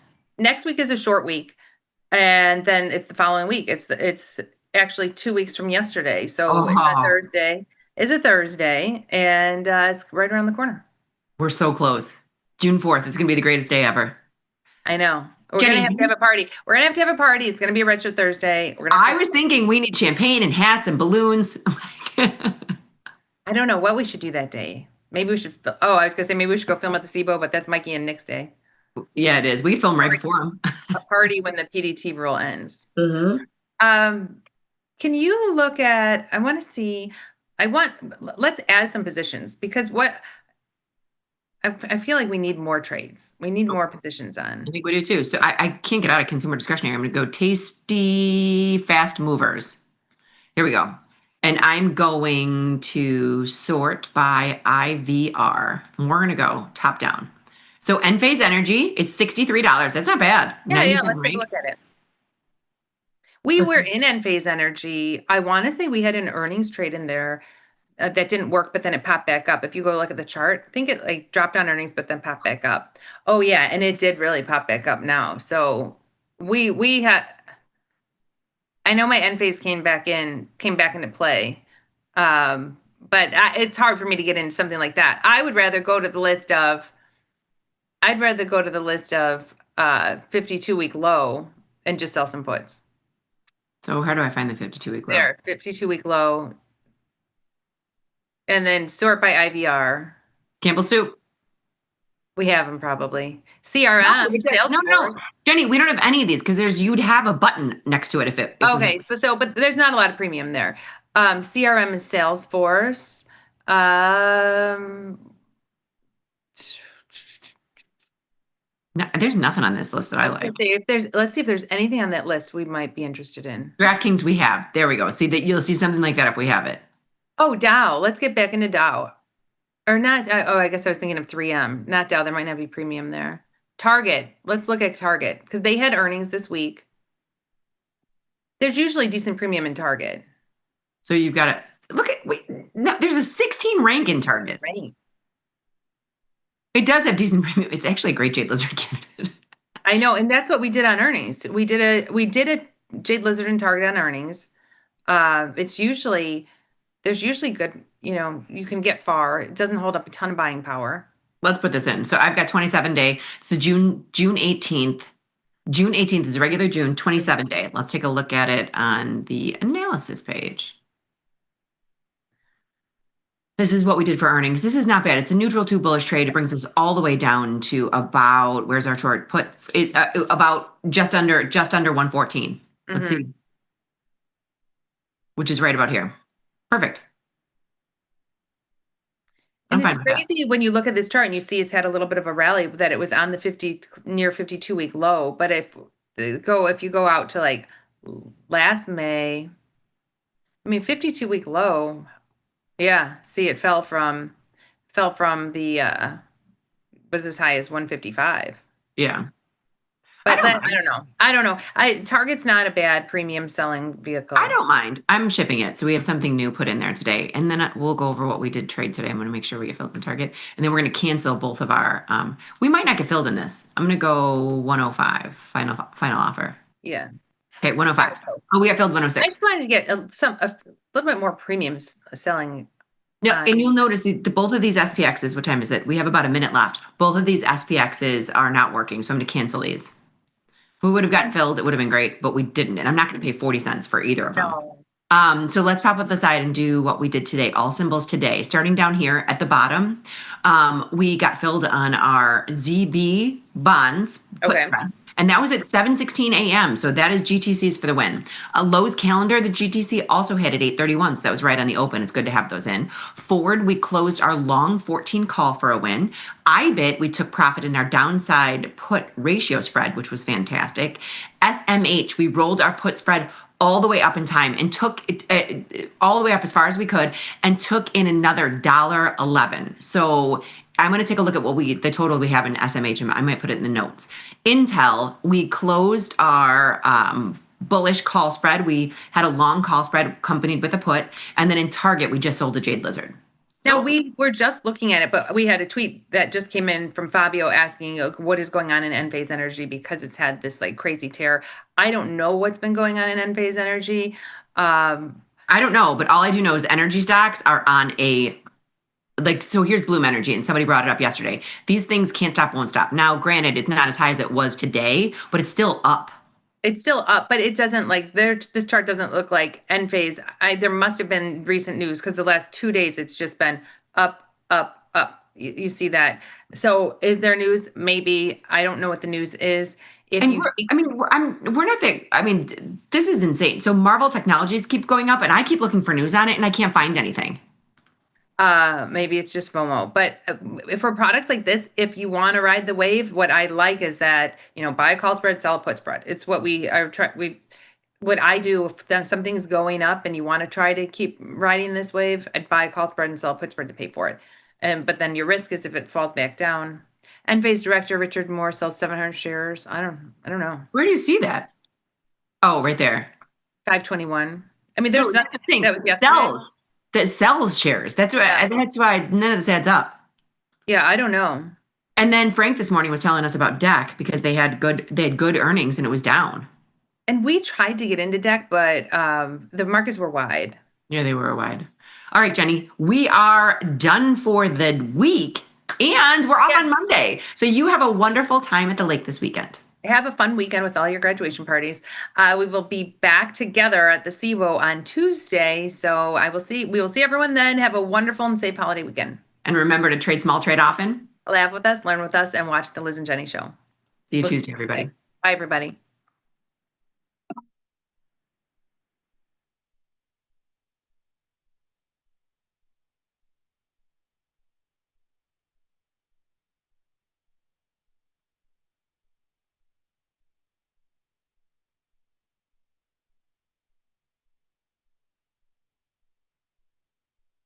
Markets today feel a little bit like a test. Bulls see AI-driven productivity gains, strong corporate earnings, and an economy that continues to grow. Bears, on the other hand, see overextended positioning in semiconductors, a Fed boxed in by deficits and inflation, and of course the Iran war. Somewhere in the middle, we find gold just off record highs, stocks at record highs, and bonds continuing to argue with central bankers. Joining us now is Chris Vermillion today on Trading Trends, where we're going to cut through some of the noise by focusing on price action and the charts, which tells all. Chris, you and I have had conversations before in the past, but this is the first time we've been able to do it one-on-one. It's good to have you here.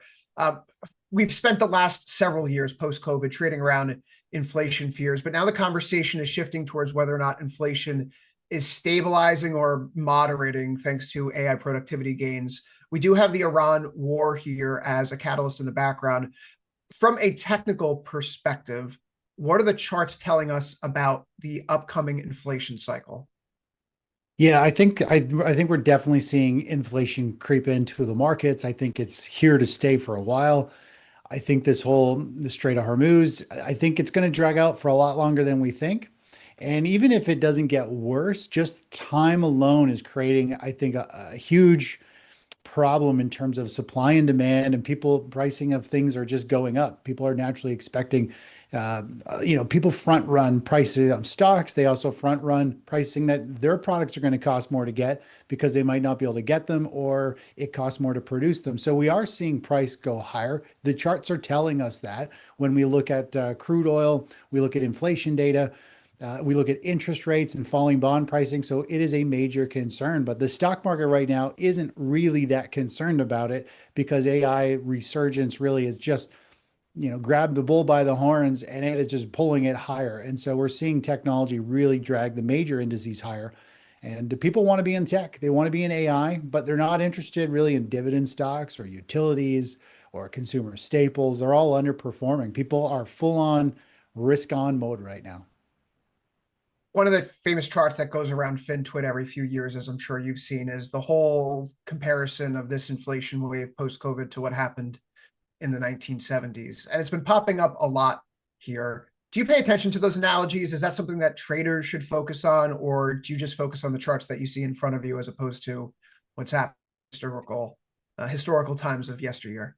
Yeah, I'm more so focused on price. I don't really let the economic data, fundamental data really weave itself into what we do. I find the best way to navigate the markets is not through news and not what we think is going to happen, but to actually follow price. So I'm very, very much so a technical trader. I wait for price to give us a clean direction, make sure there's strong momentum, and we follow it. And typically news goes in line with the price trend of the markets. And so that's the way I really focus on it. Obviously, you listen to the news, you can hear it and feel it changing the sentiment of investors. It makes them want to kind of flip and flop between sectors. We have been in a high sector rotation phase really since COVID. We've been seeing 1 month, one sector's hot, the next it's the worst. We've got a hot list that we track, and it goes precious metals are at the top, then they're at the bottom, and oil went to the top, oil went to the bottom.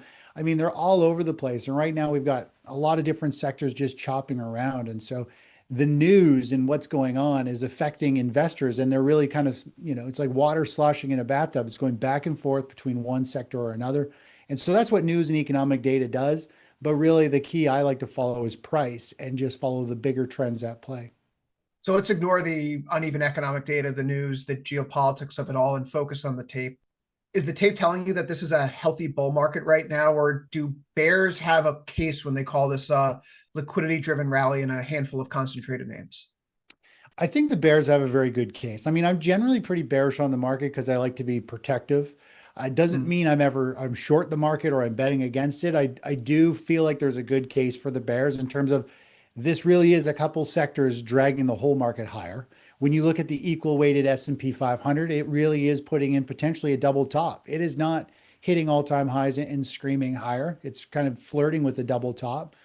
And technology has really done all the heavy lifting. And so that to me is a bearish sign. The thing is, technology is like the biggest sector, and we're in a feeding frenzy. People still want to pile in. They want to invest in the space. It is a very young space. So technology really could pull this market higher for who knows how long. When we get into these kind of euphoric bubble phases, that's where they somewhat become dangerous if you try to bet against them, because this market could just keep running higher. Technology just drags the S&P 500 and the NASDAQ up and up and up. And so you really do have to follow price. But to me, it's a sign of weakness when one sector is doing all the heavy lifting, the rest is kind of just, lagging and falling behind. You're warning that the market could keep going up even if the bears have a legitimate case. And we've seen in other episodes how markets can go further than what the equilibrium should be. So when you're looking at your charts, what are some of the technical signals that you're seeking right now to show signs of exhaustion or maybe this bull rally failing? Yeah, I think the thing to start looking for is the tech space and the small and the micro cap stocks, which have been performing very well, are they starting to slow down? And typically money that is, in the financial system, money managers and advisors, they pretty much have to stay invested, but they rotate where their money goes. And so I think the easy money has been made in the tech and the small caps over the past month and a half. And we're just starting to see money become defensive. They can't just move to cash, most of these people. They reallocate their money, they reinvest into another asset or asset class, which we're seeing utilities. I think we're going to start to see utilities, consumer staples, healthcare. I think the dollar is starting to firm up as well. Now, it's still a little early, but I do feel like, and we have seen early signs of money flowing to those pockets. And so when utilities, for example, like XLU ETF starts to outperform the S&P 500 and the NASDAQ, that is almost always a very strong early warning sign that we're going to see like a 5 or 8% correction in the S&P 500 and the NASDAQ. So that's what I'm waiting to see. Is the dollar going to firm up? Are utilities going to start to actually outperform the stock market on a weekly basis?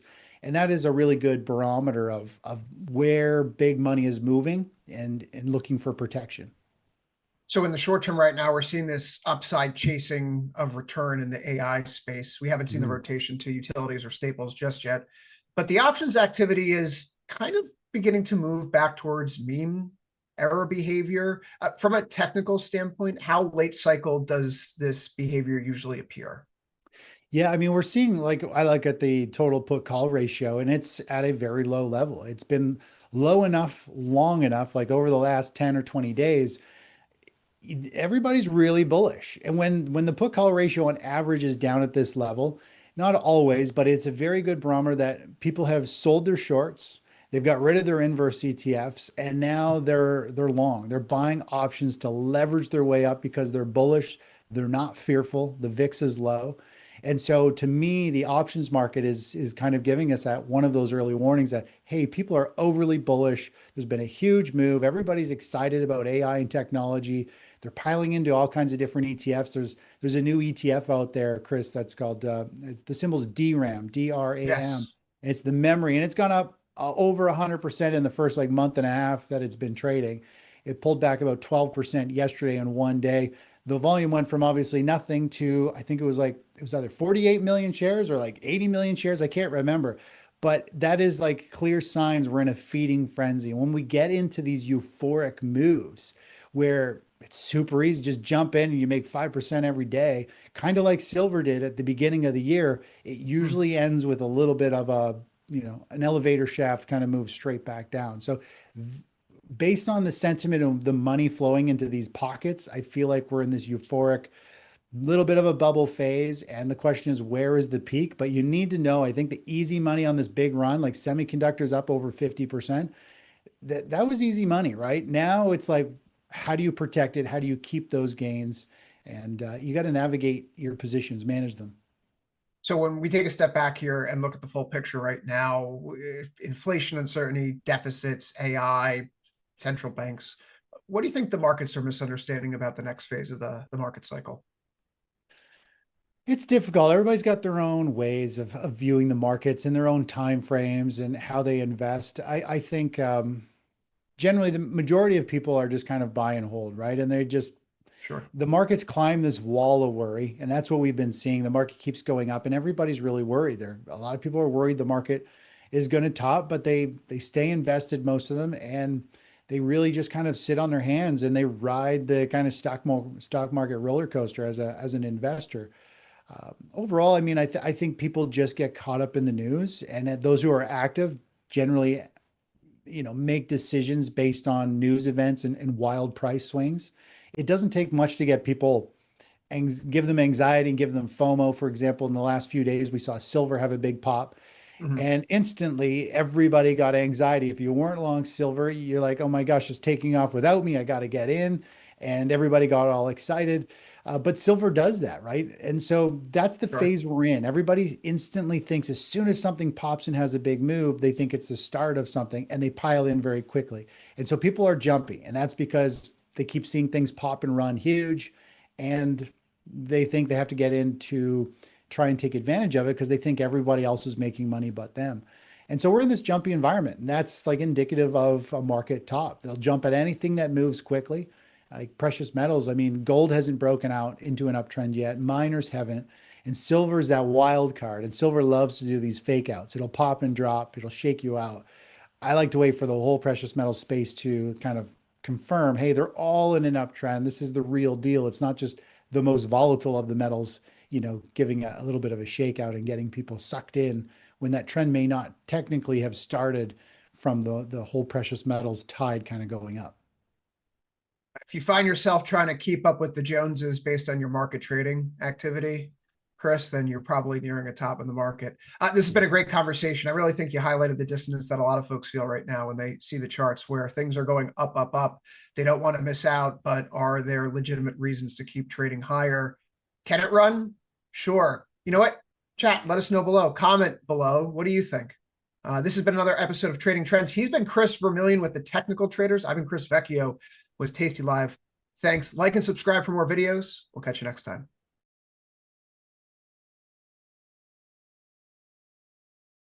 War, debt, Commodities, those aren't just headlines, they are defining features of cycles. And few investors over the past few decades have spent their time studying those cycles than Jim Rogers. He's called commodity super cycles to a warning about the long-term risks of debt and currency debasement. His framework's rooted in history, not emotion. So the question is now, in a world of escalating geopolitical tensions and late cycle markets, what is the Jim Rogers of it all seeing? And how is he positioning for it? Better yet, let's just ask him himself. Jim Rogers, welcome to Trending Trades. I am delighted to be here, Chris. Happy New Year. Thank you very much. And thank you for joining us from overseas. I know you're traveling right now. So let's just go with that intro here. You've spent decades studying these kinds of cycles, debt, currencies, geopolitical stress. When you're looking at today's environment, the rising conflict, the elevated debt levels, and the policy uncertainty, where are we in this super cycle right now? And what are the signals are you relying on to make that kind of call? Well, I have no idea. I make many mistakes, but I will say that the U.S. market has never had such a long period of upward period without a problem. So this is the longest in American history. I have sold out of most markets in the world because I know that this is one of the few times when everybody is doing well. In the past, that has historically been a time to worry. So I'm worried, and I have a huge amount of cash in US dollars. Sure. And you've mentioned in the past that war doesn't cause the bear markets, but more or less exposes the underlying excess that's built up. So when you're looking at today's equity markets, it sounds like you're seeing those excesses built up. What's telling you that the unwind has already started that's pushed you into cash positions? Well, just that everybody, nearly every stock market in the world is doing well. That has rarely happened in my lifetime. But when it has happened, it has been a time to be worried and to get out. So it hasn't, everything's okay now. But if you ask me, the end will probably come soon. Say, I hope not this month. We only have about 4 days left. I have to put some positions on. But so generally speaking, in periods like this, you have typically focused on assets that survive instability, not just perform in terms of growth. Within the commodity sector today, how are you distinguishing between trades that are already priced in for conflict versus those that still may offer upside over the next 6 to 12 months? Well, I know very few that can offer any upside. Eventually, I hope I'm smart enough to sell short. I do own silver. I do own gold. If they go down, I hope I buy more. But Chris, as I look around, everything is doing well. And usually when everything is doing well, you should ask questions and start worrying. So I have started worrying and raising a lot of cash in US dollars, not other currencies, US dollars. In US dollars, I think is the key turn of phrase there. Why the dollar and not anything else? Well, the US is the largest debtor nation in world history, but everybody thinks that the US dollar is a safe haven. And so when the turmoil comes, everybody will go to the US dollar. The US dollar will have another leg up, I hope. And if so, I hope I'm smart enough to sell. Fade the trade when it comes around. All right. Well, you've said just a few seconds ago that you own silver. You know, are you the kind of person who wants to add it on weakness here? Even though this is short-term speaking, it's increasingly momentum driven, has faced a fair degree of difficulties. How do you balance out your long-term conviction with the reality of the short-term weakness, even around the Iran war? Well, I'm not very good at market timing, but I know that throughout history, you remember Jesus Christ? Jesus Christ was sold for 30 pieces of silver. That was hundreds of years ago. Silver, even then and now, has always been a great store of value, great monetary sense, and gold as well. So I hope that I'm smart enough to always own silver. And if it goes down, then I will buy more. I know that silver and gold will always do well, especially in bad times. I find it interesting that you have that long-term faith where you're not looking to just time the market, but you're looking to build into a position over time so that You do have the exposure there when ultimately this event comes to pass.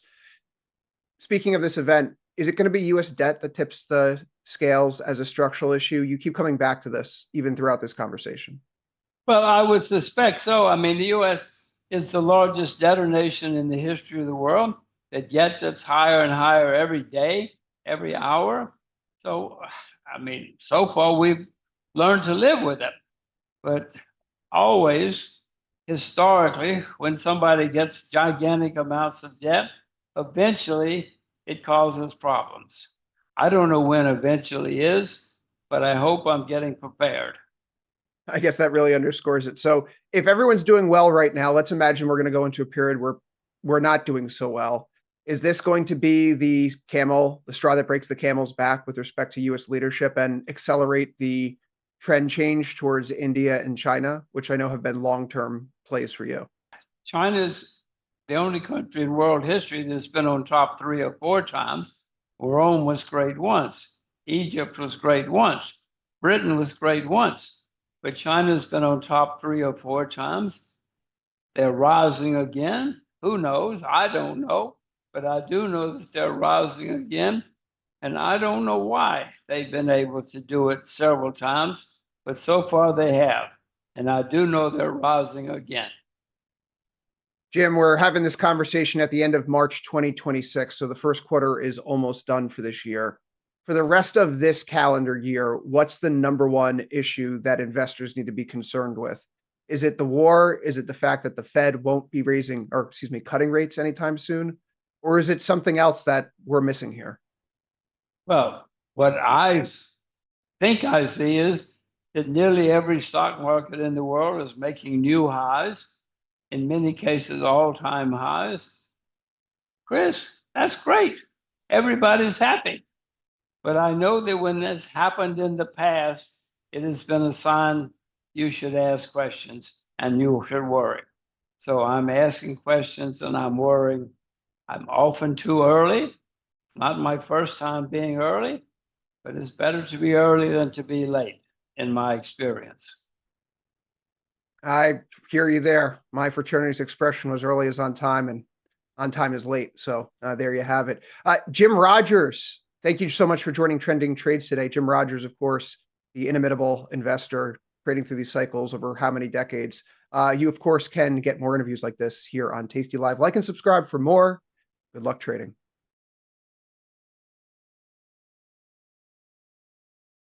Welcome to Trading Trends. I'm Ilya Spivak, head of Global Macro here at Tasty Live, joined by something of a legend. Peter Grandich is with us. He's been in markets for, over 40 years, I would say, starting in the mid-'80s, had some very big calls on the crash in '87, the one in 2000 as well, and wrote an excellent book, Confessions of a Former Wall Street Whiz Kid. If you would like a narrative that's similar in lessons, but much more positive in ending, to reminiscences of a stock operator, this is a great book you should check out. Peter, welcome. Oh, thank you for having me. Wanted to pick your brain a little bit about the current market environment, and in particular, what's going on with stocks around the breakout of this Iran war. Of course, we have a very curious situation here, where it seems like stocks have decided the war is over at the beginning of this month, but no other asset has. So all of the kind of war trade dynamics, higher oil, higher yields, weaker gold, stronger dollar, they've largely held up. Stocks have decided that the war is over and not only erased the war trade, but have actually pushed to record highs. What's going on here? And is this just a rocket ship that's going to keep going? Well, I think the single biggest factor that has changed over the 42 years that I've been around is that it has been an argument which has served bulls well, that no matter what decline happens for whatever reason, if you buy it, eventually you make money. And quite honestly, until that doesn't work, it's understandable why somebody could remain bullish here despite a war, despite numerous bearish fundamentals, perhaps certainly in my view, the most bearish fundamentals in the 42 years that I've been around. That's probably the single biggest factor. And so then when you had a president who's done a marvelous job of managing news flow, creating a perception that maybe you don't have to be as worried as possibly as we would have been otherwise. That and also the fact that, let's face facts, passive investing, which still continues, is really one of the biggest bullish aids to this bull market. Money continues to flow in net positive. It needs to be put to work. Managers really don't have any discretion sheet. They have to buy certain stocks. And that has been an overall bullish factor. Yet you would think from an old person like me that remembers wars were normally not good for stock markets, it's been a level of high complacency as well that has underpinned this move so far. I think complacency is an excellent way to describe it. Obviously, the major kind of sticking point in this whole situation has been the idea that if you have crude oil stuck at these levels, that's probably inflationary. And against that backdrop, we've seen yields go up, we've seen gold come down, we've seen the dollar go up. We just heard from the Fed yesterday basically forswear the possibility that rates are going to get cut anytime soon because of this inflation risk. And so I wanted to talk a little bit about something you've mentioned before, which is the risk in corporate bonds. Now, higher interest rates make for higher refinancing costs on borrowing. What's going on in corporate bonds that you think is a particular vulnerability in this kind of an environment? So we've talked recently of late about a private credit crisis or at least a concern, and the number that's tossed around is somewhere around 1.7 trillion to maybe 2 trillion of amount. And that may be a problem because people are not going to be able to get the money back as maybe they thought they were supposed to. I think people misunderstood minimally, probably more on the investor's fault than the salesperson, which is unusual for Wall Street. But the bottom line is, but when you think about the corporate bonds, just triple B rated bonds, that's the lowest level of corporate paper before it becomes junk, is almost $5 trillion worth. And it's about 5 times larger now of a market, just triple Bs, than it was in the last major financial crisis back in 2009. So when you have that concern and that group by this much can fall into the junk status, and we have a U.S. Treasury that needs to go in and raise over $10 trillion in the next 12 years on refinancing that debt, a credit crisis, and corporate paper, it's not surprising that interest rates are not going low as many people had expected because there's a great demand and we're shrinking the audience. Foreigners are no longer the buyers, whatever they can get of our debt, particularly on the Treasury end. And so therefore, the corporate bond market can play a negative role if we see a really sharper downturn in the economy. And that will eventually, as much as people can't perceive it, that will impact the stock market as well. Absolutely. I wanted to talk a little bit about something you've mentioned in your book, which I think is an excellent narrative of what happens on Wall Street in the 80s and going into the 90s, and tells a story that I think all of us that participate in markets can identify with, where you catch the trading bug, it is a whirlwind kind of a thing, and over time you learn how big calls and kind of swinging positions really ought to give way to a more circumspect, risk-oriented, management-oriented approach. And of course, it seems like all of us have to learn these lessons the hard way. It seems there's no way to do it otherwise. So I wanted to look at how you think about managing in this current environment? You mentioned in the book that process beats prediction, especially in volatile markets. And needless to say, we're in those kinds of markets. What does that mean for you right now? So, as you noted, the name of the book is Confessions of a Former Wall Street Whiz Kid. When it was first written, it was Confessions of a Wall Street Whiz Kid. But after you made and lost millions, not once, but twice, I didn't think I should call myself a whiz kid anymore, even though that was a title given to me many years ago by the media. The process I kind of learned because in year 2000, I began working with professional athletes from an as a financial advisor as well as Christian sports ministry. And one of the things I noticed about the athletes, and I won't name him, though he's very popular, he really stunk at golf. But every shot, he went through the same process before he took the shot, where most of us go up one way and then another way. And processing and preparation, if you look at any success, whether it's on professional sports, artists, whatever, they kind of go through a preparation. And I think that's kind of critical. Trading or being long-term investing, there is a process. Now, the challenge, and you and I, before we started recording this, talked about is people's duration now has shrunk so much. And the one change for me over 42 years is there's an overwhelming amount of information that comes out in seconds. And quite frankly, computers can react to it faster than the human eye or person can be at all. But some of the main processes are still important.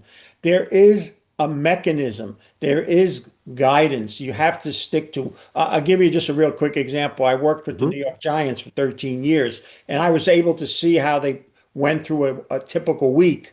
And the coaches always did the same thing, whether they lost or won the last game. They came in, they looked at film, they went through certain things, they called in players, they reviewed stuff, and they built a plan. I found even among traders now, more people are doing it from the seat of the pants, even though we're in such a computerized area. The human emotion normally is not a good time to make tough decisions on. Some of the worst decisions people make can tell you was at height of emotions. And so one of the processes I think one needs to do, especially in trading, is to remove the human emotional aspect. That's why when somebody tells me they're a technical trader, it better be 100% technical, because once you start adding fundamental thoughts and start to think, well, maybe that line isn't really going to work this way. No, when it comes like this and it says it's like this, we got to act like this. And I think that's some of the challenges now for people, that they've tried to take a major shortcut to things that take a lot of time and, like you said, a process to develop.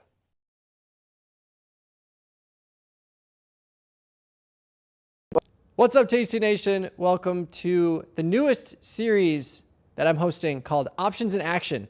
I'm really excited about this because we're going to take some of the old whiteboard videos where we talk about the basics of call options, the basics of put options, and all kinds of concepts and strategies, and we're going to throw on a level 2 to it. So what I mean by that is, if you haven't checked out the beginner content, check out the old whiteboard series. Today, we're talking about call options. So if you are familiar with call options, great. If you're not, check out the whiteboard series on call options available on YouTube as well as tastylive.com. But we're going to add another layer to that. We're not going to talk about what call options are. We're not going to talk about the definition of call options. We're going to talk about the practical utilization of call options and how I use them today. So we're going to talk about the long side and the short side. So let's start with the long side, buying calls. If you're familiar with call options, you know that buying calls can be a high reward, low risk strategy in terms of how much money you can make relative to your max loss, which is simply your capital outlay or debit paid. But there's a couple of nuances with call options and long call options that I wanted to talk about.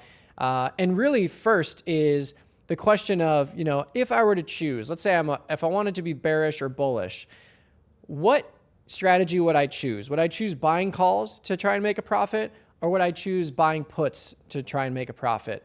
And buying puts and talking about put options is going to be the next video that we talk about. But just to give you a quick answer, it's absolutely going to be buying calls. That's not only because we tend to see upside drift in the markets over time, but objectively speaking, you can make more money on an upside move if you're buying an out of the money call option where you're buying a call that's above the market price and the market moves to your strike, compared to the downside. If you're playing for a downside move in the market, there's one key aspect of the market that really makes a big change in that options price, and specifically a lack of profitability to the downside. And I'm going to show you that today. So we're going to look at the tastytrade platform, and we're going to talk about and really show you a real life example of the profitability aspect of buying a call versus buying a put option. And the one key factor that I referenced in the intro is the stock price or the index price or whatever the price is that you're buying these options against. When you look at the Black-Scholes model, you will quickly realize that it is complex. I don't need to know the Black-Scholes model. I just need to know that there are certain inputs that go into the Black-Scholes model to produce options prices, and one of those inputs is the stock price. So S&P 500 has had a massive rally from the lows. We went from 7,000 in SPX to basically 6,300 and then all the way back to 7,000, and we did it in short order, as you can see. Just an absolute face-ripping rally here. So what I want to show you today is I want to look at, let's say you perfectly timed this sell-off and you perfectly timed the rally. What would have been your profit potential on a downside move if you were buying puts versus buying calls? So let's look at buying a put first. When we look at buying a put, we are playing for a downside move, and I'm going to show you very quickly that you cannot make as much money on the downside from an out of the money to at the money move buying puts as you can with out of the money call options. And again, the reason why that is because the stock price is decreasing on the way down. And what does that do to all options around that new stock price? It decreases the extrinsic value, all else equal. Now, of course, in the S&P 500, if you get a downside move and you get an implied volatility expansion, that's of course going to help the appreciation of an option on the downside, but the stock price decreasing really dulls your profitability. So again, SPX went from 7,000, we'll call it, all the way down to 6,300, and it vaulted right back up. If we look at the tastytrade platform and we right click on this, you can see view option and chart. I'm going to view this option, and we're going to look at the end of February, beginning of March. This is really when the market started tanking. And as you can see, this option in June, we're going to go out to June and we're going to give ourselves a lot of time. So we're not going to cherry pick the near-term contracts that can be much more volatile. We're going to go to June and we're going to see, okay, at the low, so before the market was selling off, the SPX 6300 put was trading for about $10,000, we'll call it. You can see here, this is kind of the low region, around $10,000. And at the peak of the sell-off, at the end of March, this option got up to $26,000. Now, that's a great return. If you were playing for that move and you caught it, that's a huge return. However, when you look at the call side, you are going to see a much bigger appreciation in that option, and we're going to show you why and talk through why. So again, 10K to 26K, that is about a 2.5x in terms of the premium you paid. Going back to SPX, and just looking at the June cycle, 7,000 call strike. Got to scroll all the way up here because this rally's been absolutely insane. If we look at this option, and we can even, we looked at out of the money options. Let's actually go a little bit higher, and let's get rid of this intrinsic value of 20 points just to keep things fair. So let's look at the 70-30 option that's still out of the money today. Let's right click on that and view the option in the chart. So the first thing that we need to realize is, okay, when the market was selling off, we're looking at a 7,300 strike call, or a 70-30 strike call. This option was trading for $2,500, $3,000. Now, the option was significantly out of the money, and the market had put skew in this cycle before this option was purchased. So put skew or skew in general just means that the options are more expensive on the skewed side. And if you're buying those options, you're not going to be able to get that real super strong appreciation in the price because you're buying an option that's already expensive. Now, looking at this, at the very low, at the end of March, this option was trading for about $3,000, we'll call it. And into this rally, you can see here, we got as high as today's price of 20 grand. So this is almost a, 7x compared to a 2.5x on the downside. So even if you had purchased the put and you timed it perfectly, you did make a ton of cash. But the call option in terms of a percentage increase was significantly more. And it doesn't matter what stock you look at, doesn't matter where you're looking for this kind of stuff. If you evaluate perfectly timing a move to the downside and then evaluate perfectly timing a symmetrical move to the upside, in this case, it's perfect timing because SPX dropped and then it rallied. We have this nice V bottom pattern. We can quickly and easily analyze this. But again, this is to show that if you are buying call options, longer term call options, you can make much more on a percentage basis than downside puts. So now let's take that a step further. Let's say that 40% of the time I'm correct, or 50% of the time I'm correct. You're going to have a lot easier time having a net positive P&L if you assume that your win rate is 50%, but you can make 6x, 7x on the call option, where you can only make 2x, 3x, maybe 4x on the downside with the put option. So your max profit potential is, of course, unlimited with a long naked call here, but this is just to show that I don't think we talk about this enough. The value of an increasing stock price and how that affects all of the options around that increasing stock price. And again, to quickly answer the question, if I were to choose to buy calls or buy puts, it's going to be buying calls to try and, time a move or make as much as I can on my debit paid, simply because the Black-Scholes model helps us out into upside moves. And this is even into a volatility collapse. We saw the VIX drop, we saw volatility futures drop, and even with that, you're seeing a much higher multiplication potential on an upside move in SPX, or an upside move in general on anything. Because when you look at a higher priced product, the at-the-money options are going to be more expensive than a lower priced product, all else equal. So that's the long side. Buying options, buying calls, you might ask yourself, what strike do you choose? What expiration? That's where I like to say you get what you pay for. So another good example of a naked call option that I actually own in this portfolio is in Nike. So Nike, as you can see, I own this call option all the way down here, 645 days out.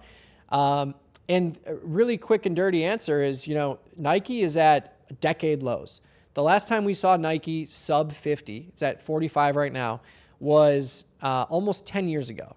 We have multiple years of price extremes here in Nike. And the further down we go in price, again, same story here. The further down we go in price, the cheaper these call options become because the stock price is getting depressed. So at the same time, I look at this implied volatility and I'm like, okay, we have a decade low price in Nike. Nike's at $43. These options are going to be relatively cheap anyways, just because of the depressed price point. And you have a low implied volatility here of 40%. So I went out here and I looked at the 60 strike and I was like, okay, I have 2 years for this to work out. I can buy this 60 strike by itself for $500 and it's within the expected move. And really a 15-point rally in Nike over the course of a year or a year and a half is well within the realm of possibility, at least from my assumption. So my whole thing is like, yes, buying calls, near-term calls is a high risk, high reward situation. If you want to reduce your risk and increase your probability, think about considering longer term calls. Again, you get what you pay for. The longer term your option is, the less implied volatility value you're paying for, and the more time value you're paying for that option. So this call here, trading for $500, there is a very high probability that I can close this out for some kind of profit over the course of a year or year and a half before this option expires. I'm not planning to hold this option to expiration. I'm just trying to take a chunk out of the move to the upside if we get it, and I'm giving myself a ton of time for it to work out, and we've got a very high probability of P50. This is a really cool feature of the tastytrade platform, the probability of reaching 50% of max profit at any point before expiration. In this case, it's using the debit paid. So paying $5, making $250 on it, high probability that we get there because of the time allotted to this position. And just another real quick way to show you that you are paying for a lot of time value relative to implied volatility value is to just analyze the days to expiration relative to the expected move in these cycles. So we're looking at May, 30 days to go. You've got a $2.60 implied move. If you go to the 63-day cycle, and if implied volatility were linear, which it's not, you should expect to see, since we're doubling the time here to 63 days, I should expect to see my 260 or 270 increase to 525, 530. So I'm looking for, if implied volatility was linear, in this example, I'd be looking at a 260 implied move for 30 days and a 540 or 530 implied move for 63 days. We're not seeing that. We're seeing 63 days representative of a $4 implied move. So because it's not one for one, it's actually less implied move as you go further out in time. That tells you that your ratio of time premium relative to implied volatility premium is lower. And if you're buying a call, that's what you want. You don't want implied volatility value dragging on your profit potential. You don't want a high accelerating drag on your extrinsic value premium. And if you even double this again, go from 63 days to 120, your $4.40 does not go up to 880. It's actually 760. So again, the further out in time you go, the more time value you're buying, the less implied volatility value you're exposing yourself to.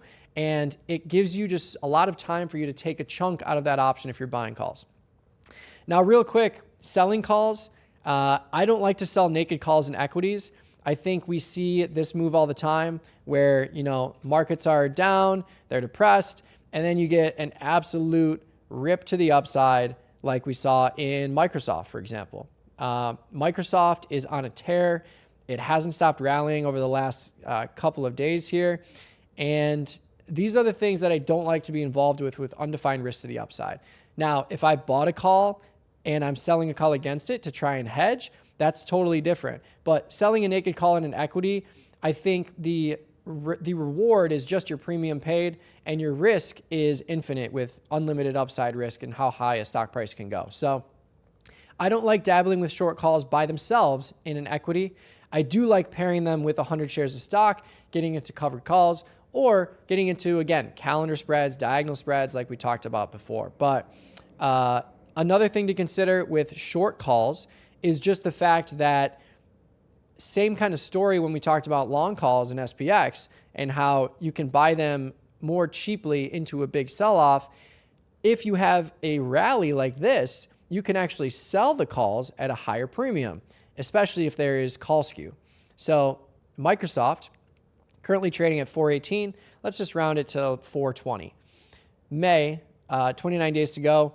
If we look at the 400 strike, 20 points out of the money, and we look at the 440 strike, 20 points out of the money, you can see in this example, they're trading for about the same value, right? 440 trading for about $1,000, 400 trading for about $1,000. But let's look at something further out on the plane here.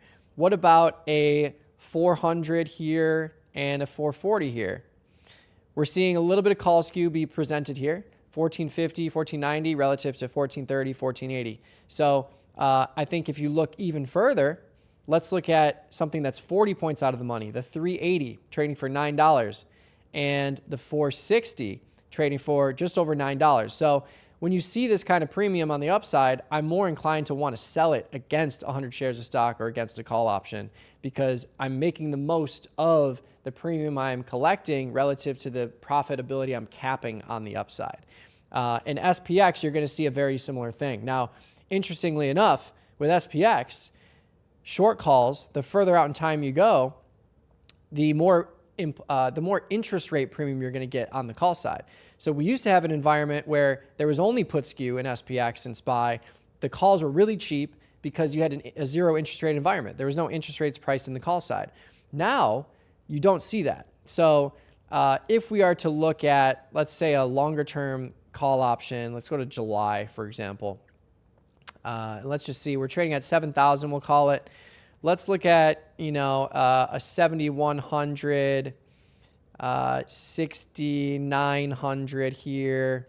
Okay, so the 6,900, 100 points out of the money, trading for 15K, not too shabby. But the 7,000, the 7,100, trading for 20K. So you have clearly a call skew being priced in here, and it's not necessarily skew, it's more about the interest rates that are priced into these options. So another cool way, if let's say you have 100 shares of SPY, if you sell a call option out of the money, especially as you get further down the line on the time frame, you have the ability to harvest that interest rate and capture more premium. And still, if you get tested on the upside, you have the ability to buy back that option, roll it out in time, maybe move the strike up and collect more premium and just adjust where your max profit is on those shares. So that was a lot. I tried to just talk about call options. Clearly I failed. But this is kind of how this is going to go. I'm going to reference the old video, the whiteboard video for call options. You can check it out on YouTube or on tastylive.com. Refresh your memory for that one. I certainly look a lot younger because those were 10 years ago. The videos were created, but this is how we're going to do it. We're going to take those beginner concepts and we're going to apply them to real life markets. And I'm going to teach you how I view these things. We're going to go through the entire Rolodex of strategies and concepts. Let me know what you think. If you like it, please like this video, subscribe to the Tasty Live channel. But yeah, let me know in the comments below how you are using call options. Maybe there's something I missed that you want me to follow up on. Let me know. But this has been the first video of Options in Action. We'll catch you next week when we talk about put options. Peace.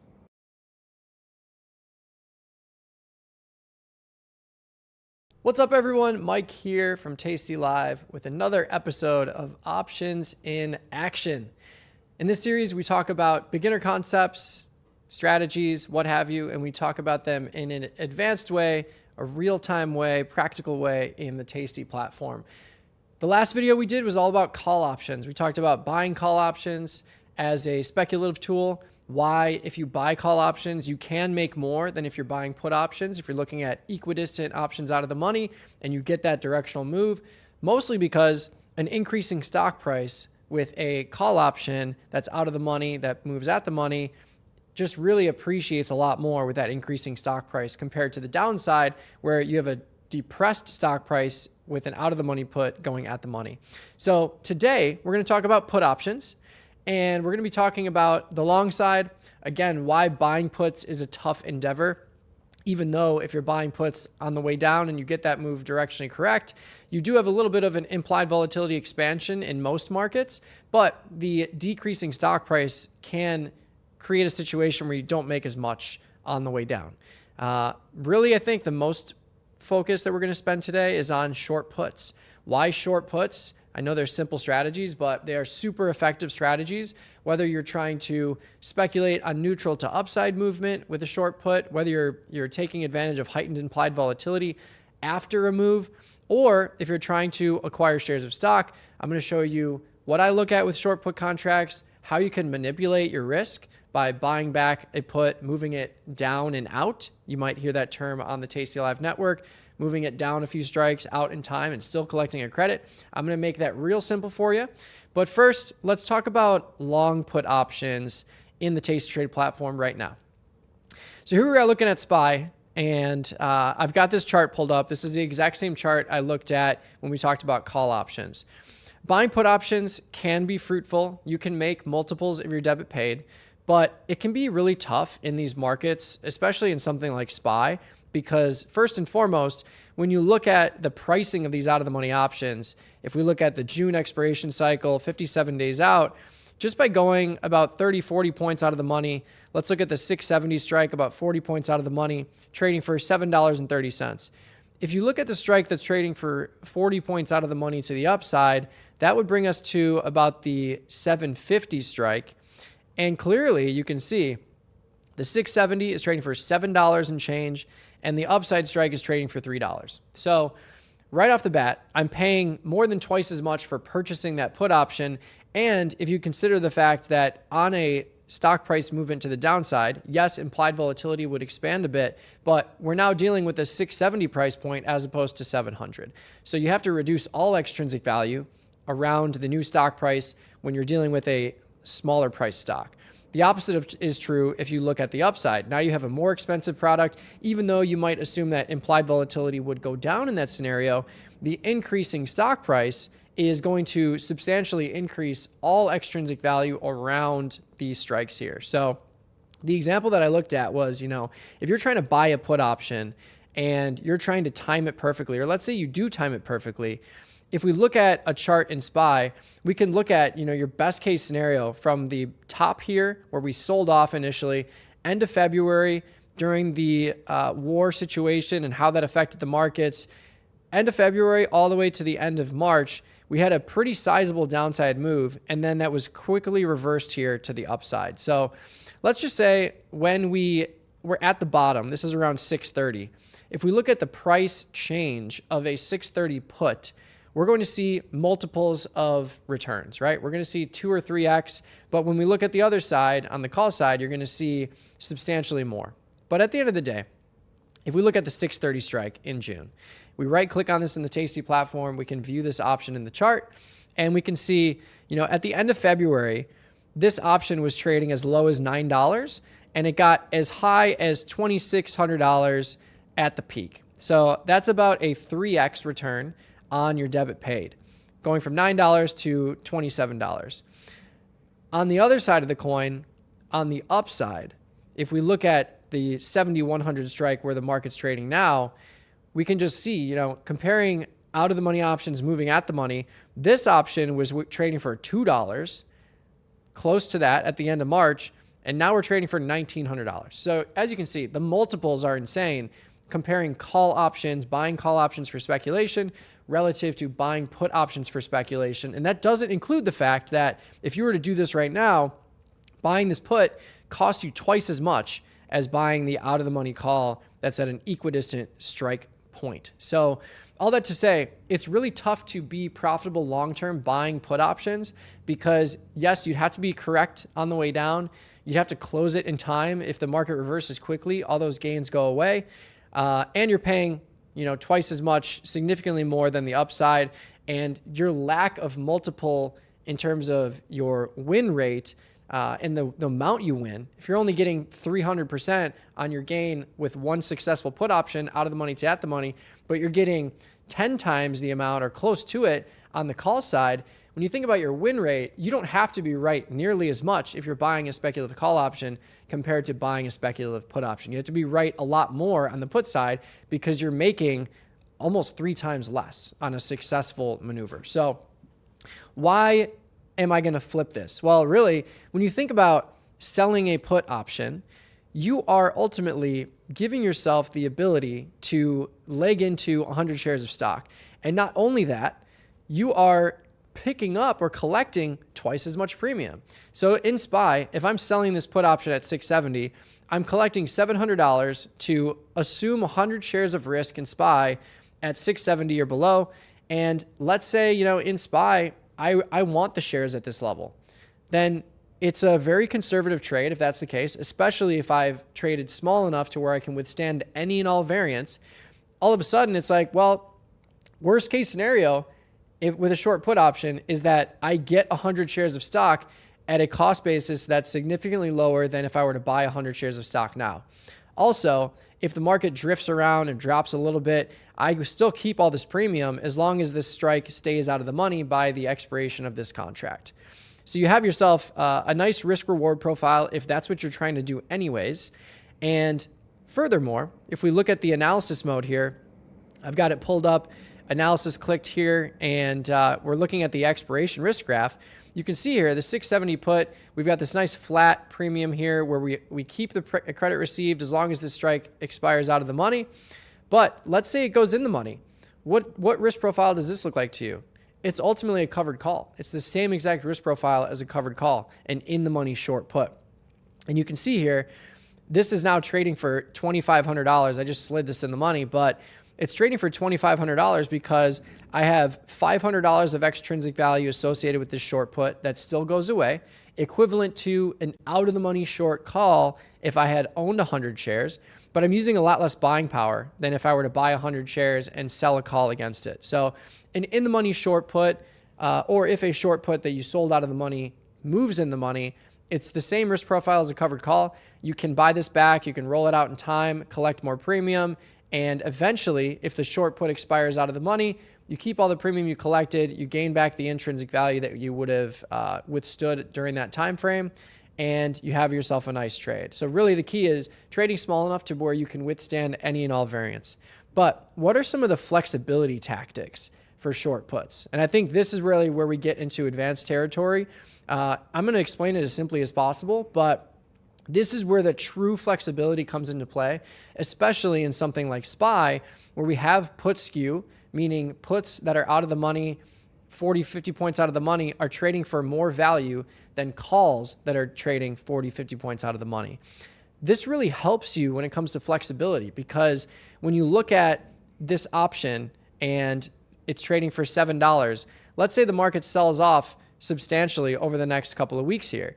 This $7 is going to increase in price, right? We're going to see this $7 go to $1,000, something like that. You'll probably be dealing with a couple $100 loss. But what if you want to manipulate your trade? What can you do?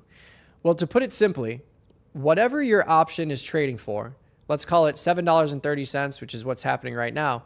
If you buy back that option and you go out to the next cycle, or any of these further dated cycles, or if I'm buying back June and I go to July, or go to August, or go to September, I'm going to be able to not only collect the same amount of premium or more premium using the same strike, but I'm going to have the flexibility to be able to move it down and remove that intrinsic value risk potential.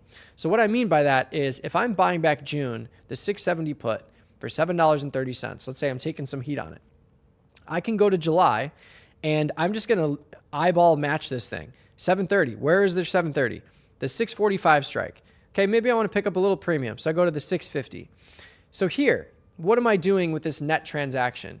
I would be buying back the 670 put for $7.30, and I'm selling the 650 put 20 points out of the money, further out of the money. Yes, I'm going further out in time, going from June to July, but as you can see, I'm picking up $7.90 for the new put. That gives me a net credit of 60 cents. So all in all, if I were to make this adjustment, and we can show it here on the curve, let's get rid of the analysis here and just look at the raw values here. So buying back 670, moving it down and out to the 650 put, and picking up a 60-cent credit. What does this do? Well, first, it removes 20 points or $2,000 of intrinsic value here when you look at the difference between 670 and 650 right off the bat. It also shifts my current extrinsic value that I have in June to July, and it allows me to manipulate my intrinsic value risk, of course, 20 points lower, but I'm still picking up a 60-cent credit. So let's say I sell this option for $7.30, it chops around for a bit, and we're still at $7.30, and I'm like, you know what? I want to make this conservative move. I want to buy back this put, roll it down and out, and pick up another 60 cents. If I collected $7.30 up front, and I pick up another 60 cents by making this maneuver, I would eventually or ultimately have a net credit received of $7.90. If we assume I initially picked up $7.30, I'm picking up another net credit of 60 cents. That brings me to $7.90, and I've effectively reduced my intrinsic value risk, meaning where I take or assume the risk of 100 shares of stock goes from 670 down to 650. And as you can imagine, if we go back to the table mode here, we can look at further dated cycles. So let's say, things are getting crazy. I want to get really conservative. And if I see a volatility spike on the way down in something like SPY, maybe I don't want to go to July. Maybe I don't want to go to August. Maybe I want to go really far out to September and make a similar adjustment. So just as an example, using the same tactics, look at this here. So we have the same kind of adjustment. Yes, normally we like to stay in a near-term range where we're selling 30 to 60-day options for a nice blend of time and implied volatility value. However, if your prerogative is to reduce intrinsic value risk or manipulate intrinsic value risk as much as you can while still staying with one contract here, you can buy back your 670 put for $7.30 or 730 real dollars. You could move it all the way out to September and down 70 points. So what does this do? Coincidentally, we're still picking up a 60-cent credit here. I'm buying back this 730 option, selling the close to 790 option, but I'm moving my strike way lower. Instead of moving it 20 points lower down to 650, I'm moving it another 50 points lower down to the 600 strike. And the cool thing about this strategy is if you've already sized it small enough to where you have the ability to make these manipulations, you could sell this put or roll down to this put, plant your flag at 600, and if SPY eventually gets down to 600, you could take shares there. You still keep your $7.90 a premium, which means your break even is not at 600. It's actually about $700 below that. Let's say you take the 100 shares of stock of SPY at 600. You ride it all the way back up to 670. Now you've got yourself a scenario where you have a really profitable trade compared to where if you bought 100 shares now and then you saw big losses going from 670 all the way down to 600 and then all the way back, you're at a scratch if you're just trading shares of stock. Where in this position, you would have acquired 100 shares at 600, you would keep all this credit that you've collected along the way, and you don't necessarily have to stop there. Let's say the market drops to 600 and you want to move it further down and out. You can do that for a small credit. That just keeps your credits compiling along the way. And even if you didn't want 100 shares of stock, you could keep the 600 put because, again, bringing this all back full circle, an in-the-money short put is just a covered call risk profile. So this is why this is one of the most popular strategies, just selling a put. But when you take that slight advancement and learning how to manipulate where you take on intrinsic value risk, you can do things like this and you can really defend downside moves against you with products like SPY and other products that you're trading. Now, one thing to note here is just the fact that, again, this example shows you moving an out of the money strike further out of the money, or an at the money strike further out of the money. One thing I really want to emphasize here is if you're trying to buy back a 670 put in this example where it's still out of the money, you have a lot of flexibility in moving it out in time and further out of the money. But if you are buying back an option that has intrinsic value already, now you have a lot harder time moving that option because you're not buying back just extrinsic value and replacing it with extrinsic value further down the road. You're buying back an option with intrinsic value that has a lot of teeth and a lot of value. Intrinsic value is really going to accelerate as an option moves in the money because it just has the ability to gain value quickly when you look at intrinsic value. So one thing to note is if you're making these adjustments and your prerogative is to buy it back and roll it further out in time and down, it's easier to do and you have a lot more flexibility to make that move to the downside if you don't allow your option to pick up intrinsic value. Now, easier said than done. Sometimes you have a gap down in a market and your option opens at 8:30 Central when the market opens and it's already in the money. Sometimes you have the flexibility to where you're at the money, you're trying to make a decision, and you're dealing with just extrinsic value. But again, if you have intrinsic value and you're trying to buy back this option, now all of a sudden you have $2,300 you're trying to replace with premium down here. And as you can see, I'm just bringing this up, I can't really move it down that much at all going out to September, collecting a small credit, because now I have to offset my intrinsic and a little bit of extrinsic value with pure extrinsic value. Way less flexibility. So again, if you're trying to make these maneuvers, making the maneuver before the option moves in the money is really going to help you just in terms of flexibility of moving it further down out of the money to the downside. So to quickly recap, buying puts, it can be profitable, but it is a lot tougher to do when it comes down to having a strong win rate and also matching that win rate with a high return on capital. Call options on the other side, like we talked about in the previous example, because you have that strong appreciation to the upside, your win rate doesn't have to be as high because you can make a lot more, assuming you're holding that option until it goes at the money in that example. But the short put side, plenty of flexibility. It's a great way to acquire 100 shares of stock in a conservative, high probability way, assuming you have the ability to hold 100 shares of risk with a short put. But at the end of the day, also, if you're trying to manipulate the short put and manipulate where you take on intrinsic value risk, you have to be cognizant of the fact that if your short put goes in the money, you're going to have a lot less flexibility to move it out in time and move that strike down like we showed here. If you keep it out of the money or you have the ability to, make sure you're doing that and not allowing that put to take on intrinsic value. Again, sometimes easier said than done, but way more flexibility if you are out of the money and you're rolling it out in time and then moving it further down. And all you have to do is match up your credit received versus your debit paid. So again, if I'm paying $16.40 to buy back this put, I want to collect more than $16.40 in any option I'm moving down and out to. And again, that's going to be a lot easier to do if that option does not have intrinsic value. But let me know what you think of this kind of adjustment. Please leave your comments in the section below. Like this video if you like this kind of content. Subscribe to the Tasty Live channel. And we'll see you on the next episode of Options in Action.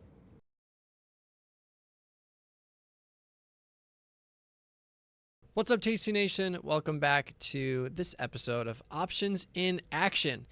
It's a new series where I'm taking beginner concepts that we talked about years and years ago with the whiteboard series, and I'm bringing them to light in the platform with more of an advanced lens. The first two series episodes, we talked about call options, why if you're buying call options, you can make more on the upside than if you're buying put options to the downside, simply because the stock price is increasing. We talked a little about selling calls against long calls or 100 shares of stock to reduce cost basis.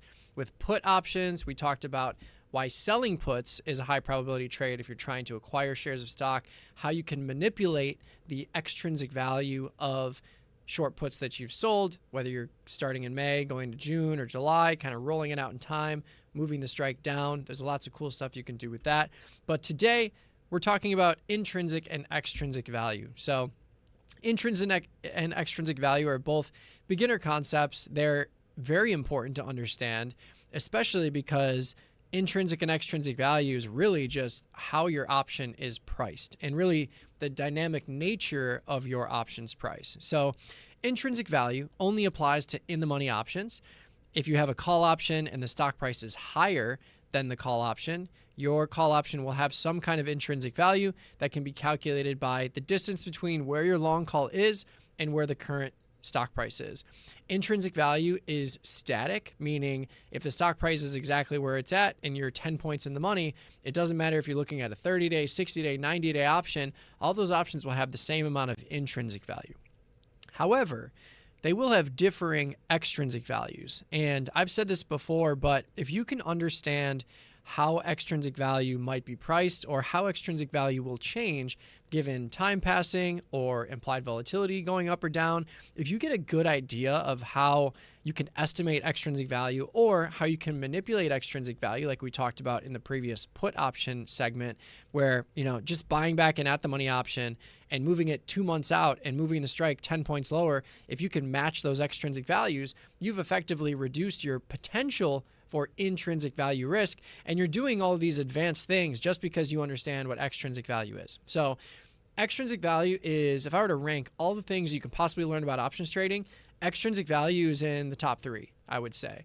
Outside of, strategy management, I would put up there too, but extrinsic value, just having an understanding of what that is, how it changes, how it might be presented to you in higher implied volatility environments versus low implied volatility environments, how you can view extrinsic value to assess skew in certain markets.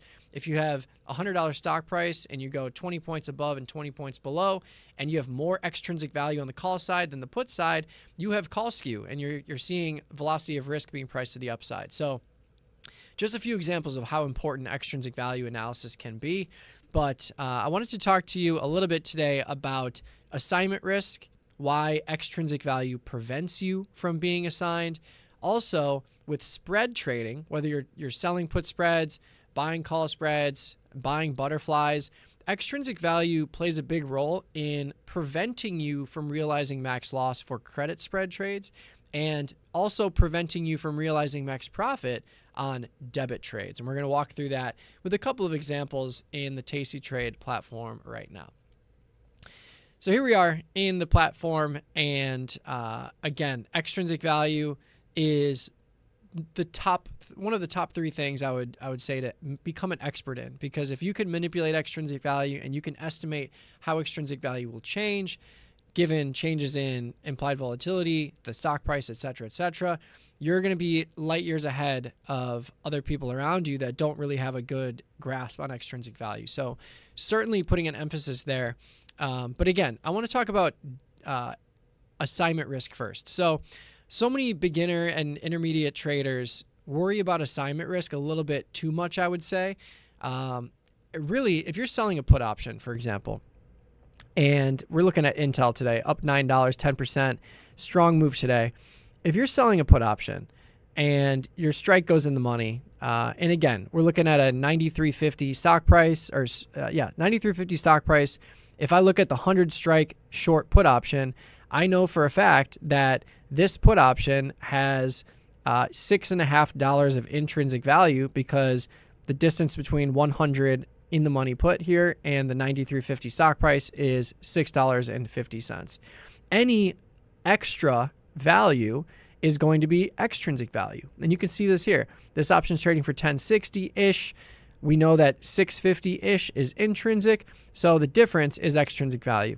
The nice thing about the TastyTrade platform is it shows you extrinsic value right on your screen here, and it also shows you extrinsic value if you were to look and have this on your column on your positions tab. So I like to have this just to see, like, let's say the majority of my trades are short premium trades, and I see an extrinsic value that gets really low here. I know that I probably want to make an adjustment to that position because having a short option with very little extrinsic value means I'm just trading intrinsic value, or if it's an out of the money option, I'm holding a lot of risk for very little return going forward because as you know, short options benefit from high extrinsic value that goes to zero if they stay out of the money, and long options, you're at the mercy of extrinsic value as it decays against you. But that's not necessarily always a bad thing if you have a strategy that benefits from a directional move in the stock price, for example. So a couple of places where you can see this in the TastyTrade platform. On the positions tab, you can add this here, and then on the trade ticket, you'll see extrinsic value listed here as well. But going back to assignment risk, when you think about assignment only happens when someone's trying to capture a dividend, for example.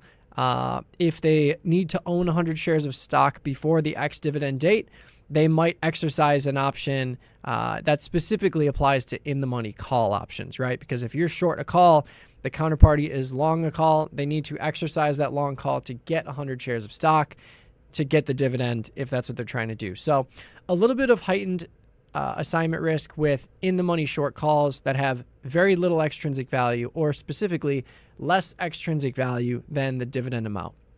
But here, looking at assignment risk, like if I had 100 strike short put 16 days out, yes, this option's in the money, but there's no way this option's getting assigned.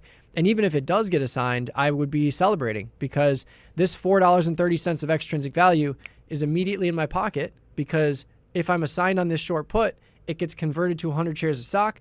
I can sell the 100 shares of stock, resell the 100 strike put, and pick up another $400 and change. This has actually happened to me one time in my 10 plus years of trading. I was assigned on an option that had like $250 of extrinsic value.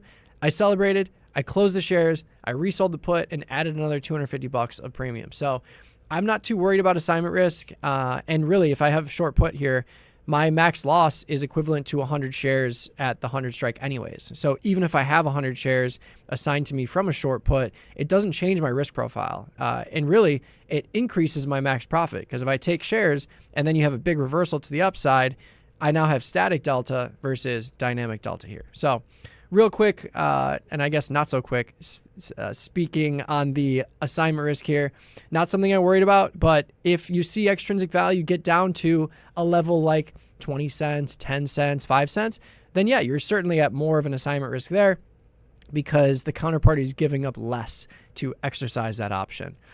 Now, let's talk about spreads. So extrinsic value and intrinsic value. Let's say I've got the 100 strike, 95 strike short put spread completely in the money here. You might be wondering, why is this spread not at max loss? It's trading for $3.20, 16 days to go. This will be trading for $500 at expiration, as you can see by the difference between this $3.20 price here and the additional loss we can incur of $1.70. If you're selling spreads in a product that has a ton of implied volatility and a ton of extrinsic value, you're not going to realize max loss if it goes in the money, as long as you have time and or implied volatility associated with that contract still, because this spread it still has extrinsic value, and that extrinsic value prevents you from realizing the full intrinsic value of the spread. So if you have a short put spread that goes in the money and the stock price is near your long option is actually becomes kind of an asset for you in the sense that it's preventing you from realizing max loss. And you can see this here. There's $170 more to lose on this position.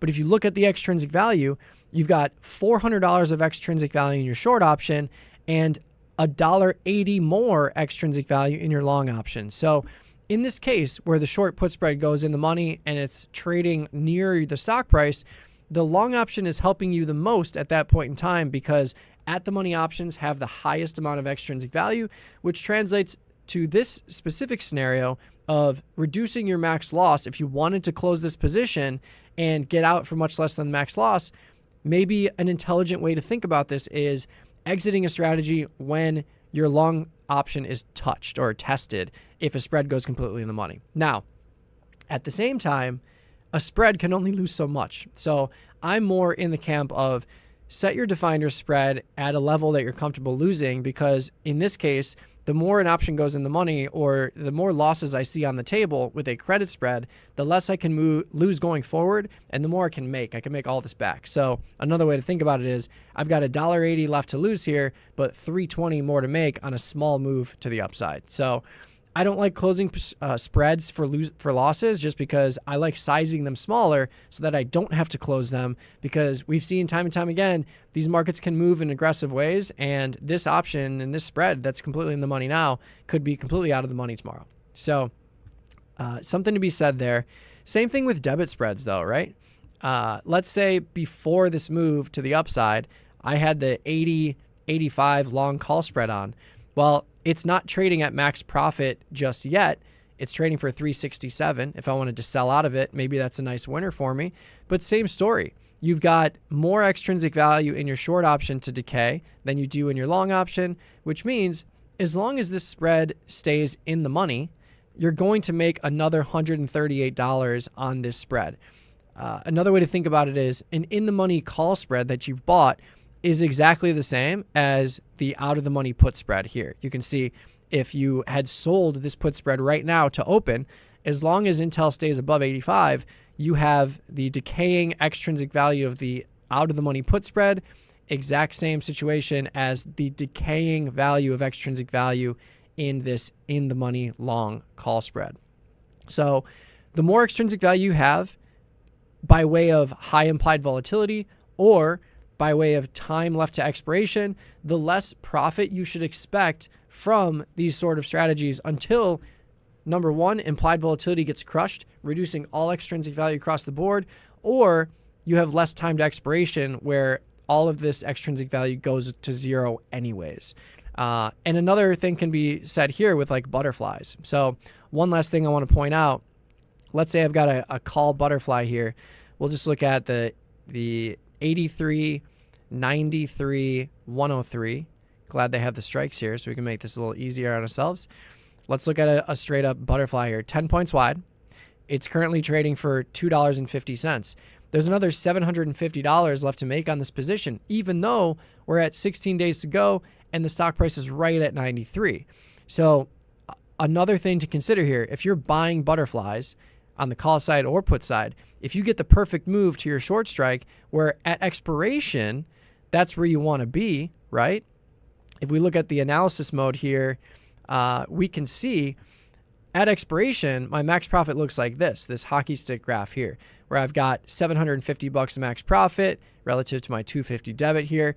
And as we add or reduce time from this position, you can see it creeps up and creeps up closer to your expectation of max profit.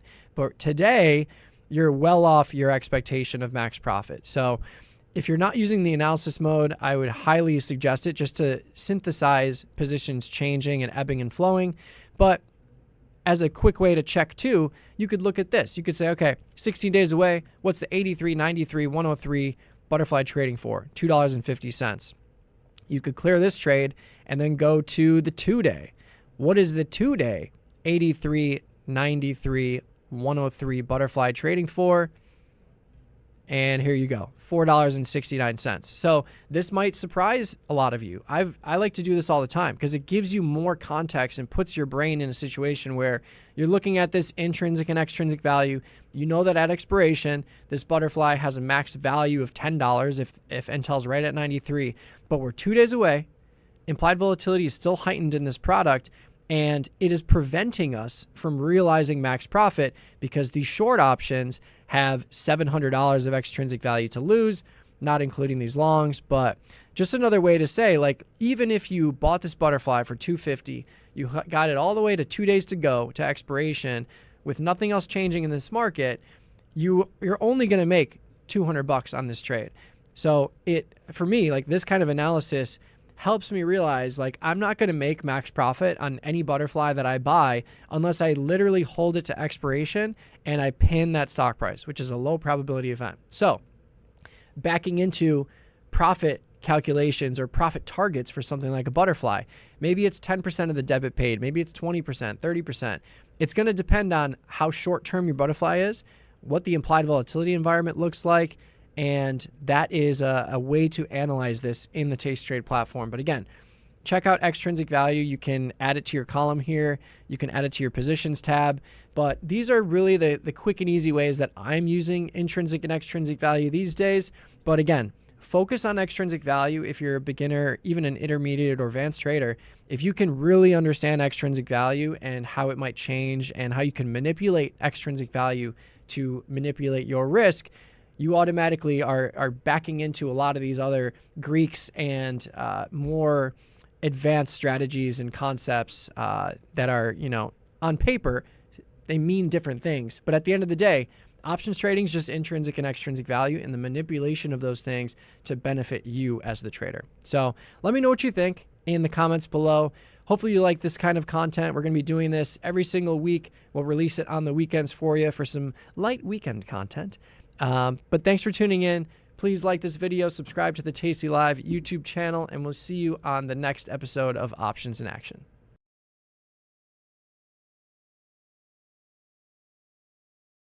What's up, everyone? Mike here from Tasty Live, back for another episode of Options in Action. And today we're talking about Options Premium. So Options Premium, from my perspective, is going to be very similar to extrinsic value and just all the analysis that goes along with taking a look at extrinsic value, understanding what extrinsic value is made from, time, and implied volatility value. But from an actual option cost perspective, extrinsic value isn't always necessarily the driving factor. If an option is in the money, it's going to have some kind of intrinsic value, which is just the difference between the in-the-money option and the stock price, paired with whatever extrinsic value is on top of that. So options premium, to put it real simply, is something that I focus on when I'm buying options. I want to make sure that if I'm buying an option, I'm not at the mercy of a ton of options premium decaying against me in a big way. So generally speaking, if I'm buying options, I like to push that option's expiration out in time. 60 days, 70 days, 80 days, and beyond.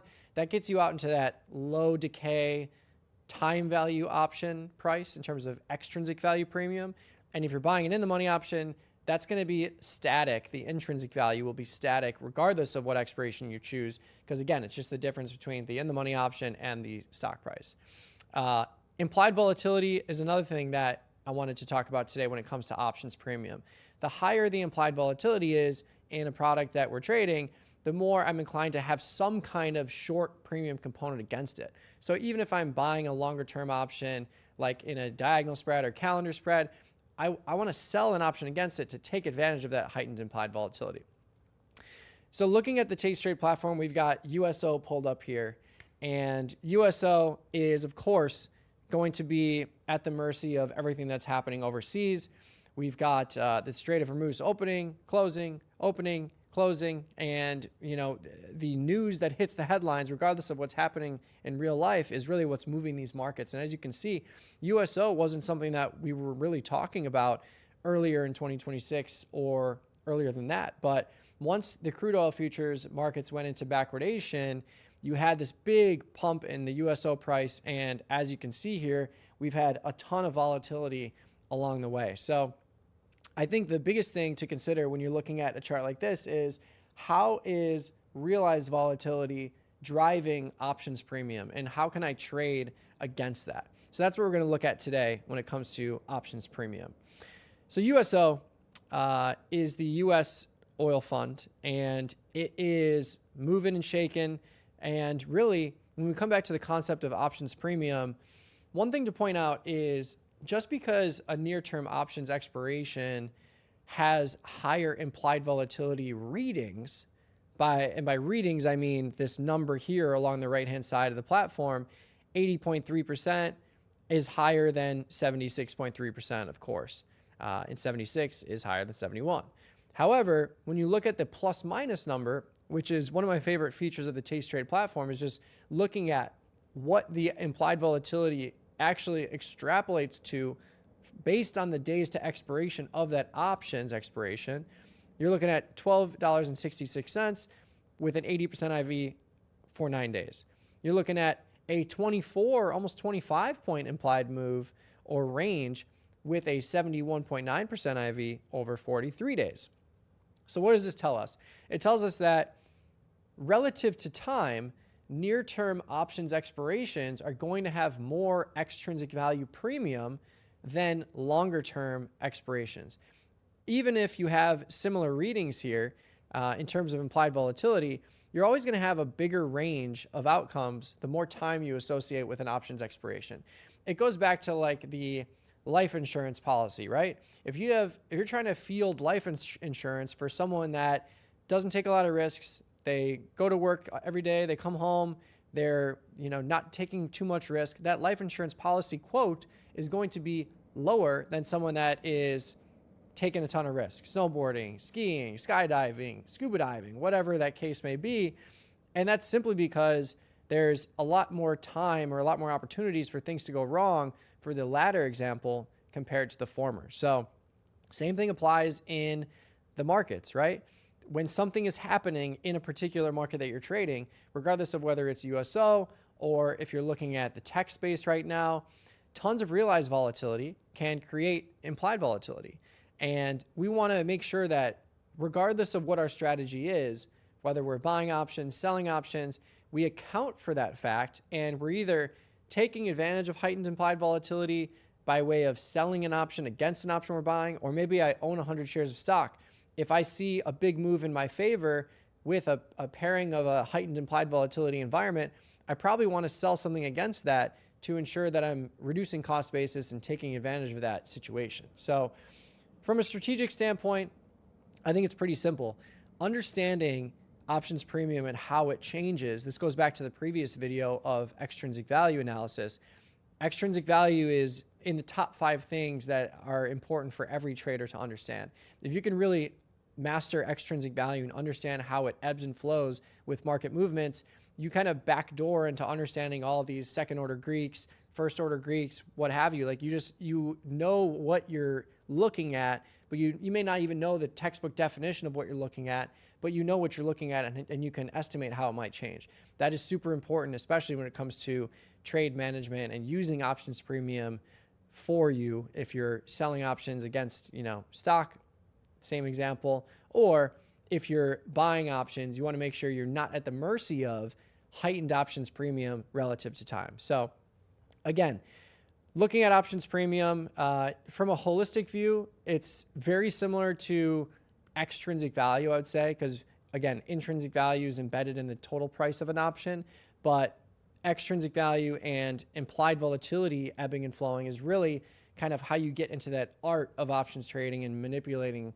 premium and time relative to what you want to do with your strikes. So again, looking at a lower implied volatility here in USO, 43 days out, if we look around the current stock price, you're dealing with a $1,200 option on either side of the market, whether you're looking at calls or puts.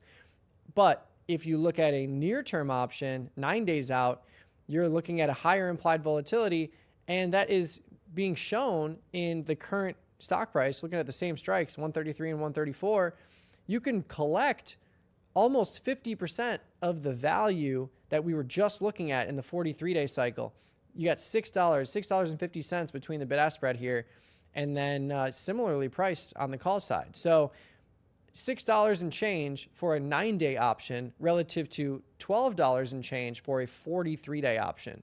That's the options premium we're talking about. There's a lot of uncertainty priced into the 9-day cycle in something like USO, given the global tensions that are still happening every single day. And that's reflected in the heightened implied volatility and heightened options premium relative to time. And that is how you get into that 80% implied volatility reflective of the total options premium across the expiration cycle here. And same thing for June. Yes, there's plenty more that can go wrong in the June cycle, or I should say there's more time, 43 days. There's more time for things to go wild in USO markets. Therefore, options prices have to be more expensive 43 days out relative to 8 days out. But when you extrapolate that relative to time, you don't have as much premium in this option cycle relative to your 9-day cycle. In other words, we're not able to take 9 days and fit that same premium into a 43-day cycle. If we were, we would have the same exact IV reading, and we would have, you know, a clear division of premium relative to the 43-day cycle. So again, options premium, I kind of think about it from extrinsic value standpoint. And the further out in time you go, regardless of what's happening with the market or implied volatility in that market, what you'll tend to see is implied volatility really heightens and concentrates, especially really big spikes in implied volatility tend to concentrate around that 30 to 60 day window. 45 days, that's how we get that sweet spot on Tasty Live. 45 days is kind of that period where you have heightened implied volatility blended with a nice time value. But the further out in time you go, even at an IV rank of 100 or beyond and markets are going crazy, the further out in time you go, you're going to see a lower implied volatility reading, because not only do you have more time for things to work out and reverse, but you just don't have that same implied volatility value in those long-term expirations. It's a lot more time-based extrinsic value in options premium relative to near-term cycles that really exhibit a lot more implied volatility value, and that implied volatility value can ebb and flow based on how these markets are behaving. So strategically speaking, to wrap it up nicely, if I'm selling premium, I'm usually in that 30 to 60 day window, unless you've got an earnings announcement or something like that, in which case I really want to be close to that earnings announcement or whatever binary event there is.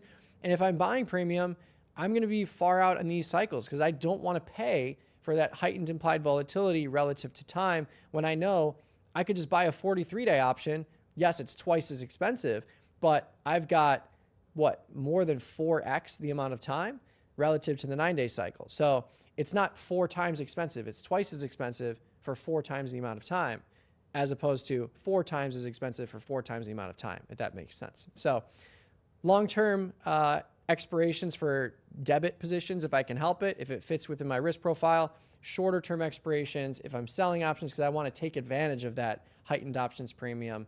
And again, everything we just talked about comes back to extrinsic value for the most part. So extrinsic value, super important. Options premium depends on who you ask, but really options premium is going to be at the mercy of heightened extrinsic value because of certain things. And of course, options premium still has intrinsic value for in the money options, but again, that's a static factor and doesn't change regardless of what expiration you're looking at, because it's simply the distance between the in the money option and the current stock price. Let me know what you think about options premium, how you use it to create trading strategies, manage trading strategies. I'd love to hear it. Please like this video, subscribe to the Tasty Live channel, and we'll see you on the next episode of Options in Action.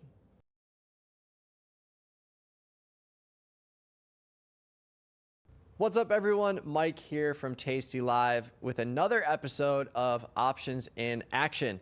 We've got a few under our belt now. If you've missed this segment, we're basically walking through all of the beginner concepts and strategies from my old whiteboard series, and we're bringing it back with a more advanced flair, and we're bringing it to the platform. We're talking about these things in real time.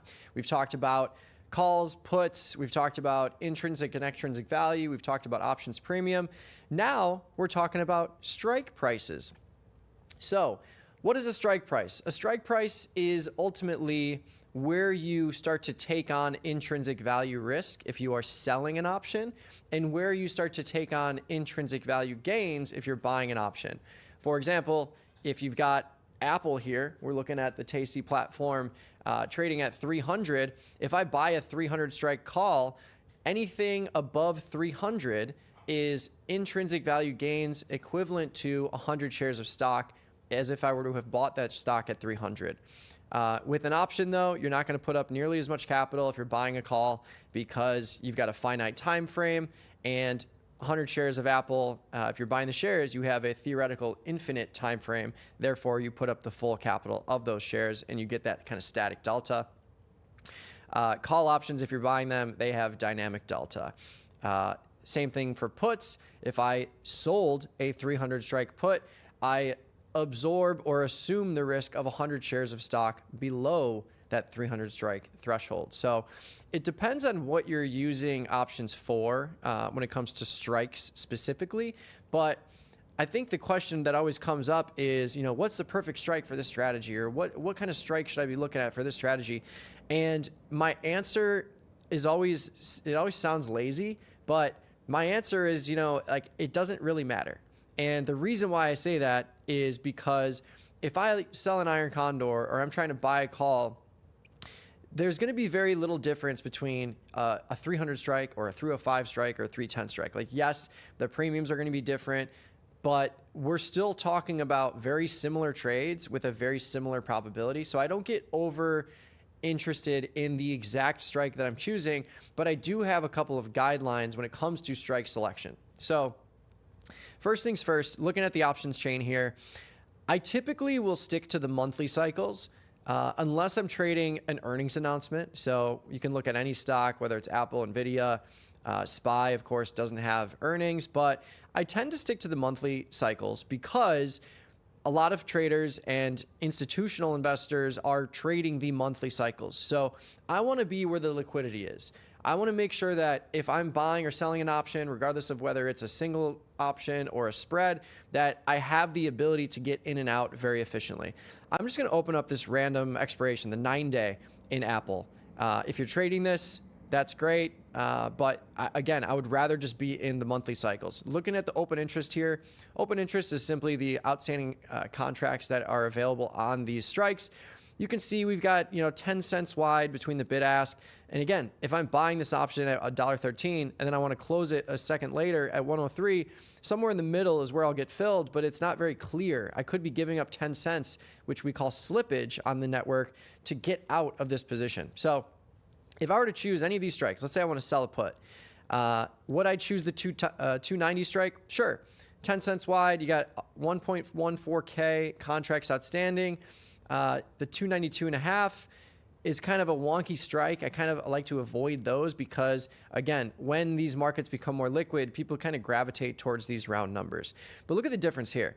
Like between the 285 and 270, the 290 and 285. The 290 has a 13 cent bid-ask spread if I were to sell that option, and the 285 has less than a 10 cent bid-ask spread. So yes, this is a near-term cycle. The premiums are different, but if I were to choose just based on liquidity, even though these have similar open interest, I'm going to be choosing the 285 because it is a more narrow spread.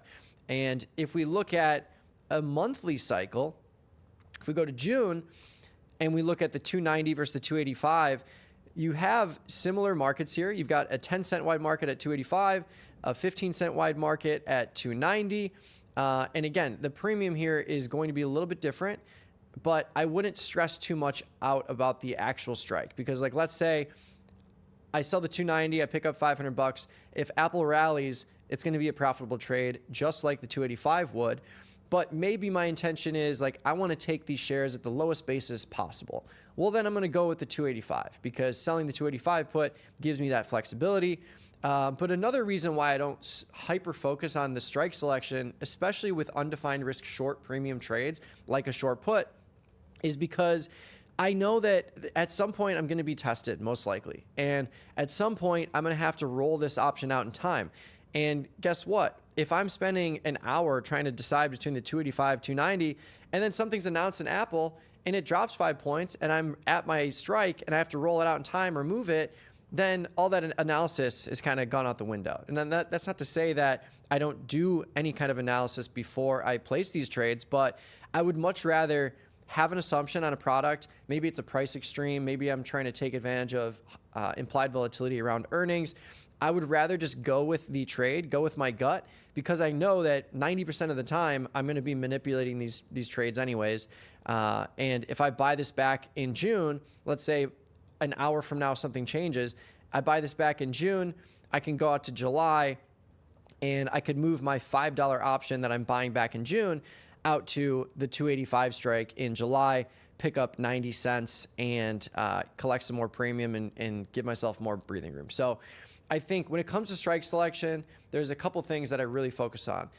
One is just making sure there's liquidity there. Again, I try and stay in those monthly cycles. The only exception really is if I'm trading an earnings announcement where I want to sell an option in the earnings cycle or buy an option in the earnings cycle, whatever. It's usually selling an option in the earnings cycle against something else. But that's really the only exception. Other than that, I'm just going straight to the monthlies, keeping it simple. We know that there's plenty more liquidity in the monthly cycles. You can see it here with the open interest.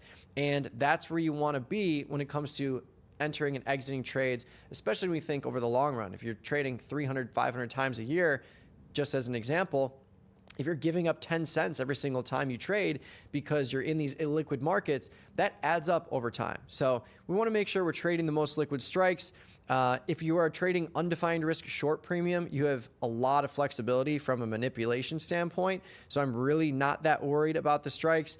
For a defined risk trade, sure, I'm gonna pay more attention to the strike selection because I know that I don't have as much manipulation and risk management that I can deploy with something like an iron condor. But same story applies. With an iron condor, I'm going to go to these round number strikes. I'm not going to be trading, the 282.5s, the 272.5s, those kind of things. But let me know what you think in the comments below. Hopefully this series is helpful. Let me know if you have anything you want us to go over specifically, but I plan on going over all of the videos in the whiteboard watch list, or playlist, I should say. So check that out. Stay tuned for these videos. We'll have plenty more for you. But let me know what you think about strike prices. See if you have any differing opinions. I'd love to hear them. But subscribe to the Tasty Live channel, and we'll catch you on the next episode of Options in Action.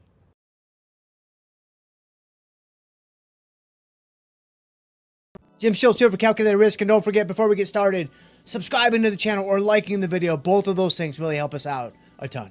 So if you've been following my content for any length of time, then you already know the short put strategy is my #1 strategy. This is my go-to strategy. This is by far and away my favorite option strategy. I mean, there are just so many powerful aspects to the short put that it's really hard not to love. I mean, you've got the positive delta, right? So you're kind of playing the positive drift of the market moving higher.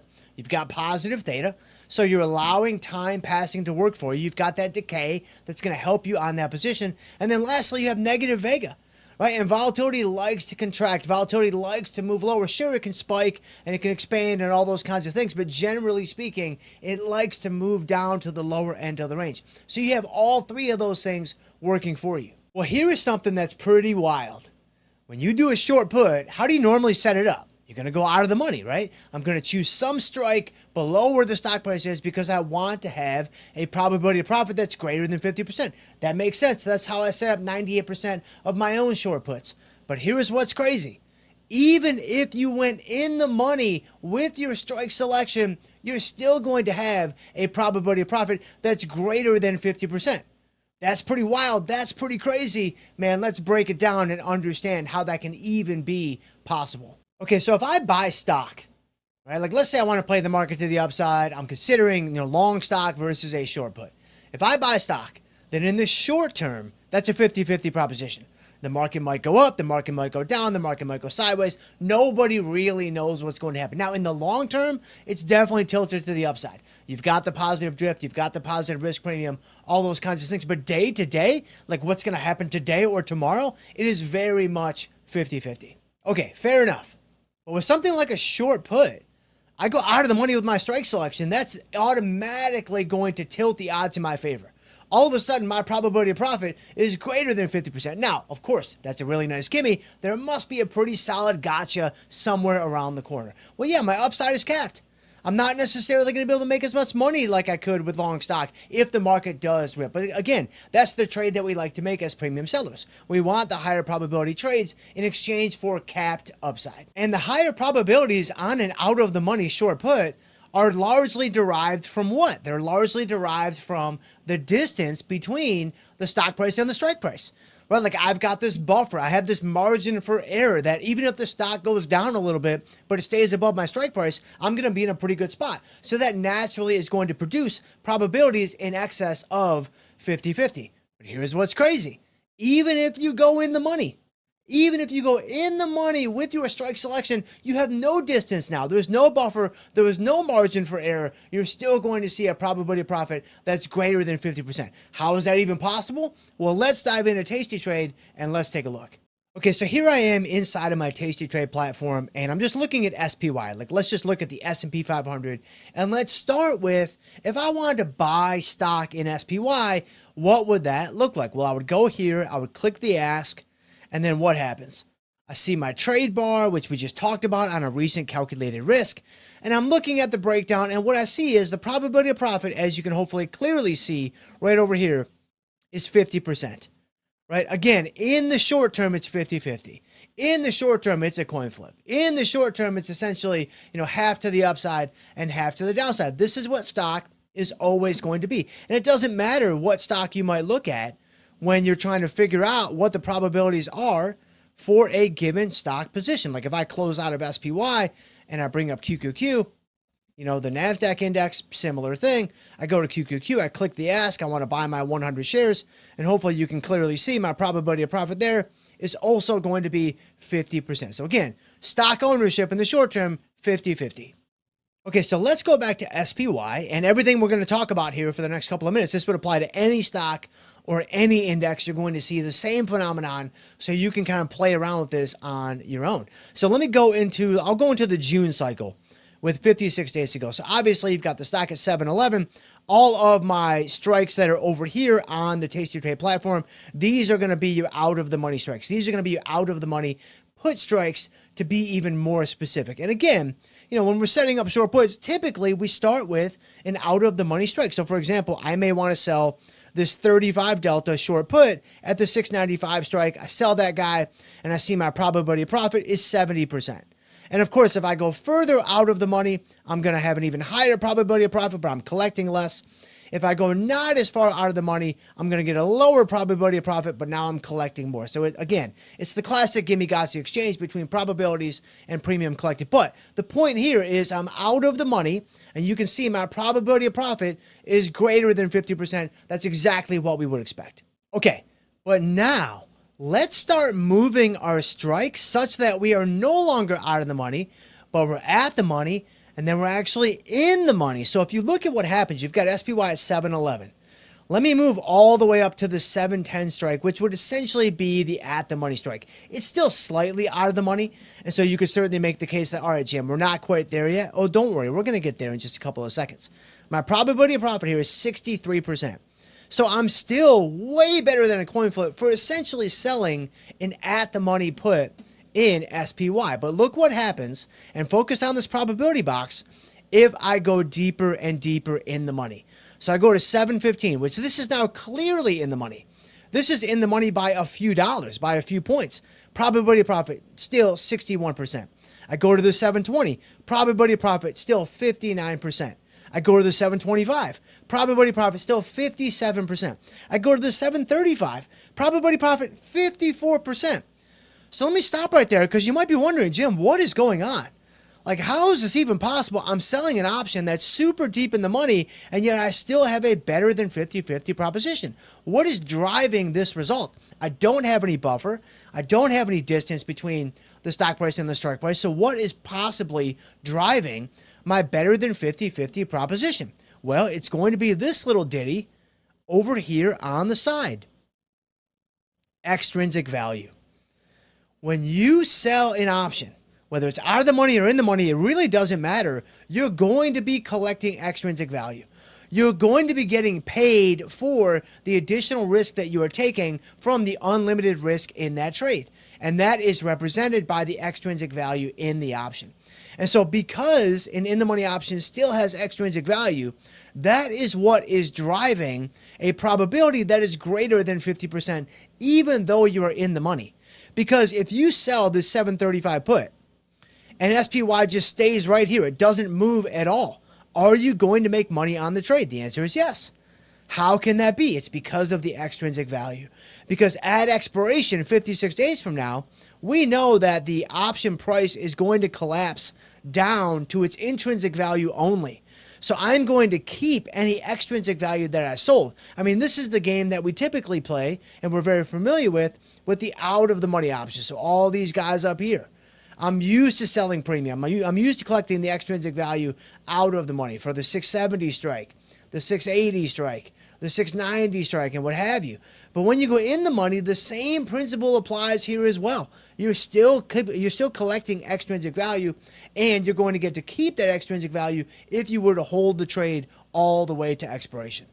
And also, another very important thing to recognize here is if you sell an in-the-money option, like for instance, if I sell this 735 strike, not only am I collecting the extrinsic value, but the option price that you see right here, this is built from not only extrinsic value, but also intrinsic value, of course. And option prices must sell for at least their intrinsic value at minimum. And so whatever in the moneyness, whatever intrinsic value the option currently has, I'm going to collect that on order entry. And so if SPY were to rally from 711 all the way to 735, let's say, then that's going to be the best case scenario for me because I'm going to be able to keep my extrinsic value and I'm getting paid for all the intrinsic value that I sold all the way down from 711 up to 735 because this difference in price, 711 to 735, is about $24. Let's just call it $24 to make it a little simpler. I'm being compensated by those $24 here. Well, what happens if SPY rallies from 711 to 735? Those $24 go away. Those $24 disappear. So those are no longer there. And remember, when I sell an option, I want the price to go lower. I want the price to go down. So even though the stock is going higher, that's what I want, of course, with a bullish trade like a short put, the option price itself is going lower. And so the $24 that I sell right now, because that's what the intrinsic value is in the option today, if SPY does rally and the $24 goes away, I get paid those $24 by way of the option price going down by that intrinsic value. So I'm not losing out on the stock price appreciation. I want to make sure that that's really clear, that everybody understands. It's no different from buying stock in that way, but it's a better than 50-50 shot because the extrinsic value in the option, which is always in options, which is why we like to sell premium as option sellers. So let's bring this whole thing home. Stocks in the short term, 50-50. Short puts, when you go out of the money, obviously greater than 50-50 because you have that buffer, you have that margin for error. But even with an in-the-money short put, you still get greater than 50-50 because it's not only the distance, it's not only the buffer and the margin that's driving those probabilistic outcomes, it's also the extrinsic value in the option, which you still get even with an in-the-money strike. And that's one of the key differentiators between stock and options. Right, short-term, day-to-day stocks are always a coin flip, but options can always be better than a coin flip for you, the premium seller, and we'll see you guys next time.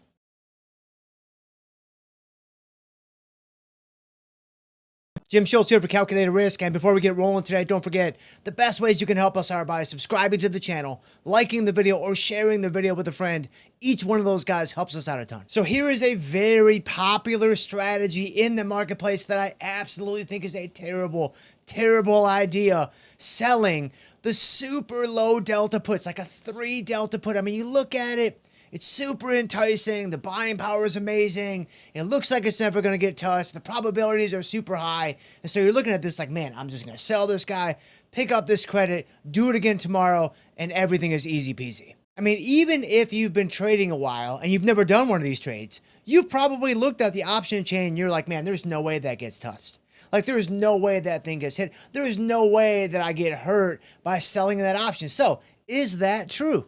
Well, let's break it down. So, first and foremost, the buying power and the probability on these 3 delta puts. Let's just use this as our example. The buying power looks super favorable and the probability looks absolutely incredible. And that is the trap.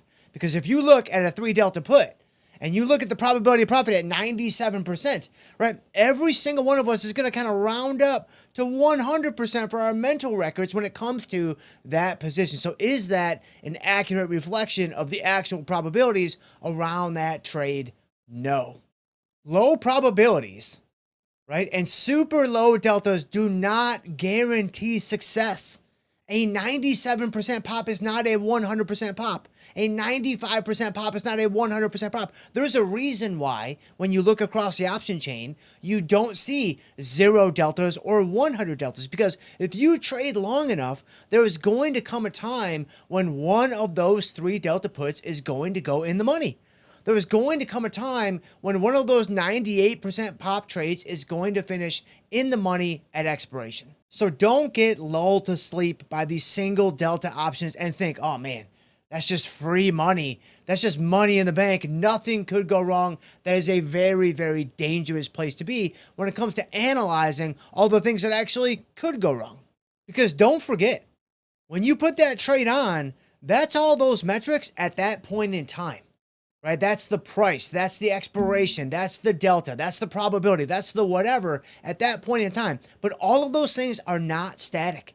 Right? All of those things are not going to stay in that exact spot. Right? Markets move and things change. Things are dynamic and they're fluid and they're going to change. And so that means that if the market starts going down, like if that strike starts to begin to get threatened just a tiny little bit, then all of a sudden everything is going to start to snowball against you all at once. Your delta is going to accelerate. Your buying power is going to balloon. Your gamma is going to tick up. Your vega could potentially even accelerate. And the unrealized losses on the position can indeed compound. And what makes these situations especially sneaky is all of these things are kind of happening simultaneously. Like you're not having to battle just one. It's a handful of things and they're all working against you. So when you looked at the trade on entry and everything was calm and everything was quiet and it looked like nothing could possibly go wrong with that trade, you have to remember that is not a true reflection of all the different pathways forward through the forest that this trade could indeed take. And that's how traders get blindsided with trades like this, because a lot of times it's going to work. Like it is a 97% pop. It is a 3 delta option. Like a lot of the times you're going to grab that nickel before the steamroller gets you. That is indeed what you're signing up for. But you have to understand the times that it doesn't work and all of these things are moving against you at the same time, all of a sudden this position, you don't get hit by one thing. You don't get hit by 2 things, man. It mutates into something different entirely. And then you find yourself in a situation where you're like, man, I don't even know what happened. I don't even know how I got here. And here is what you need to understand about that process. Because a lot of traders will look at that and they'll say, yeah, Jim, but there's no way it goes in the money. It's 300 points in the S&Ps. It's, 900 points in the NASDAQ or 1,100 points in the NASDAQ, whatever it is. There's no way it goes in the money. Okay, maybe not. Maybe not. But here's what's crazy. It doesn't need to go in the money for you to start feeling the pain. The strike doesn't even need to be tested for these things to start to work against you in a very, very significant way. The damage to your position and your P&L can often start happening long before the strike is even tested. Why? Because you have 3 primary things that are indeed going to be picking up steam as the market moves lower and gets closer and closer to that strike. Number 1. Volatility is almost always going to be increasing in this environment. When the market is going down, volatility is reliably going higher 97, 98, 99% of the time. Well, when you sell an option, you're short volatility. Like when I sell an option, I'm short vega. I don't want volatility to go higher. I want volatility to go lower. So if volatility goes higher, what's that going to do? That's going to send the extrinsic value on the position higher, which is working against me, and it's working against my efforts to collect the premium that I picked up on entry for that low delta short put. Okay, but number 2, the short vega itself will be accelerating.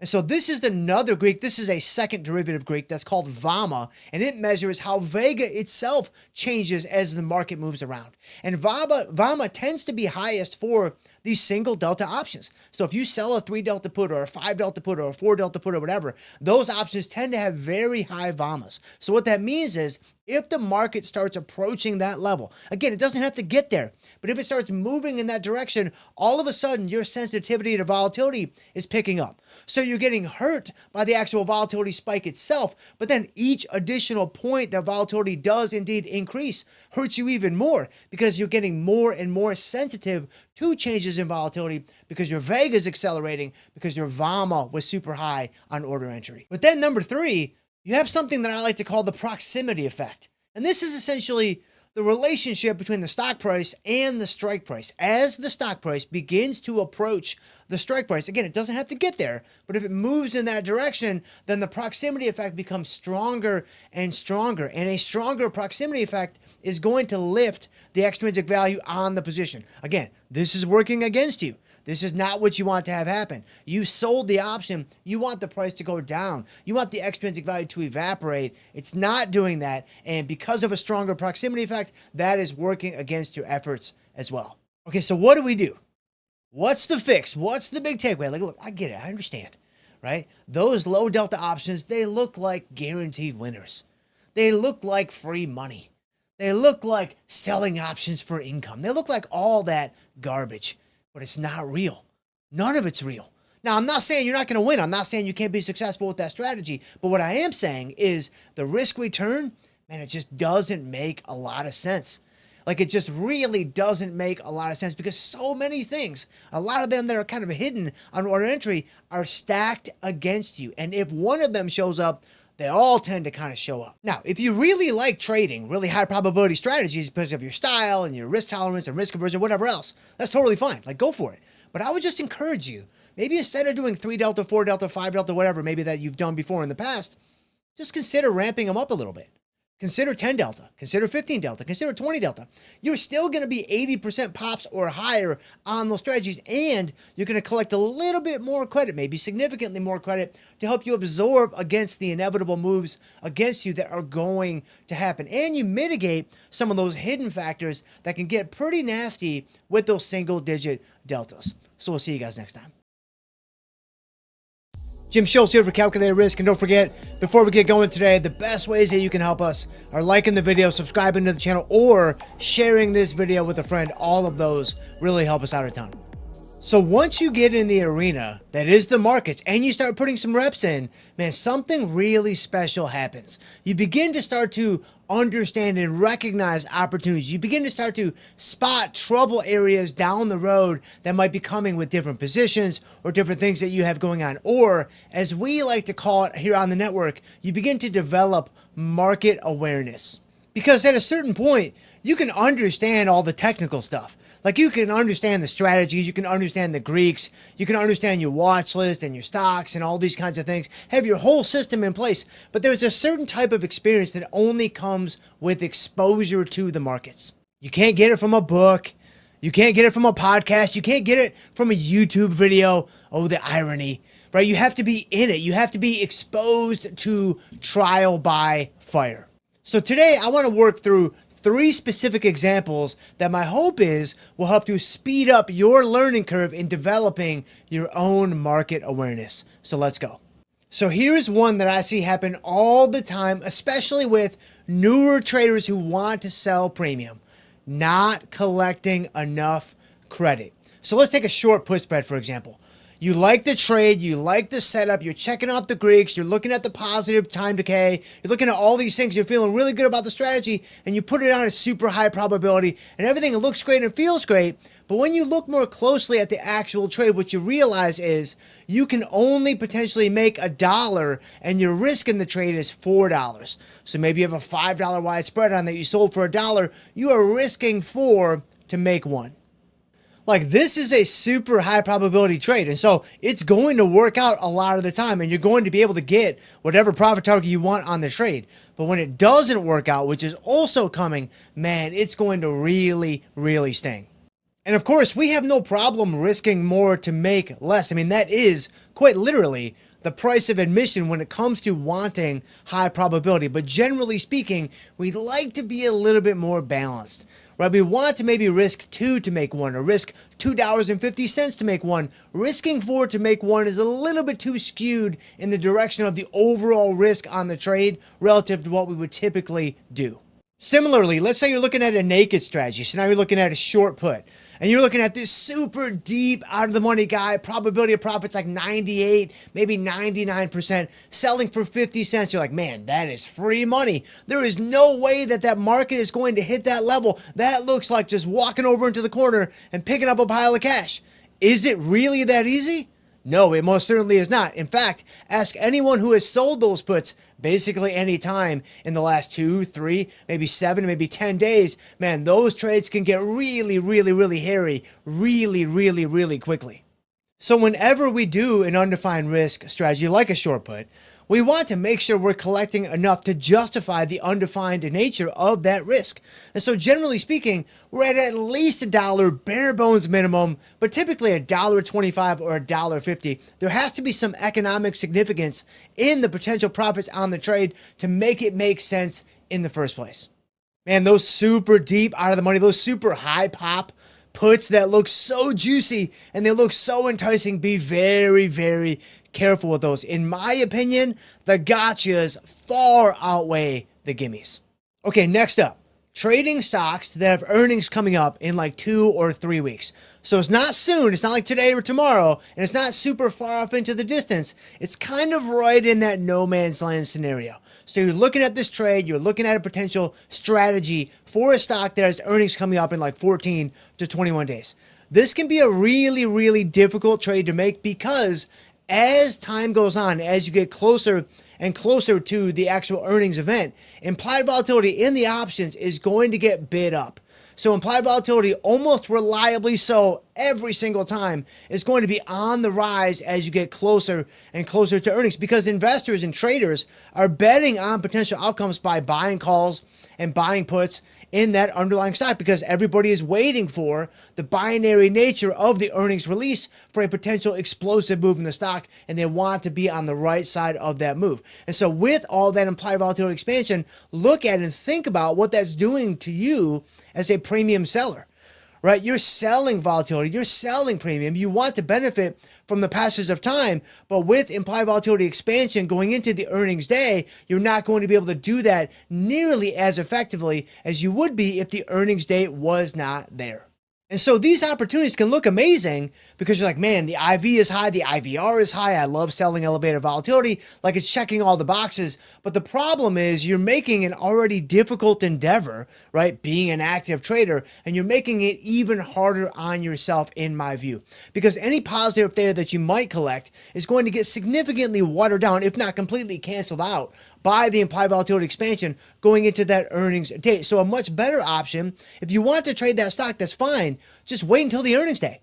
Just wait until the company is about to release earnings. Now you don't have to fight against that implied volatility expansion. In fact, you can even take advantage of it by selling volatility at its peak right before the earnings release. And for now, maybe just focus on indexes. Just focus on, the few stocks that maybe don't have earnings coming up, and focus most of your energies on the indexes where this is not really going to be nearly as big of a problem as it would be with the individual stocks.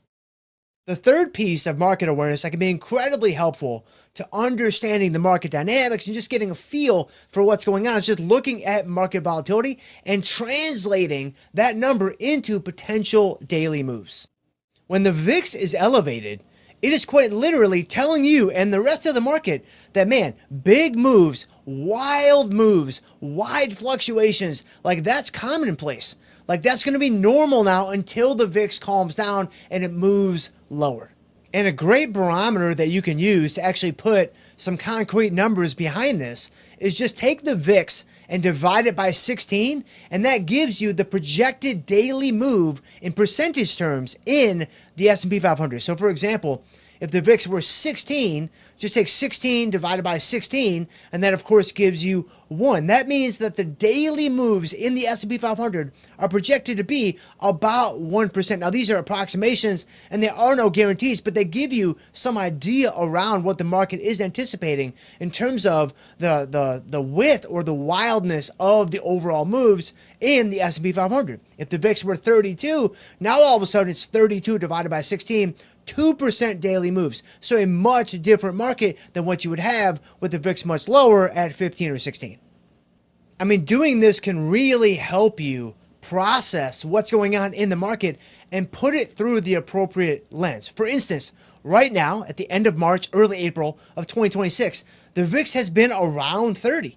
And so with the S&P 500 around 64, 6,500, the market is telling everyone that, hey, 100-point daily moves, like that's normal right now. That's commonplace. That should not really surprise anybody. But if the VIX were 14 and the S&P ripped off a 100-point move, that would be a big surprise, and that would be a true outlier event for that volatility regime. So when it comes to option mechanics, the strategies, the Greeks, the probabilities, like that's all the stuff that you can learn and memorize. That's all the stuff that's teachable. Like you can put that on a post-it note at your trading terminal and it's there all the time. But market awareness can only come from experience, right? It's the difference between looking at a low credit trade, a low premium trade, but taking it because the probabilities look super enticing and super high, and then passing on it because you then realize, man, that credit doesn't really justify the risk, even though it is a defined risk strategy. It's also the difference between taking a position in a stock with elevated implied volatility that looks really good right now, but then realizing, man, this thing has earnings in 2-3 weeks, and the implied volatility expansion is really going to eat into my theta decay, so actually, I'm going to pass. And it's also the difference between understanding what kind of market you are in. Am I in a quiet market right now? Am I in a wild market right now? Like, what kind of daily moves should I expect in the market? And then what kind of daily moves should I be expecting in my portfolio? Depending on how I'm positioned, bullish, bearish, how much deltas I'm carrying relative to the overall market.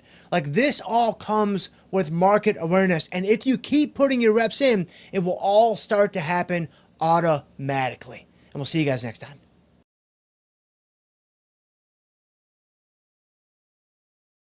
Oil is testing $100 a barrel again, and equity markets are proving vulnerable.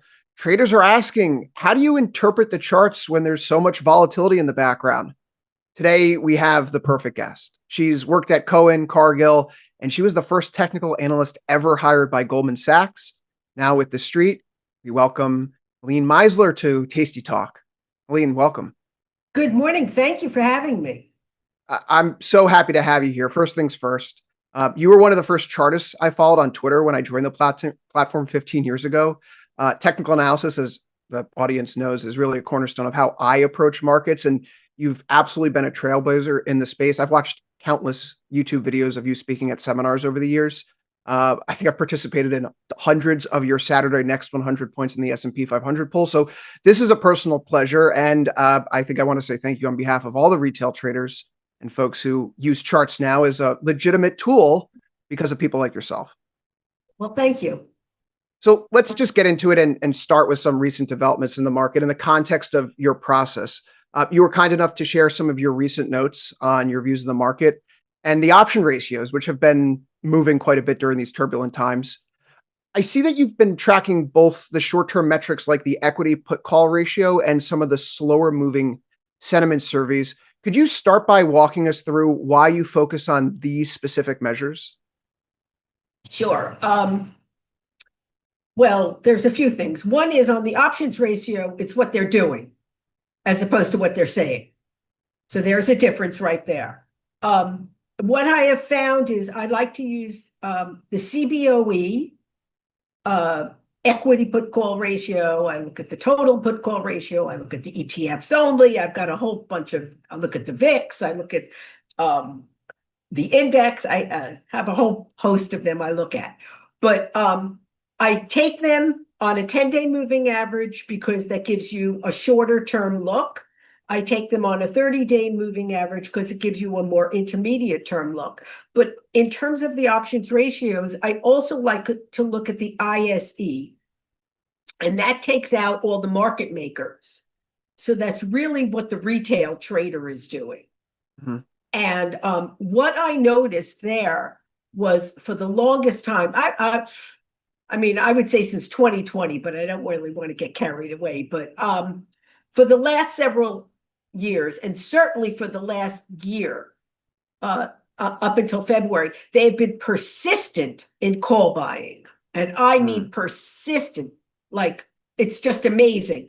The market goes down, they buy calls. The market goes up, they buy calls. It's nonstop call buying relative to puts. I mean, obviously there are puts being traded. And in late January, early February, I can't remember the exact day, we got a reading of over 3.0, which is, and that's calls to puts. You don't get that very often. I mean, that got very extreme. Usually we were running in the twos. And I thought, oh, that's kind of interesting. And I took a look back and I thought, oh, every time we've got something that extreme, it's not been good. And that changed. And literally the air started to leak out of the market. First, we had the software stocks, and then we had the financials, and it's just been one group after another. But what happened almost immediately thereafter was on the ISE, it's a call put ratio. So the lower it goes, the more calls they're buying, and the higher it goes, the more, the other way around.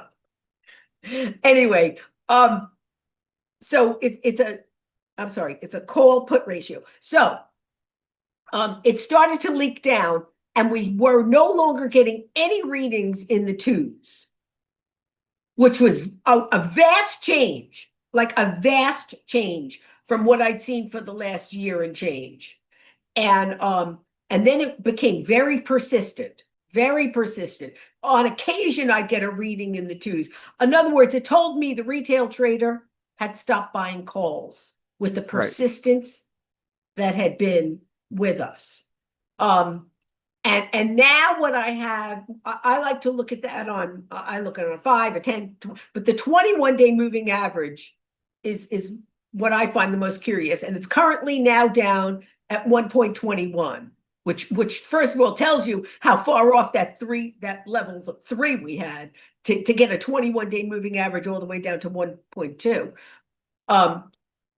In the April panic of 2025, that came down to 117.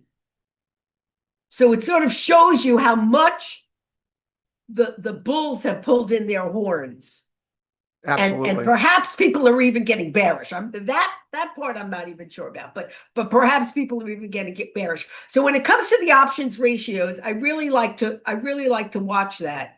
But what I can clearly say is we went from high levels of complacency and giddiness with a reading over 3 to people are not complacent anymore.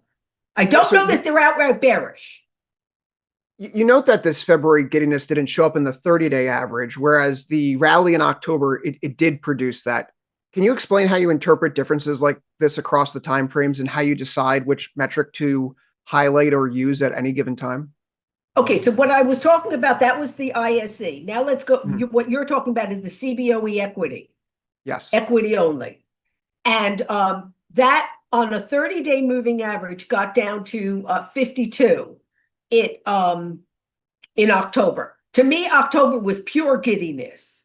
You had the rocket stocks and the quantum stocks, and you had Bitcoin, and all the garbage you could find in the world was flying. And I likened it at the time to SPAC mania of January 2021.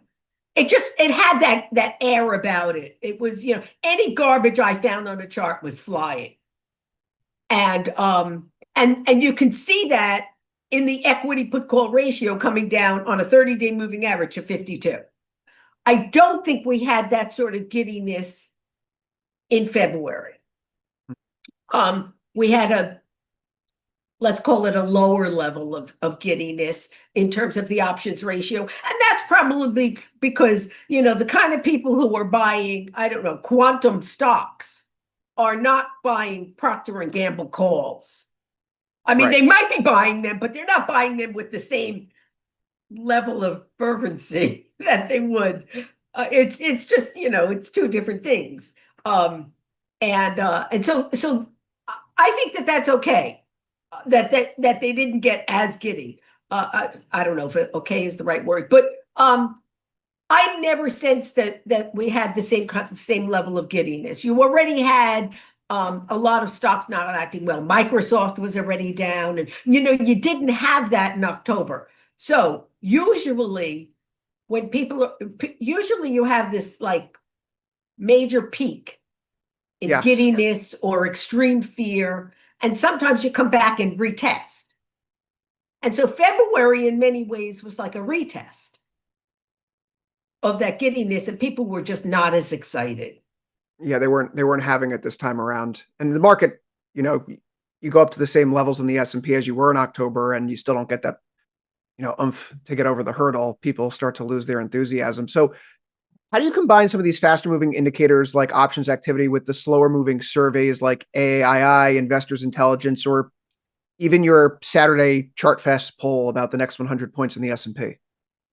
Okay, I'll get to my poll in a second.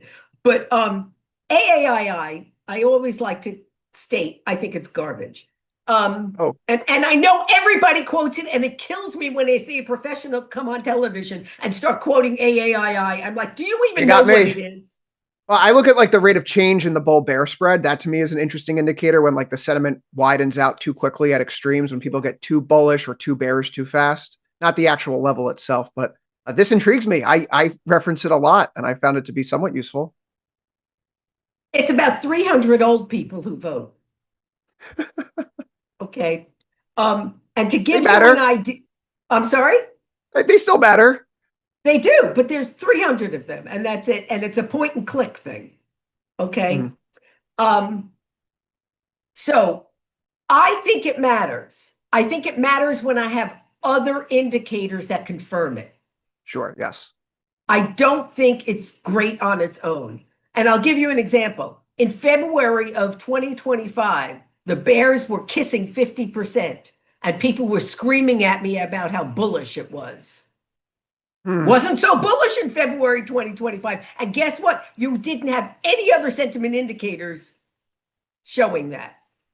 I mean, so these people were the smart money then. They weren't the contrary money. Okay. Now, I also like to use the Investors Intelligence survey, which is not as widely well used. First of all, you have to pay to get it. Second of all, what it does, and they've been around since the 1960s, so it's got a lot of history. Nice data series there. Yes. And what they do is they tally up a certain number of newsletter writers. Are they bullish or bearish? Okay. So why is that important? It's important because someone is actually paying to get their advice. It's not just a point and click. And in addition to that, they don't jump around like day traders. AAII, for these people who are old and they're talking about what the next 6 months is going to bring, these people will turn bullish and bearish like it's nothing. And then you look at how invested they are in the market, because they always ask that question once a month. They're always like 68 or 70% invested in the market, yet they've got 50% bears. It just something's not adding up. Right. So that's why I say I always take that with a grain of salt. So to me, I like confirmation from the Investors Intelligence survey. And made a compelling case. So the Investors Intelligence moves much slower. Much slower. It doesn't get that bullish very often. It doesn't get that bearish very often. Most of the time it lives in what I call the neutral range. In early February, it got to 63% bulls. Rare to get that over 60% bulls. Okay. And in early February, the bears came down to 13 point something percent. I can't remember. Really very low for that number. And so what you had was 4.1 bulls for every bear. My experience is that a reading over 4 is extreme. Sure, That yeah. shows too much. Too much. Right. Everybody's on one side of the trade. And to give you an idea, and you know what's happened since early February, but to give you an idea, this week's numbers, the bulls are down to 49%, which is a nice hefty move. It's not anything, earth shattering. The bears have jumped up to 22%, almost 22%, which is a nice move. But that's that's a 7-point jump week over week. I just told you, these guys don't move around like day traders. So they finally got a little bearish last week. And that ratio of bulls to bears has come down to 2.25. So obviously, to get a great reading, you want the bulls to bears to be under 1 because you want more bears than bulls. But we're not there yet, but that has been a meaningful compression in the past month and a half or month. Yes, and we finally got the movement in the last week. So the last week is a week I don't think anyone's going to be forgetting for a while. You mentioned some of these readings about some of these ratios dropping to levels that were akin to where we were with the tariff tantrum last year. How do you use historical analogs in guiding your analysis? Do you find them to be helpful? I find analogs useful when it comes to the indicators. Okay, when was the last time the indicator did this? When was the last time the indicator did that? I am not big on chart pattern analogs because they always seem to end up in a 1929 crash. Yes, about to say, you don't think that this chart looks like 1929 for some reason? It's just unbelievable how often the charts, or 1987, take your choice. Sometimes you get a 2008 one thrown in. So I'm not big on chart analogs, but yeah, for indicators, that's what you're looking for. You're looking for the last time you got extreme. And so that's why you'll often see me say, well, the last time we did this was, the last time this happened was, because I'm always looking for, okay, at what point in the market was this indicator saying this and what was the market doing at the time? So. Sure. Yeah. No, that makes a great deal of sense.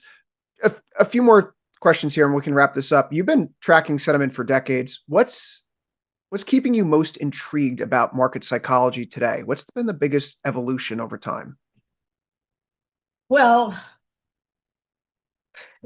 it doesn't change much.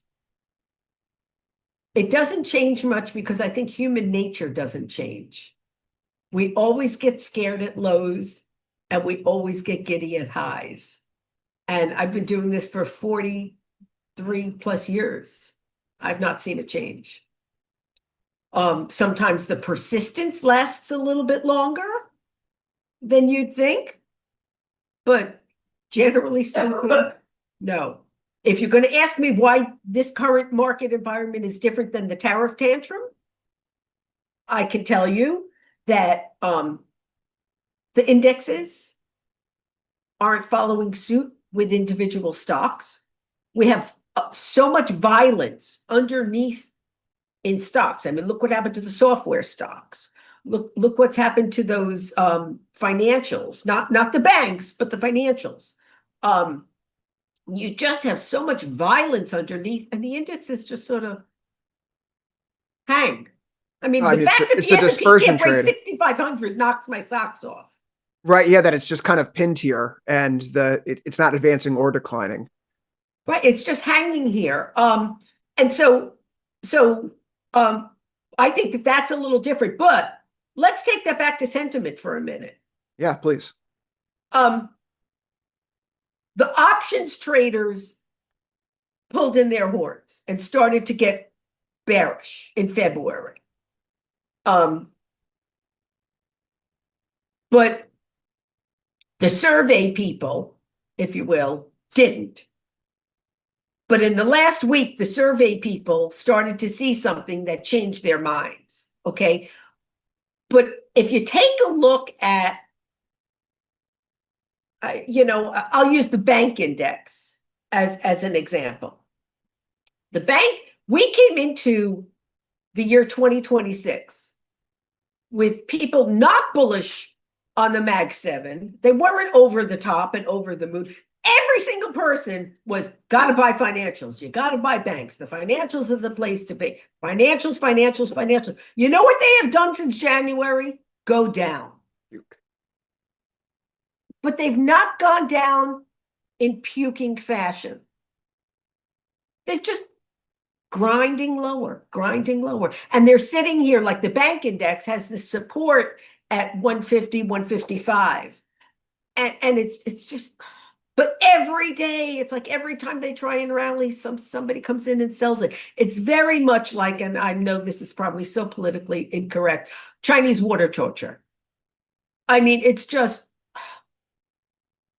death by 1,000 cuts. You just can't get people to give up on them in one fell swoop the way they gave up on the IGV, say, on the software stocks. Right. It's been this chipping away slowly, little by little, day after day, 2 steps backwards, 1 step forwards. But you don't hear people recommending them anymore. At least that's changed. I guess they're too embarrassed now that Goldman Sachs is down 20% or JP Morgan is down 20%. But you don't see the outright bearishness like you got in software, and you don't see that, get rid of it, I can't stand it another minute. That's probably out there. I anticipate that that's out there. And I mean, I'm not big on fundamentals and narratives, but if you take a look at those business development companies, the private credit stocks, they've had their big get me out moment. But what you have now is almost every single day, there's yet another new.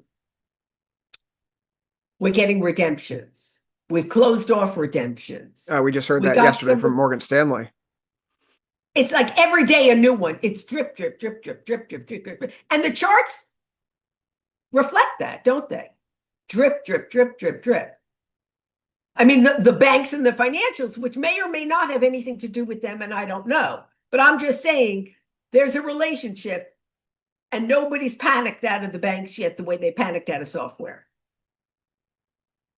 Helene, let's wrap this up. From someone learning from your work at a distance like I have over the years, what advice would you give new traders and chartists about interpreting sentiment and technical signals in volatile markets like we have today? Wait for extremes. Wait for the extreme. Today's AAII that everyone seems to love, 32% bulls, 46% bears. Okay, so you finally got the switch there. Well, now you've got more bears than bulls. It's not extreme. An extreme would be get the bears over 50%, get the bulls into the 20s. Now you're talking, because then you're 2-1. And hopefully get some confirmation from the investors' intelligence, get those to flip over. I would love to see a put-call ratio day where, you get 120. We haven't had one of those. I mean, we've had 1 or 2 readings that are like right at 100. I want to see panic. There's, again, the banks, drip, drip, drip, drip, drip, drip, drip. Watch that bank index chart and you'll see exactly what I'm talking about. You see that become like the IGV and you'll know people are like, okay, I'm done. And then you can, once you have a clean out and the sentiment gets extreme, that's when you can start repairing and getting better. And you don't get oversold without selling. That is definitely a way to end this tasty talk. Helen Meisler, she's been all over the place. The first technical analyst hired at Goldman Sachs. She's now with The Street. She's been, I guess, a pseudo mentor in the technical space for me from a distance over the years. This was a pleasure, Helen. Hopefully we can have you back again soon. Thanks for having me.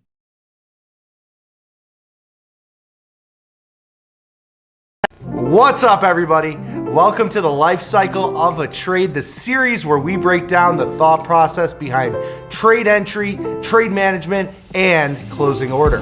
In this video, we are going to cover an iron condor.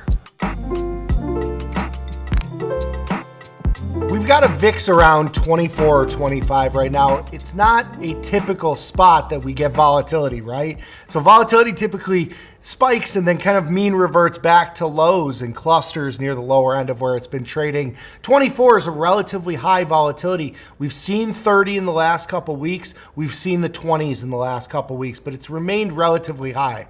I'm looking to take advantage of that higher implied volatility. So I'm gonna go to SPY. It's just the market ETF, S&P 500. I'm gonna do a wide iron condor here to kind of capture some of that volatility, but use a little bit more capital than I typically do. So I'm gonna go out to May here, 60 days to go till expiration, because I don't know how long this volatility is going to stay around, but I know that over time it is bound to contract at least in some way. And so we're gonna play for that. I'm going to sell somewhere around a 20 delta for this short option. You're going 60 days out in time, so there's a lot of duration left in this trade. Unless you get that short-term vol contraction, this position could move a lot, and we'll see that hopefully play out. So I'm going to look at the 20 delta short option here on the put side, and we're going to go 15 points wide. So this puts us at 615, 600 here on the put side. On the upside, I'm going to do the same exercise. We'll go to the 20 delta. It's about the 707. And I'm going to go 15 points wide. That puts us at the 22. Now, we have a little bit of a problem here. We have $5 wide spreads above 720. So by moving to the 725 strike, we're actually going to lean a little bit more short delta than you would if you were equal with on either side. It's also going to use a little bit more buying power. So the question becomes, do we adjust this, let's say to the 705, 720, or do we stay with that wider spread? I think for me, I'm gonna move this strike closer on both sides. I'm gonna move to the 22 strike on the short call, the 705, and then I'm gonna buy the 720 on the upside. It's about a 10 delta there. On the downside, I'm gonna move this and adjust this delta as well. I'm gonna move to the 625, and I'm gonna go to the 610 for the long option. Now you can see this still leans you slightly short delta, and that's because the S&P 500 has put skew. So your put spread, even though they're at basically the same delta for the short options, that long option is going to be a meatier, heavier delta on the put side versus the call side. And you can see that here. The put delta is an 18 delta. And on the upside, the call delta that we're buying is an 11 delta. That lines up exactly with our 5, 6, 7 short deltas that we have on this position. So we're selling the same strike for the short options in terms of delta. The width of the spread is defined at 15 points wide, but because that long option on the call side is a lower delta, it's going to lean you slightly short delta on this position. So this trade looks like it's going to be a mid-price around 540 here. We'll try and get filled here and use about $900 in buying power. So let's just adjust this slightly. So we got filled there. We got filled at 538 on that iron condor out in May. It's a longer duration trade. Stick around though, because we might have to manage this thing going forward, and you gotta see this.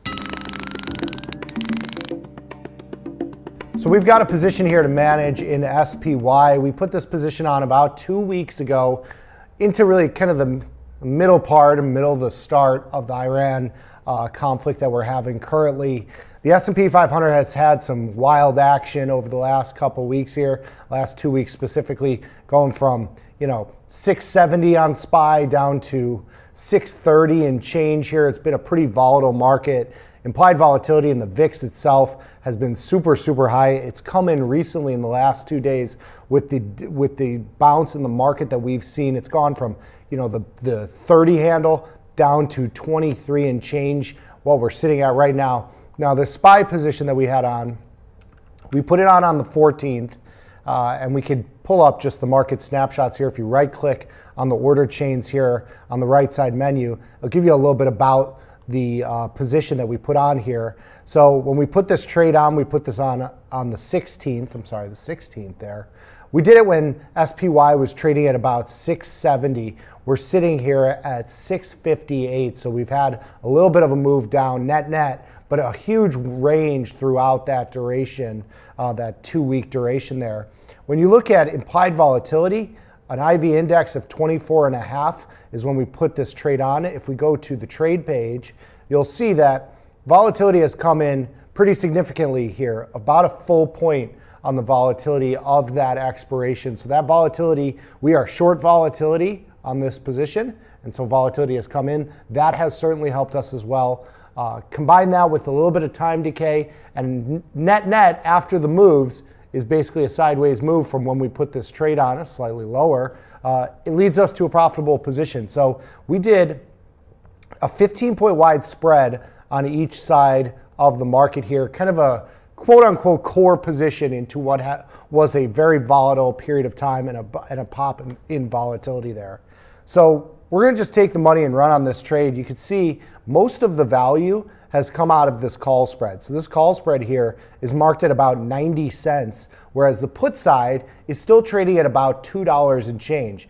Now you might ask, why is that? Well, relative to where the stock is right now, the skew is to the downside. The call side, we put the trade on with high volatility. It was kind of neutral-ish on the position. We actually currently have long delta on this position because there's so much skew on the downside put. So the downside put spread is still holding a lot of value, but the spread itself has come in from 538 and is currently marked at 312, a $200 or so profit here. So we're going to just take the money and run on a position that has worked really, really quick. We're at about 40, almost 50% of the max profit here in just a couple of days or weeks. So we're going to route this order here. We'll see if we get filled here at 311.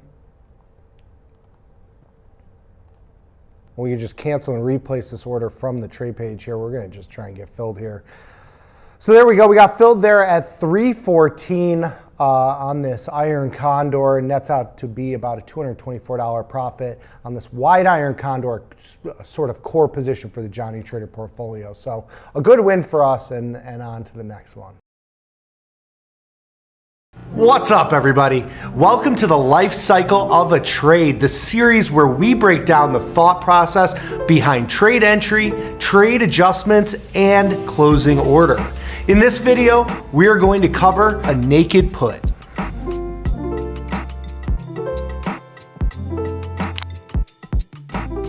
One stock that I'm kind of looking at here is Micron, MU. It's a stock that has pretty high implied volatility. You can see a 39 IV rank when you look at monthly implied volatility, 50, 60 handle. Good, interesting spot to be here in terms of implied volatility. The stock has had a nice bounce, given a little bit up today, but it's basically near the lows. When we look at the 52-week low here, it traded at 61.54, which was around this time here just a couple weeks ago. So it's basically at lows, and with high implied volatility, I think it's an interesting spot to put on just a naked put here in a Johnny Trader portfolio. This portfolio is small, 5 to 10K account. So, using $600 or $700 in buying power is well within my range of possible positions here, and is typically what I look to put on in terms of buying power for my positions in this account. So when we look at this order chain, or option chain, I should say here, I typically go to somewhere around a 20 to 30 delta, depending on how directional you want to be with the position. So for me on the downside, I'm just looking at a naked put here. I'm thinking maybe we do, and here you could see all the options trade a ton. So there's no liquidity issues here, 5-cent wide bid-ask spreads. It's really a good spot to be here in terms of liquidity. For me, I'm going to play into this downside move, a 3-point downside move. I'm going to look at the 65 strike put. It trades at about $2.50. You can see I use about $650 in buying power. It gives me a break even that's basically at the 52-week low, a little bit above that, but for all intents and purposes, right there at basically the lows that we've seen this year. So $2.50, pretty decent credit there. I'm going to go ahead and ship this one off at $2.50 and see if we get filled. And there we go. $2.50 on this naked put on the downside. $600, $650 in buying power here. Stick around because we are going to have to manage this one moving forward. All right, so we've got an interesting situation here. A very nice situation to be in for our position here. We had a Micron short put that we placed in June, 51 days until expiration, just a handful of hours ago. Now, it's a very nice profitable trade at this point, $57. It has moved. The stock has rallied about $2 since we placed this trade.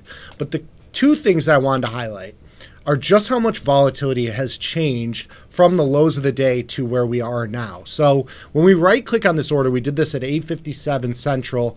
It's now about almost 2, so we got about an hour left of the day here. We're going to look at this market snapshot. So you can see when we put this trade on, it was trading about 74. The stock has rallied, which has really helped when you are short a put. But let's look at what the implied volatility rank was. So we had an IV rank at 40. It's now at 36. May not seem like a huge change, but it's about 10% move in volatility. When you look at the actual implied volatility of this expiration at 57% right now, when we placed this trade this morning, it was at about 60%. So we've had 3 full vol points and a couple dollar move, which is, benefited from our delta exposure on the short put. The short put is long delta, about 20 or 30 deltas at the time.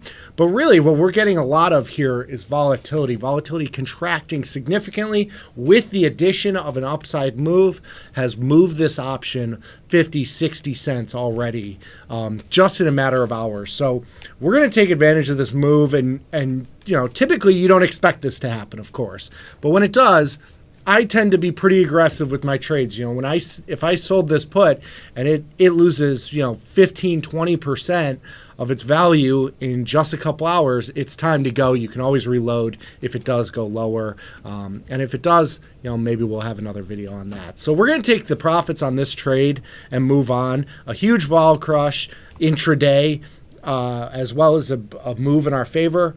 It was both the things that we really needed to happen here in the next 51 days. We got them in just a couple hours. So we're going to take the profits and run on this trade. We'll try a 193, work our way up on this one. All right, so we got filled at $1.94 on that short put. Nice vol crush intraday, a little bit of a directional move, well-timed trade. Sometimes you have those for a little Johnny trade there. $56 profit on that trade. What's up, everybody? Welcome to the Life Cycle of a Trade, the series where we break down the thought process behind trade entry, trade management, and closing order. In this video, we are going to cover an iron condor. All right, so we had a little bit of a sell-off in the markets here. NASDAQ and the E-minis right now, basically unchanged. We've had some two-sided action today and certainly over in the overnight session. But you can see here on Tuesday, big move in the E-minis, 100 points-ish to the downside. NASDAQ was down a couple hundred and has fallen back to kind of the middle of where it's been trading. For me, I think it's an interesting time, especially because I have so few positions on, to put on a little bit wider core sort of position here in this Johnny Trader portfolio. With this pop in volatility, we can see volatility futures currently hovering around 19. They have come in slightly here, but you can see we got a nice pop in volatility. So for me, I'm going to look at either the Qs or SPY. I think because I did the Qs on the SPY on the last trade, I think I'm going to go to the Qs instead just to do a little bit something different here. So I'm going to go to the October expiration, 44 days to go till expiration. It's exactly our time frame here that we typically target, 40 to 50 days. For this spread, I'm going to go around a 20 or 25 delta option. So let's call it the 435 on the downside to put that into perspective. That's basically at the lows that we had in the August bloodbath of sorts. On the upside, we're going to go to the 485 here. We'll make it exactly 24 deltas on either side to put that into perspective. It's near the top of the range of where we kind of bounced off of in this recent rally. And for this position, because I have so little capital being used, I'm going to put a little bit of extra risk on this position and go with a 15-point wide spread as opposed to my normal 10-point wide spread. So this pop in volatility has kind of led me to this decision as well, just because I want to get a wider spread to take advantage of more of that implied volatility that has been pumped into the market here in the last day or so. So on the downside, I would go to the 420 strike. On the upside, we would be looking at the even 500 strike. And so you'll see at about 45 days to go till expiration, decent IV rank, implied volatility at 25%, using somewhere around the 20 or 25 delta options, you're going to collect right around 1/3 the width of the strikes. I'm here at 482. It's a little bit less than 1/3 the width. I'm going to be using about $1,000 in buying power on this position, so it's a much bigger position. I would try to manage this at about a $100 winner, maybe $125 or $150 profit, depending on how quick that happens. But really just looking to get on some short premium here into a little bit of a pop in volatility and a dip in the market. So we're going to put this on. We'll see if we get filled here at 484. It's the mid price currently. If we don't get filled, we'll cancel and replace that order. We'll go down to 482 here. There we go. We got filled at 482 on this 15-point wide iron condor in the NASDAQ.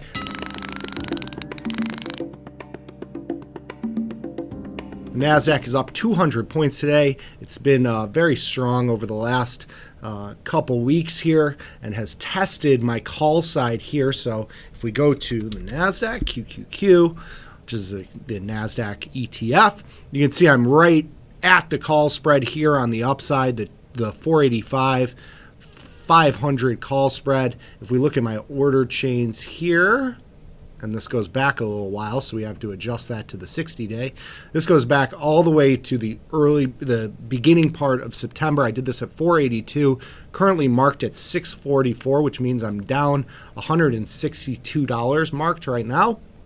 So this position, the put spread is basically worthless. When we look to roll these positions, the position we're going to address first is the closer at the money spread. And that's because this spread will move much more in terms of value than this put spread. If the ETF or the stock were to drop $5 or $10, this put spread might go from what is a 9-cent debit to a 20-cent debit.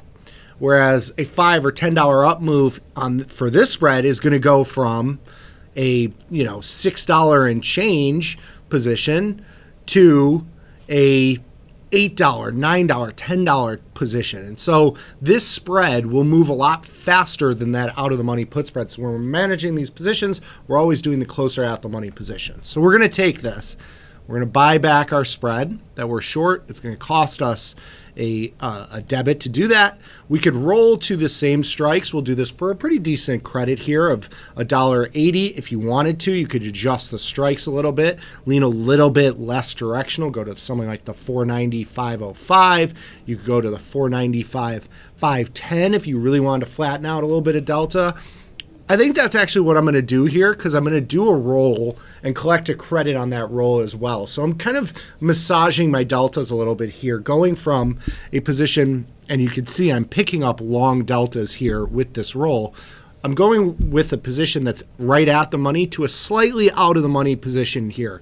Not a ton, but a little bit. And you can see the big issue with iron condors and rolling iron condors, unlike a naked position, when you roll, you're actually going to temporarily use more buying power than you are using in the at the entry. And that's because you now, with this roll, I would have a call spread in this expiration and a put spread in this expiration. They both be margined. If you need to get rid of that, and you can only route up to four legs in a single transaction. If you're worried about that buying power expansion, or you don't have enough capital to make that transaction, what you would do first would be to buy back this put, the short put, which will take off that risk on that position for you to roll for a net no additional buying power. So it's not an issue for me here. So I'm just going to make the roll, and then we'll close out of the put spread. We'll do the put spread roll by itself. But if you need to, you buy back that short put and then roll the call spread in this situation. All right, so we're going to do this for a small debit. We're going to see if we get filled at this 34-cent debit. Let's move this to 36. There we go. So we got filled at a 36-cent debit. Now we're going to take our put spread and we're going to get back with this roll our $1,500 in buying power. It'll put us back to what we were at before.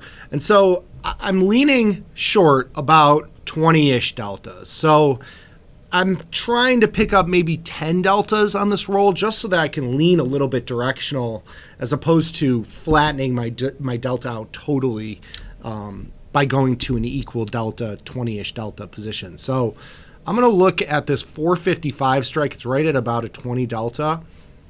And then I'm going to buy this 440 strike.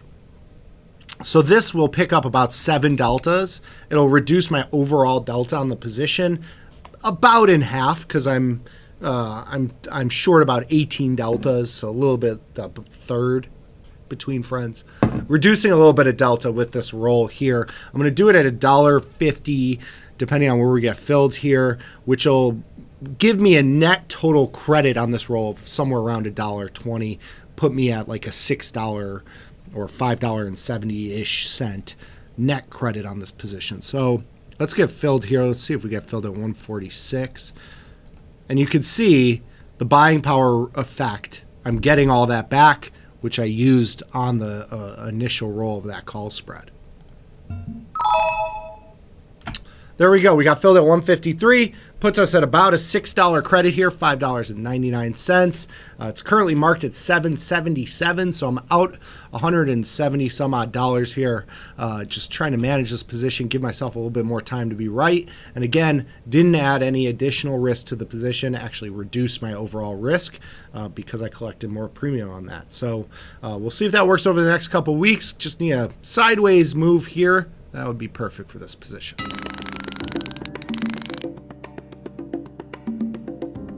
We are a little bit of a loser at this point in the trade. We've gotten a little bit of a pullback to pull up the table here and just look at where this position is. We're in November, 23 days to go till expiration. The call spread is now slightly out of the money. The stock, or the ETF, I should say, is down $4 and change. So it was right around $4.96 at the last close. So you have two options here. So you could take this position and roll out to December, which I don't hate the idea of doing. December, 58 days to go till expiration, certainly on the table. For me, with an iron condor type position, I tend to want to try and bail out of this position, meaning I want to get, basically a scratch or maybe a small profit on this trade and move on to a fresh position at some point in the next week or two. So for me to do that, I need to roll up this put spread, collect a little bit more premium, and hopefully get some more chop in this range through the next week or two. So I'm going to take this position rather than rolling it out in time. I'm going to take this position, this put spread, which hasn't really moved that much into this move. We can go to the change button here. It's moved about 15 cents, and I'm just ballparking that based on the change here. This long option has increased by 25 cents, which is a positive for this option. This option has increased by 43 cents, which is a negative against my position. Net, it's about a 15, 18 cent change. So not all that much. On the call side, this spread has moved almost $1.20-ish. So I've gained back about $100 today just on this move. A nice move for what I needed for this position. So now we'll change this back to delta. And so I do have about 20-ish deltas on the upside. So with this roll, I want to pick up like somewhere between 25 or 50% of a delta reduction. So I want to pick up 5 or 10 deltas. So this the delta of this position is about 5. If we roll up to like the 480, 465, that'll pick up a net of 8 long deltas. So this will put me, instead of being short 20 deltas or so on this position, I'll be short only about 10 deltas on this position. I'm going to collect a decent credit here of $1.93, which will put my basis in the overall position at almost $8 here, which will give us sort of an iron fly type risk profile here. I will have to hold this for a pretty decent amount of time if I do those strikes, which is fine. I'm fine with. I'm trying to get to a scratch on this trade. So we'll see if we can get $1.92 on this. And we'll see how our order chains look after that. So we'll adjust this to 190. You can see the market's rallying, which is going against my roll because my roll is a long delta roll as opposed to a short delta roll, which would, there we go. So we got filled at $1.89. That puts our total credit at $7.88 here. We have a pretty tight range to hit between $4.80 and $4.95. Ideally, we get about a week or two of chop between these strikes. And this position, I probably won't be profitable on, but if I could get this down to like $8 and exit this for a scratch or a negligible amount of loss, that would be a home run for this position, especially because we put this trade on when the ETF was at 460. So hopefully we get that to work over the next week or two, see what happens, and we can always roll this out to December if we need to.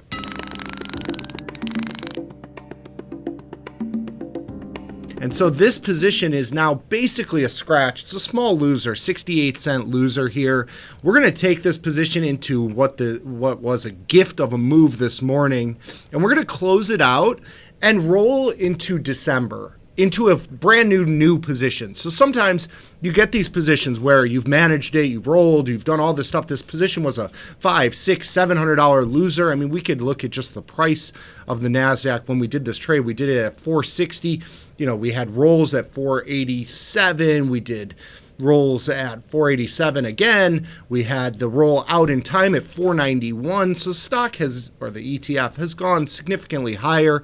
We can look at implied volatility as well. We've had a spike in implied volatility and then a little bit of a contraction here. You could see the implied volatility is now sitting at 27%. So we've had another pop in volatility. That'll help us a little bit. If we look at December, it's up to about 25-ish here. So this position, we've done all we could to get back to basically a scratch or a very small loss here. You certainly could sit with the position if you wanted to and take a little bit of risk into the November expiration. For me, I'm just looking to close this position, move on, and put something fresh on in December that's a little bit further out of the money, a little bit higher probability trade. So with an iron condor roll, so to speak, you have to close a position like this, or you could roll this as a spread. Let's actually do that. We're going to roll this as a spread. So we're going to take this 495, 510. We're going to roll out to December. Let's roll to the 500, and we'll go to the 515. You know what? Let's do it, but based on delta. So we'll go to the delta. We'll go to the 30-ish delta. So we'll say the 510, 525. So we'll do this for a small debit. This will cost us about $1 to do this. I'm hoping to roll the put spread for maybe around $1 or so in credit here. So we'll roll this for $1. It is going to use a little bit extra buying power because I'm rolling just one half of the spread. So it is going to momentarily use a little bit of extra capital. I'm going to get that back on this roll, on the put roll.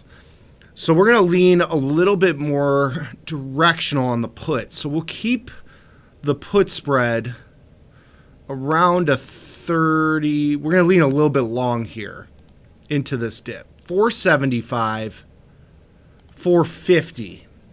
So this will net us a small credit. So we're going to lean a little bit long into this move. You'll see I get my some of my buying power.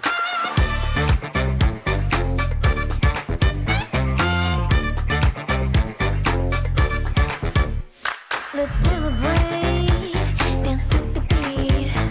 Forget the walls and stop the feet now. The fun and games and memories I love to share with my family. And everything is better when we get together. Everything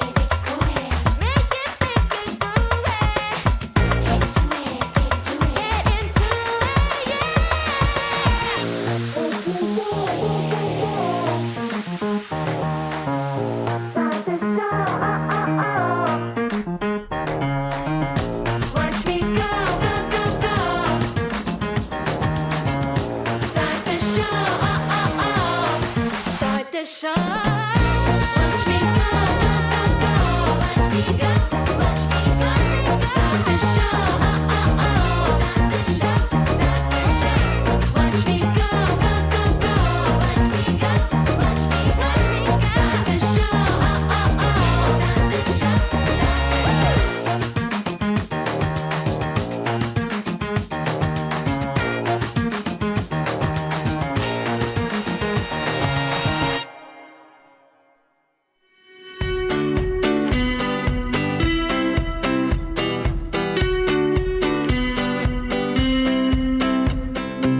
We get caught up, we lose the time. We get lost, we get out of our minds. But let's focus our rosy eyes. Why don't you tell me the rest of the line? Hey, hey, hey. Hey, hey, hey. I'll be right beside you, all I ever want to. Can't get a better view. It's spring, it's summer, right through all the way I told you. Can't get a better view. Can't get a better view. Can't get a better view. Can't get a better view. Cruising upstate and cooling down, pulling over to fool around. It's high time to get out of town. Close our eyes and get lost in the sound, yeah. Hey, hey, hey. Hey, hey, hey. I'll be right beside you, all I ever want to. Can't get a better view, honey. Spring and summer, right through all the way I told you. Can't get a better view, can't get a better view, can't get a better view.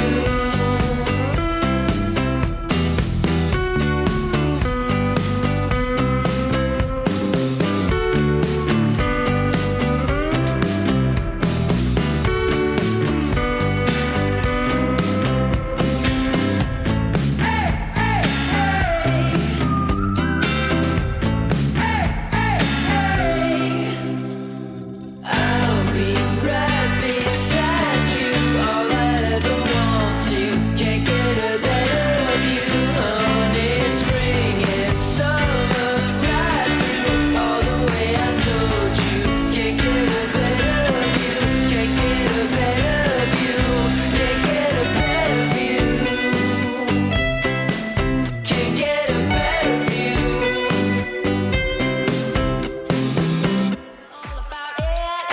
Yeah, I'm all about it.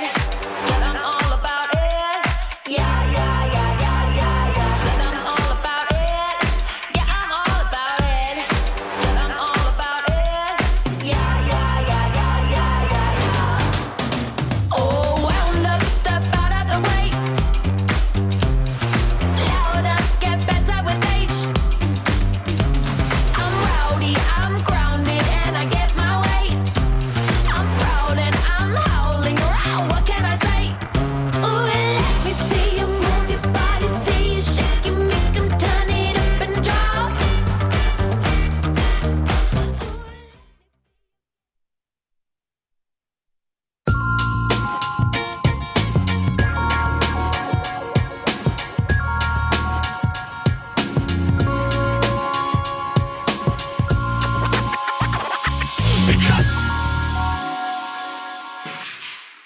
Hello, everybody. Happy Friday to you. Last Friday of the month and last full week of May. It's been a kind of interesting week. It's only been 5 days, but so much has happened this week. We had the OpenAI / Elon verdict on Monday, which was way faster than anybody thought. We had SpaceX bring out their S1, and we had NVIDIA, of course. The war seems to have taken on a weird relationship with the market, because it wasn't that long ago when anything even hinting of more nastiness would just hammer the market like crazy. Now it seems to be bad news is good for the market. Good news is really good for the market.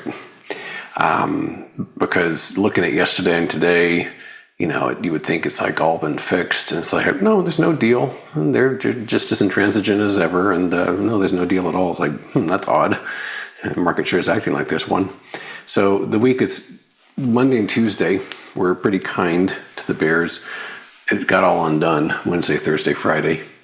I've managed to duck too bad of a damage by way of lightening up, as I said, in real time earlier this week. And there's a couple of bright spots today because it's a very green day again, but there's a couple of points of light in my portfolio today that I'll touch upon. But it's funny because I enjoy history, especially U.S. history, and when the crash occurred in 1929, the president's reaction, which is in sharp contrast to modern presidents today, be they George Bush or Trump or anybody, or Barack Obama, any of those, the president's reaction was not, oh my God, let's get it propped up again. His reaction was literally, well, now everybody can get back to work. It's kind of a good old-fashioned Protestant work ethic, just like, we're going to stop all this gambling and craziness and speculation and just get back to work. Let's do a normal economy again. And what a transformation we've seen now. Because everything has one goal in mind, which is keep it propped up. Just for the love of God, keep it. Everybody's 401k depends on it. Everyone's retirement depends on it. Everyone's wealth effect and sense of prosperity depends upon it. We cannot let this thing go down. And the last time we had any meaningful drop, of course, was way back in 2008. That was the last honest to goodness bear market we had 18 years ago. I know we've had little dips here and there. We had like a 3-day COVID crash, had a little bit of a dip in early 2022. Those aren't bear markets. Bear markets are not measured in days or weeks. They're measured 18 months or so, 2 years maybe. It's been a long time. And we just keep launching higher. But I try to tell you what to look for.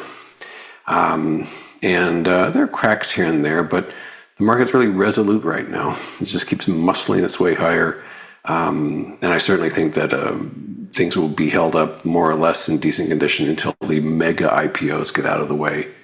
And of course, if June 12 does happen with SpaceX going out, it better go well, because if by some crazy reason, I don't think this will happen, it flops, then that's going to just throw cold water all over the Anthropics and the OpenAI IPOs.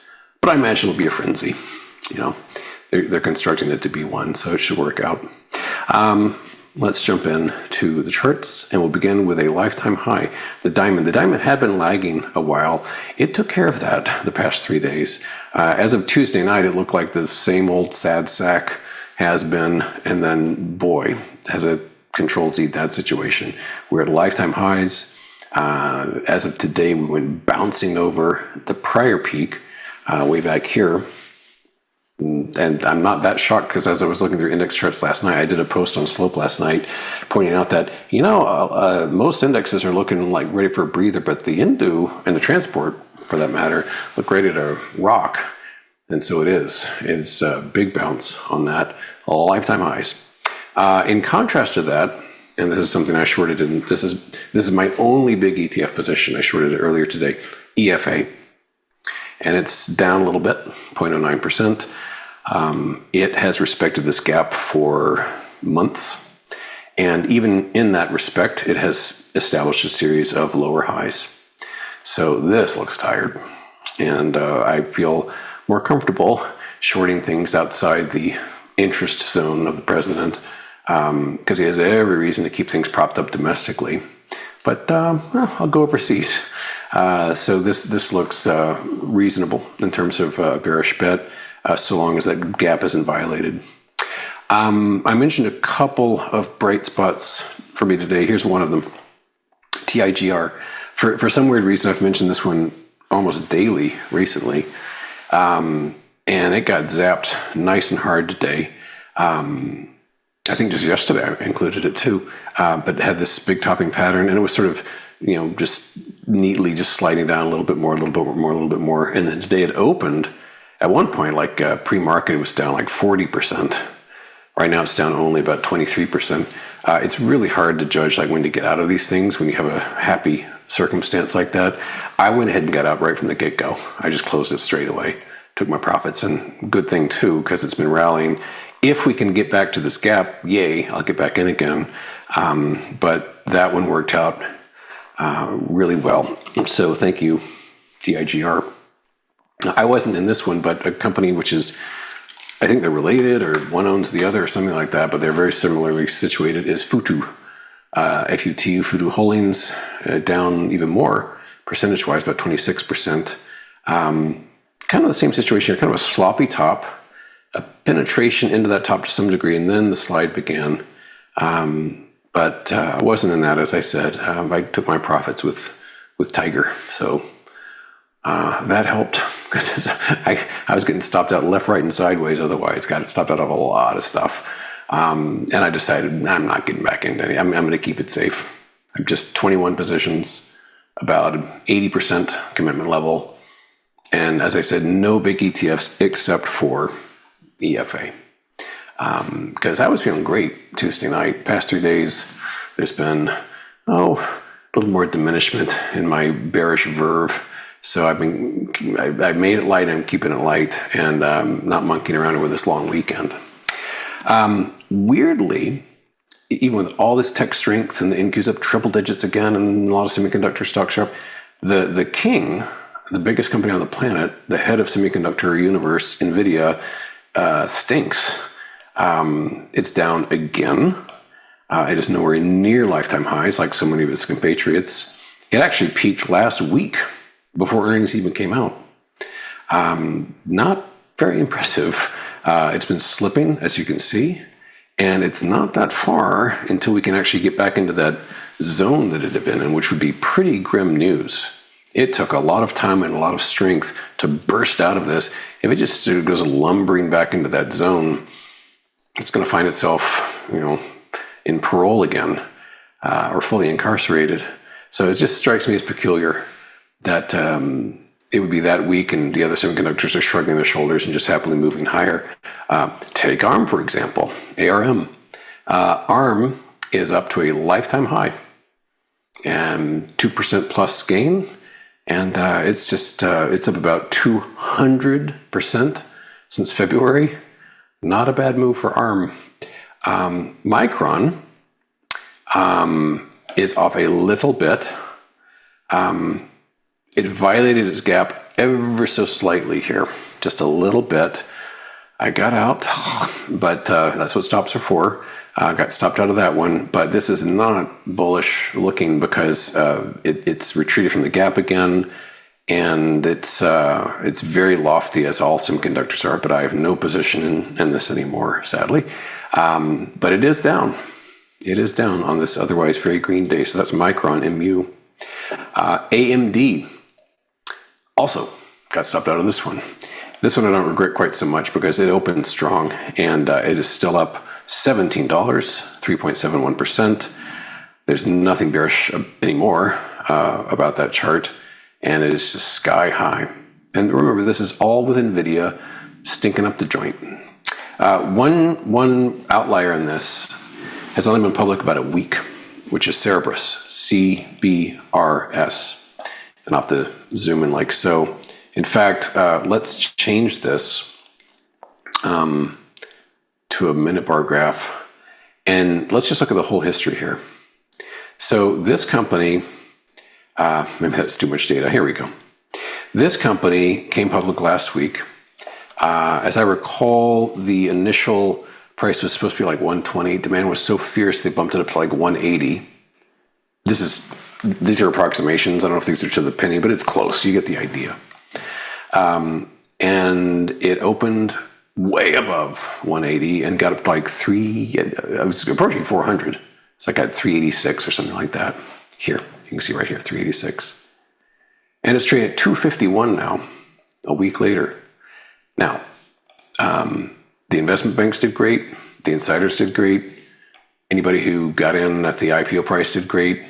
So in spite of losing a third of its value over the past week, there's a lot of people who are doing just fine. Thank you very much for asking. The ones not doing so great are basically retail. The following sentence is a sentence that you can't say about hardly anything these days. Everyone who ever bought any of the stock has a loss. Everybody. No matter what price. Everybody who bought this stock in the open markets is looking at a loss. And one has to wonder, when SpaceX goes out, when OpenAI and Anthropic go out, is it going to look anything like this? Because there's going to be a lot of heat around it, just like Cerberus when it comes out. But Cerberus is like a gnat compared to the likes of SpaceX. Just saying. I want SpaceX to do great, don't get me wrong. For reasons I won't go into, I want it to do wonderfully well. To the moon, you know, great. That's great. I want that. But as a chartist and as a market historian, I kind of wonder what fate is in store for that. We'll know soon. SMH, the semiconductors, is at a lifetime high in spite of NVIDIA's weakness. Kind of lofty, but I own one put, a September put on this just because. But yeah, it's not much to go on that graph. But it's like, you know, it's not chip and dip. It's chips and ships. Chips and ships are powering everything. Anything with chips, anything with rockets, or anything that can fly at all, like flying cars. Chips and ships are powering everything now. Here's Rocket Lab, lifetime high.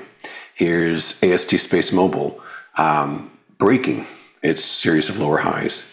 Here is Intuitive Machines. I don't know if that's a lifetime high, but certainly a high for the year.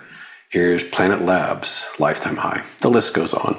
And Fly, I don't think Fly does spaceships. I think these are like flying cars or something, or missiles maybe. Something that goes whoosh. 15.3% gain on the day. And not a bad looking chart either on the bullish side.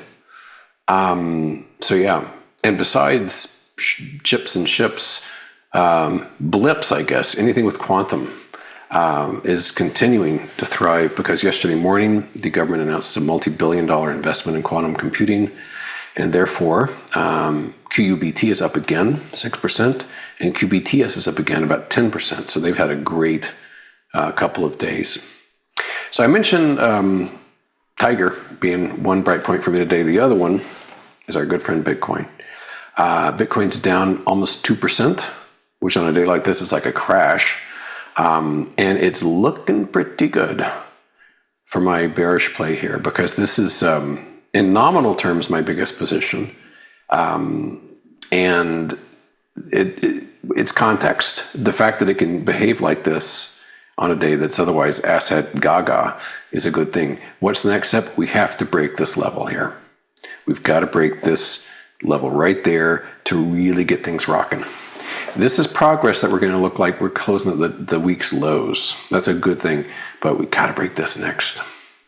So keep going, Bitcoin. MSTR, Michael Saylor's strategy company, likewise is also down because it's basically a Bitcoin holding company, a little more. It's off about 3%. And then IBIT, which I also have a position on, but not as big. This is looking good too, and I've got my stop set right there. Anything above that price, I'll scurry out. Running out of time as usual. Let's just bang through real quick. Halliburton, down again. That's a short for me. RCL, Royal Caribbean, also short, down 1.36%. And this one, ADMA, this is Admiral Biologics. I'm continuing to hold this one too. After this nice tumble, it's continued to sort of J-hook lower here. So this is down about 3%. So yay. And LEN is actually up a little today. I've got January puts on this, I think. But I think if once bonds start weakening in a meaningful way, this will feel the heat as well. I'm out of time, but super quick. It seems to me that ZB has sealed or basically has tagged resistance. What we want to see is a nice down week next week for bonds, which of course won't start till Tuesday. But I think we're done on that. I've added to that meaningfully to that bearish position, and TLT likewise is close enough for me to that gap to for me to think that maybe, another nice slash in Bitcoin. Hooray. Okay, I'm a minute over. Terribly sorry. But hope you've had a decent week and have a good long weekend. And I'll be back here on Tuesday. Thank you for coming by. See you later.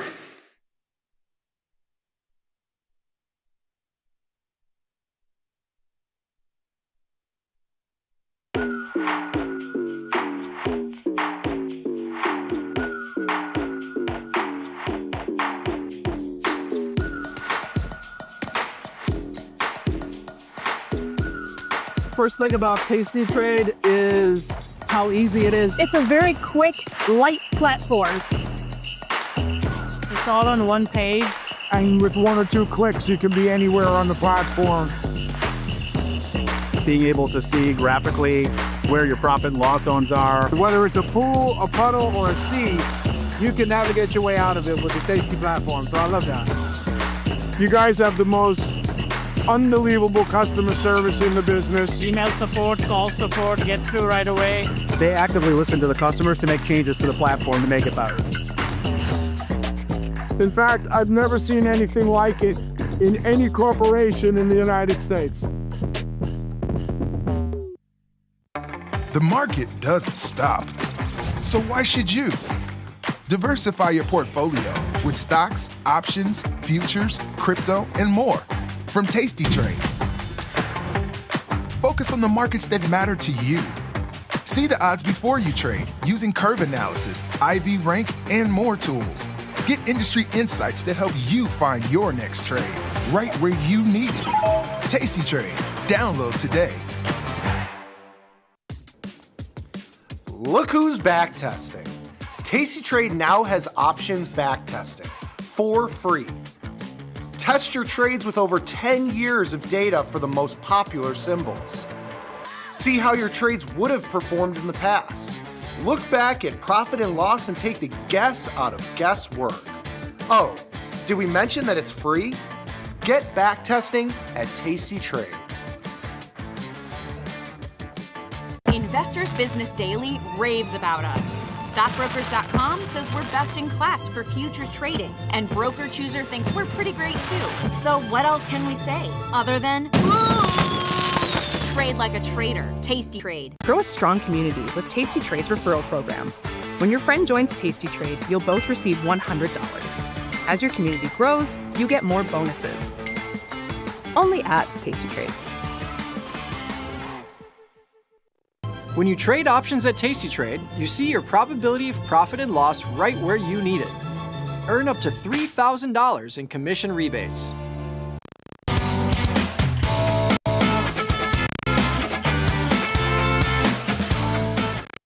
The market doesn't stop. So why should you? Diversify your portfolio with stocks, options, futures, crypto, and more from Tasty Trade. Focus on the markets that matter to you. See the odds before you trade using curve analysis, IV rank, and more tools. Get industry insights that help you find your next trade right where you need it. Tasty Trade. Download today.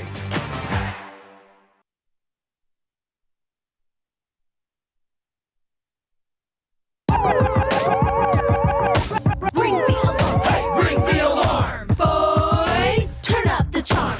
Listen up, y'all. Get out the damn stall. It's the last call. Hey, the last call. The last call. The last call. We are back. It's the final 30 minutes of the trading day, final 30 minutes of the trading week. This is Last Call. I'm your host, Chris Vecchio, New York. He is Ilya Spivak, your co-host in San Francisco. Ilya, it's a green day here in markets, but markets are pulling back some as the session goes on. And as we go into this close, we are off the highs. S&P 500, Ryan, we can go right to the charts. S&P 500 topped out right just south of 75.25 here earlier today, just before 2 p.m. Eastern time. But we've been slouching off since then, slowly bleeding out, 74.93 here. Volatility has been creeping up over the course of the session too. IVRs were below 37 and now they're back to 38.33, which gives you a VIX that has bounced all the way up 7 cents now, Ilya, to 1683 here. NASDAQ likewise slouching off as well, but still up 0.4%. Your Dow Jones up 0.6%, and your Russell up nearly 0.8%. But all four indexes have come in as has crypto here over the course of the day. Bitcoin down 2.5%, Ethereum down 3.5%, and that selling has accelerated over the past 30 minutes or so. The hinge upon which everything else rests, of course, in this market has been oil. Oil prices have been relatively stable all session, just bobbing around 97. It's given some room for treasury yields to rebound. It's given some room for the stock market to bounce. We had terrible consumer confidence data this morning, which kind of put a break on things for a little bit there. Pretty terrible. But the overall market here right now, in terms of sector performance, most things are up, if ever modestly, among the sectors that we track here. Nearly 30 now, Ilya. We're looking at 4 in the red. GDX, GDXJ, OIH, and IBB. So it's a nice little widespread-ish rebound today. RSP is up by more than the broad market cap weighted NASDAQ, or rather the S&P 500. We can go over to QQEW here just to make the same point, up 1.13%. What's the issue, sir? Equal weighted NASDAQ's going to close at all-time highs. That it is. And RSP actually broke out. So whereas it had been sitting underneath its February highs, this gives us a breakout. Okay. Let's see. I mean, am I going to buy or sell anything right now at the close? No. Did I do anything today to change my exposure? No. I don't think, I mean, this was a day almost poetic in its kind of, here is your world you live in now. We get the worst consumer confidence. And by the way, this is a revision. The initial numbers that came out 2 weeks ago were the worst consumer confidence on record.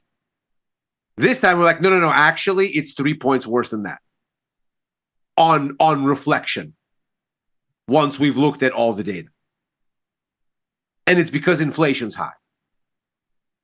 And that's very clear in this data. It's very clear in the inflation numbers we've seen. It's very clear in what's going on in the bond markets. And stocks go, okay. So I think what this becomes now is something of a sentiment consideration. And I don't think you should expect conviction for sentiment on a long weekend where there's no news. So let's come back next week and see. Semiconductors are having another strong day, up 1.53%. The AI trade alive and well. Telecom here likewise. XTL have been sitting on highs and looking like they're going to close at a new all-time high.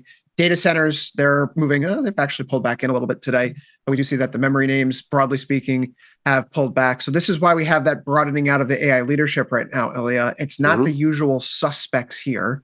It's not just your memory. It's not just the data centers that are doing the heavy lifting right now. You're seeing that it's technology broadly widening out. XLK, the tech ETF, is going to close at an all-time high today after its gap open higher. And albeit it is traded a little bit weaker off the highs throughout the session, as things have broadly come in going into a long holiday weekend. We have Monday off in these markets, which means it's an extra day where the market can be exposed to a weekend headline for the Iran war, if you will. But this is what you want to see as a bull, right? The breadth not being there for a long time had been problematic. You're starting to see the return of it now. And I can't help but wonder, when we get back to the market, RSP is at all-time highs, QQEW is at all-time highs. Those are welcome signs, right? The Russell's bouncing here more than anything other the other major indexes. It's not at an all-time high.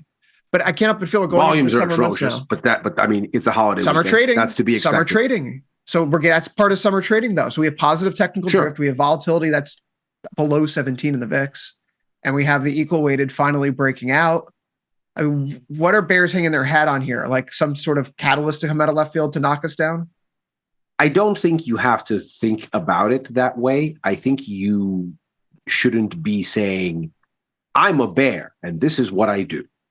I don't think you should be saying, I'm a bull and this is what I do in this environment. I don't think this is an environment to put yourself on autopilot. I think this is an environment where the trend is showing signs of strain, and it's time to be careful and see where it chooses to ultimately go.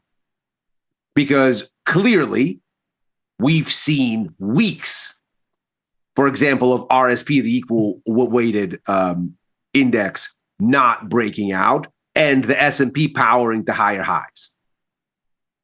it's very easy to imagine a configuration where the inverse happens. There is dispersion and the equal weighted index rises, but the headline index cracks because some of the big names really take a hit.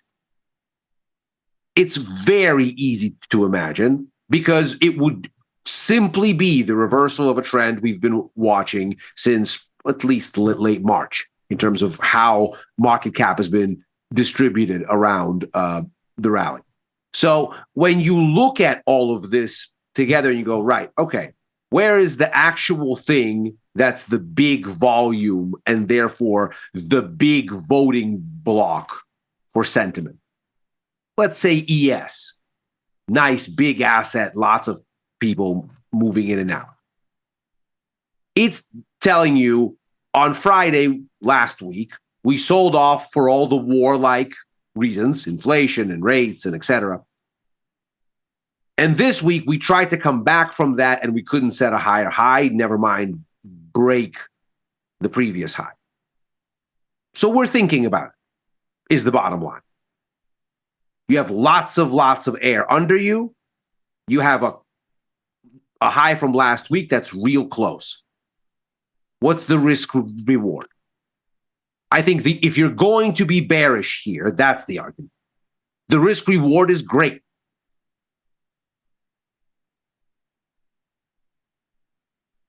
I suppose the risk reward is great. I'm a momentum guy, and we're seeing momentum kick back into this market as we close out this week. It's the eighth straight week of gains for the S&P 500 here, Ilya. It's been a hell of a run, as we haven't cleared out the highs that we had from last week thus far. But quite frankly, a little bit of digestion and sideways action wouldn't be the worst thing in the world in these markets. NASDAQ here hasn't cleared out its all-time high either. But again, this is data defined by the market that's broadening out. I'm looking across the board here, Ilya, in terms of what the best performing thematic groups are right now. The brightest green that I see here looks like it's hardware. So Apple's having a good day. Dell's having a very good day. HP's having a very good day. 17% higher here in today's session for Dell. It has a 96, we'll call it IVR. HPQ having a very, having a very strong day at 15.6%. Qualcomm is having another good day, up 11.3% here.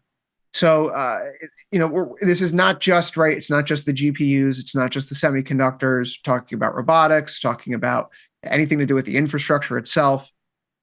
It's all kind of coming together here. The servers, broadly speaking, servers as a segment of hardware, up 7.35% today. It's hard to make an argument that when you're seeing the rally broaden out like this, even if it's on low volume, even if it's going into a holiday weekend, the puzzle pieces are still there. And now you have to contend with this summer calendar where when we come back to the market, it's going to be after Memorial Day to Labor Day. Volumes tend to be low. And we're also talking about a World Cup this summer. That's going to be in New York or rather New Jersey. I don't want to take credit for them for various reasons, but we find ourselves looking at a summer where unless we have that big catalyst again, what's going to get traders juiced up about trading, all jazzed up? How do you approach this market under those conditions? I mean, the catalyst is the very same catalyst. And I don't think any of these summer trading considerations make things better. I think they make things worse because again, we're, in my mind, in a market now that is not primarily driven by news as such. We just had terrible PMIs. Did anybody care? Not really. We just had the lowest consumer confidence on record for a very credible survey going back to, if memory serves, 1970 something. Nobody cares. We've just, and when I say nobody cares, I mean the stock market has not decided, other than episodically like last Friday, that it wants to believe these issues are greater than the beautiful sort of first quarter narrative, let's say, where you look at the GDP numbers and you go, yeah, the consumer is choking on inflation, but that's okay because look how fast we're building these data centers. The problem is all the very same things that are choking the consumer are also the things that choke economic activity in general, including the building of data centers. And what we saw in the PMIs this week just underscores it. The service sector, which is the majority of the economy, is fizzling. The manufacturing sector is booming, but not because stuff is being built, but because we're stockpiling inputs into inventories, getting ready for when the CapEx money's coming in, I would surmise. And so— Is the market the economy? No. And for this reason, I don't think you look at an empty calendar and you go, oh, well, this thing is going to be quiet. There's nothing on the calendar. I don't think anybody cares about the calendar. I think everybody understands that there is a very big divergence now between the story animating equities and the story animating every other market. And it's been persisting for a while. And you see flashes of the stock market caring, but not consistency. And so the question in my mind is the absence of news a good thing for the market to go higher, or is it a bad thing? Because when there is an absence of news, it has to reckon with reality. It's been on a real nice ride with earnings and the Cerberus IPO and all this positive news. And now it's clinging to yet another maybe end to the Iran war for the nth time. I don't know.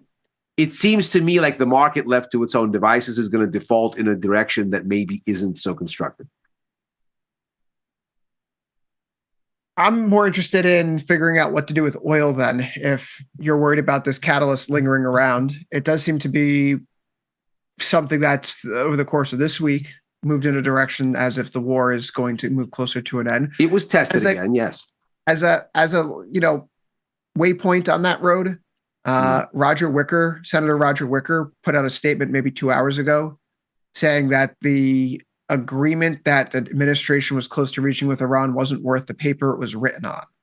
That's nice. Which is a very strong signal that an agreement is close by, because he is one of the more hawkish members of the Republican Congress, Ilya.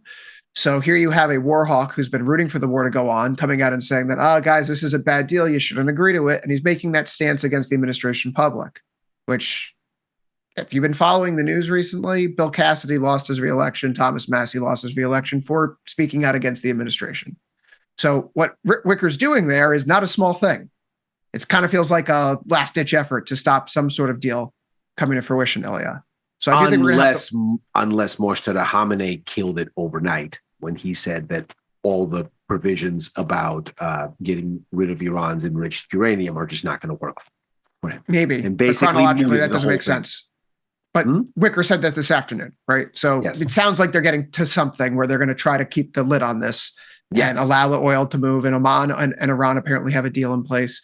So I'm thinking here, right? We have this situation where energy volatility is sticking around. It's actually 52.9 right now, which is a little bit higher than it was 2 days ago. I, at the time, was looking at a market where it really still feels like directionally we're trying to end the war. And if we do get a push higher in oil, unless there's infrastructure destruction, you're not going to get a jump to 120. It may grind slowly higher up towards there, but like another big jump towards 120 in quick order seems unlikely. So I've been favoring selling the elevated premium here in crude oil, rather than trying to take the directional bets again. When it gets a little bit too high, sell the upside. When it gets too low, sell the downside. This has been my bread and butter since the war started. It's the thing that's been working out best for me consistently week to week. I don't feel like this is something that we should change, though, even if it's come back in the past few days. Just kind of even keel this, right? Just if it's working for you, keep doing what's working. I know that you're still leaning long and you are holding long because we just kind of fallen back to the uptrend, and we still haven't broken it. It's been 2 days now holding it. That's right. Do you have any change in perception around oil now that we've seen these headlines overnight or over the past week? Not really. For me, this is increasingly starting to look, and I think you see that in kind of the knock-on assets. I mean, the bonds are not coming back and challenging the trend breakdown most significantly. And I think that's sort of the axis of this whole narrative. Higher oil is inflation, is higher rates. And from there, kind of the rest of the story stems. And so you haven't seen the bonds unclench. You haven't seen the trend here change. Let's say you have a deal. What's changed? You allow some tankers to come out of Hormuz. That's a little bit more supply. Are they going back in anytime soon? Empty? No. Okay. So, best case, how much of a timeline are you looking at to rebuild things? Obviously, the barrels you've already lost. The disruption to fertilizer and planting season, it's there. The situation with nat gas will take like a year plus to unspool because of all the damage. A bunch of the metal smelting things have, for lack of being run, turned solid. It's gonna take a long time to reactivate all of that. So the inflation's here, the shock's here. In oil first and foremost, but in most of the stuff. Okay. So we look at crude oil then and say, what's the likelihood that a deal gets done and everybody goes, hey, everything's okay? Whereas, oh, everything we've been speculating on has been made reality. What else you got? And it turns out to be a buy the rumor, sell the news kind of a thing. I agree that there's not a spike that's likely unless something goes terribly wrong in this deal and suddenly a missile goes off or something like this. But I do think the bias is higher, and I think the market is telling you that. And until it tells you something else, so be it. And you're muted. And one of the tells for me here that this oil trade is, maybe has a little bit more downside is it's kind of how the commodity sector is broadly moving right now. Natural gas over the past few days, gas today. Really nasty day for nat gas, down 13 cents, over 4%, which isn't great for some of the out of the money calls I had, but it was a lot of tickets. Some of us that are long, yeah.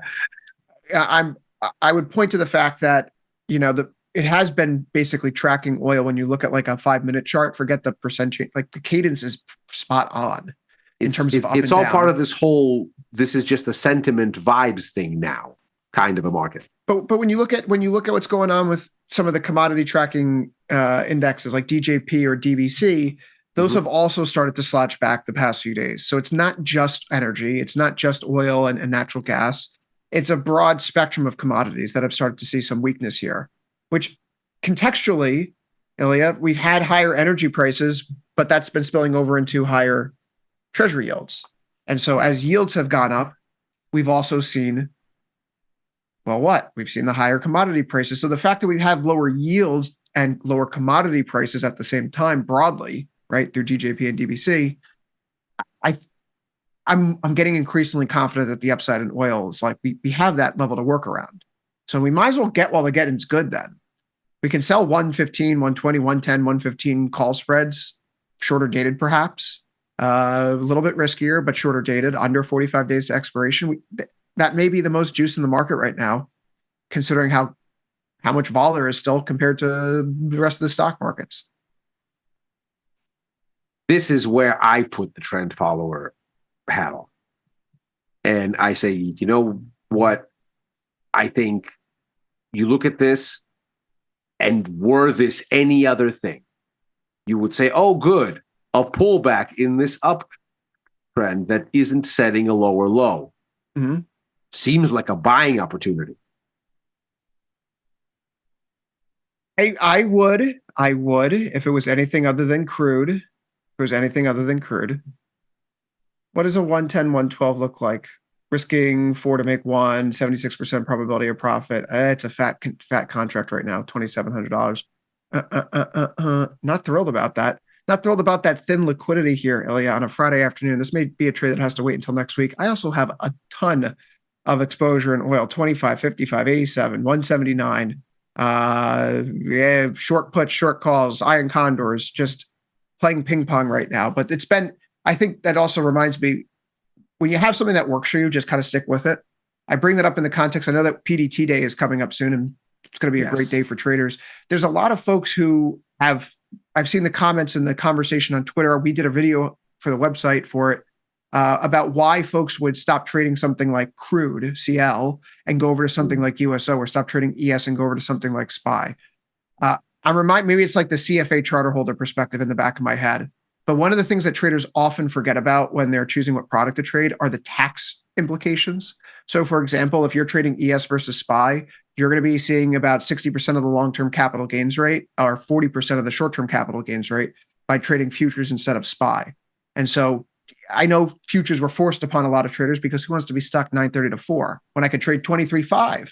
And if I'm trading SPY, I might as well go over to ES, which has way more depth of liquidity and options are fantastic. So before you make the switch over, and Liberation Day is going to be fantastic for lots of folks, but if you are trading ES or CL or GC, before you switch over to the ETF, consider the frequency of your trading, of course, the size of your account, your risk tolerance, but moreover, don't forget to think about those tax implications as you move on from maybe futures trading and go back to single stocks and ETFs, which are going to see an enormous boon and benefit for many, many traders, in my opinion, Ilya. Particularly if you want to scalp in and out of the market, if you want to scalp in and out of thematic ideas. Volumes should get much better. They should be better. You know, there are still some things in play like the wash sale rules, and we'll cover all that and more. Sure. But I do think that if you've been trading crude, if you've been trading, USO versus CL, if it's working for you, continue to do what works for you. Don't get off that course, right? I would say so. I mean, I've been leaning more on the ETFs side as a consequence of the wildness of the market and just wanting to have sizes smaller. And that's a consideration. And you have to put it all in the hat and go, okay, for this particular way that I express things, am I expressing them in the way that is the best way that I can? Am I giving myself the best chance to not just be right, but make money? Lots and lots and lots of names that are tied to the hardware space are having very, very, very good sessions Big today. days. Oh yeah, quantum names, space names. We have the SpaceX IPO coming up June 12th, which is, the more you pushed me in the direction of Tom Lee yesterday. You were talking about how he was saying this could be a significant event in terms of market liquidity. So I started looking, I started to take a little bit more seriously your concern that part of the reason why the dot-com bubble burst is because things went too well, because it all worked out too well. Yeah, that was the point that that Paul Tudor Jones was making, saying it was the most anticipated bear market ever. So looking at some of the numbers last night, given the amount and the lockup schedules that are currently in place for SpaceX, and assuming OpenAI and Anthropic are going to IPO at some point over the next few months as well, realistically, there could be something approaching 8, 9, 10% of the NASDAQ, of the market's entire market cap in supply that would be coming online. Yes. And so what absorbs that, right? With SpaceX, for example, the lockup periods end every handful of days. And at 180 days, all restrictions are off. And if the stock is continuing to go up at certain levels, people are unlocked to sell even more of their holdings. So who's going to be buying that in the market? Are those going to be Tesla people who are like, I have enough of the Elon Musk cinematic universe in my portfolio, so I'm going to sell half my Tesla and buy SpaceX? Or is it going to suck money out of the Mag 7? Or is it going to kill other portions? What if the market just takes it on the chin? Sucking money out of Mag 7 today. They're down. Very well could be. So it's one of these important catalysts that we have coming up here, Ilya. It's a very concentrated market. There are some very big pockets in it. The skew in this market is very, very big. So you'd think that if anything is vulnerable, it's the Mag 7, especially since they're burning through all of their cash flow to build these data centers and suddenly are in debt. I'm going to have to check it again at the end of the day today. But when I last checked yesterday, just around 30% of stocks in the market right now have positive skew. So people paying more for calls than the puts right now, Ilya. But with that, we are at our closing bell, 74.90 here in ES. It's a 24-point rise. We're off the high. Same thing for the NASDAQ, the Russell. Bonds are a little bit better. Oil is a little bit softer. Mag 7 off, but equal weighted indexes up. So a nice little mix to end the week. Ilya, we're going to be back not this Sunday because, of course, it's Memorial Day weekend. So we will be back regular scheduled programming Tuesday morning, 8 a.m. Eastern, 7 Central Time. Markets, of course, will be closed. So hopefully you enjoy the time off. Hopefully nothing happens, Ilya, while the markets are closed and we can't trade it. But I will see you come Tuesday morning. To everyone else, Thanks for watching the show this week. Thanks for the production team's efforts, of course. Good luck trading. Have a good weekend, folks. You've been watching Tasty Live.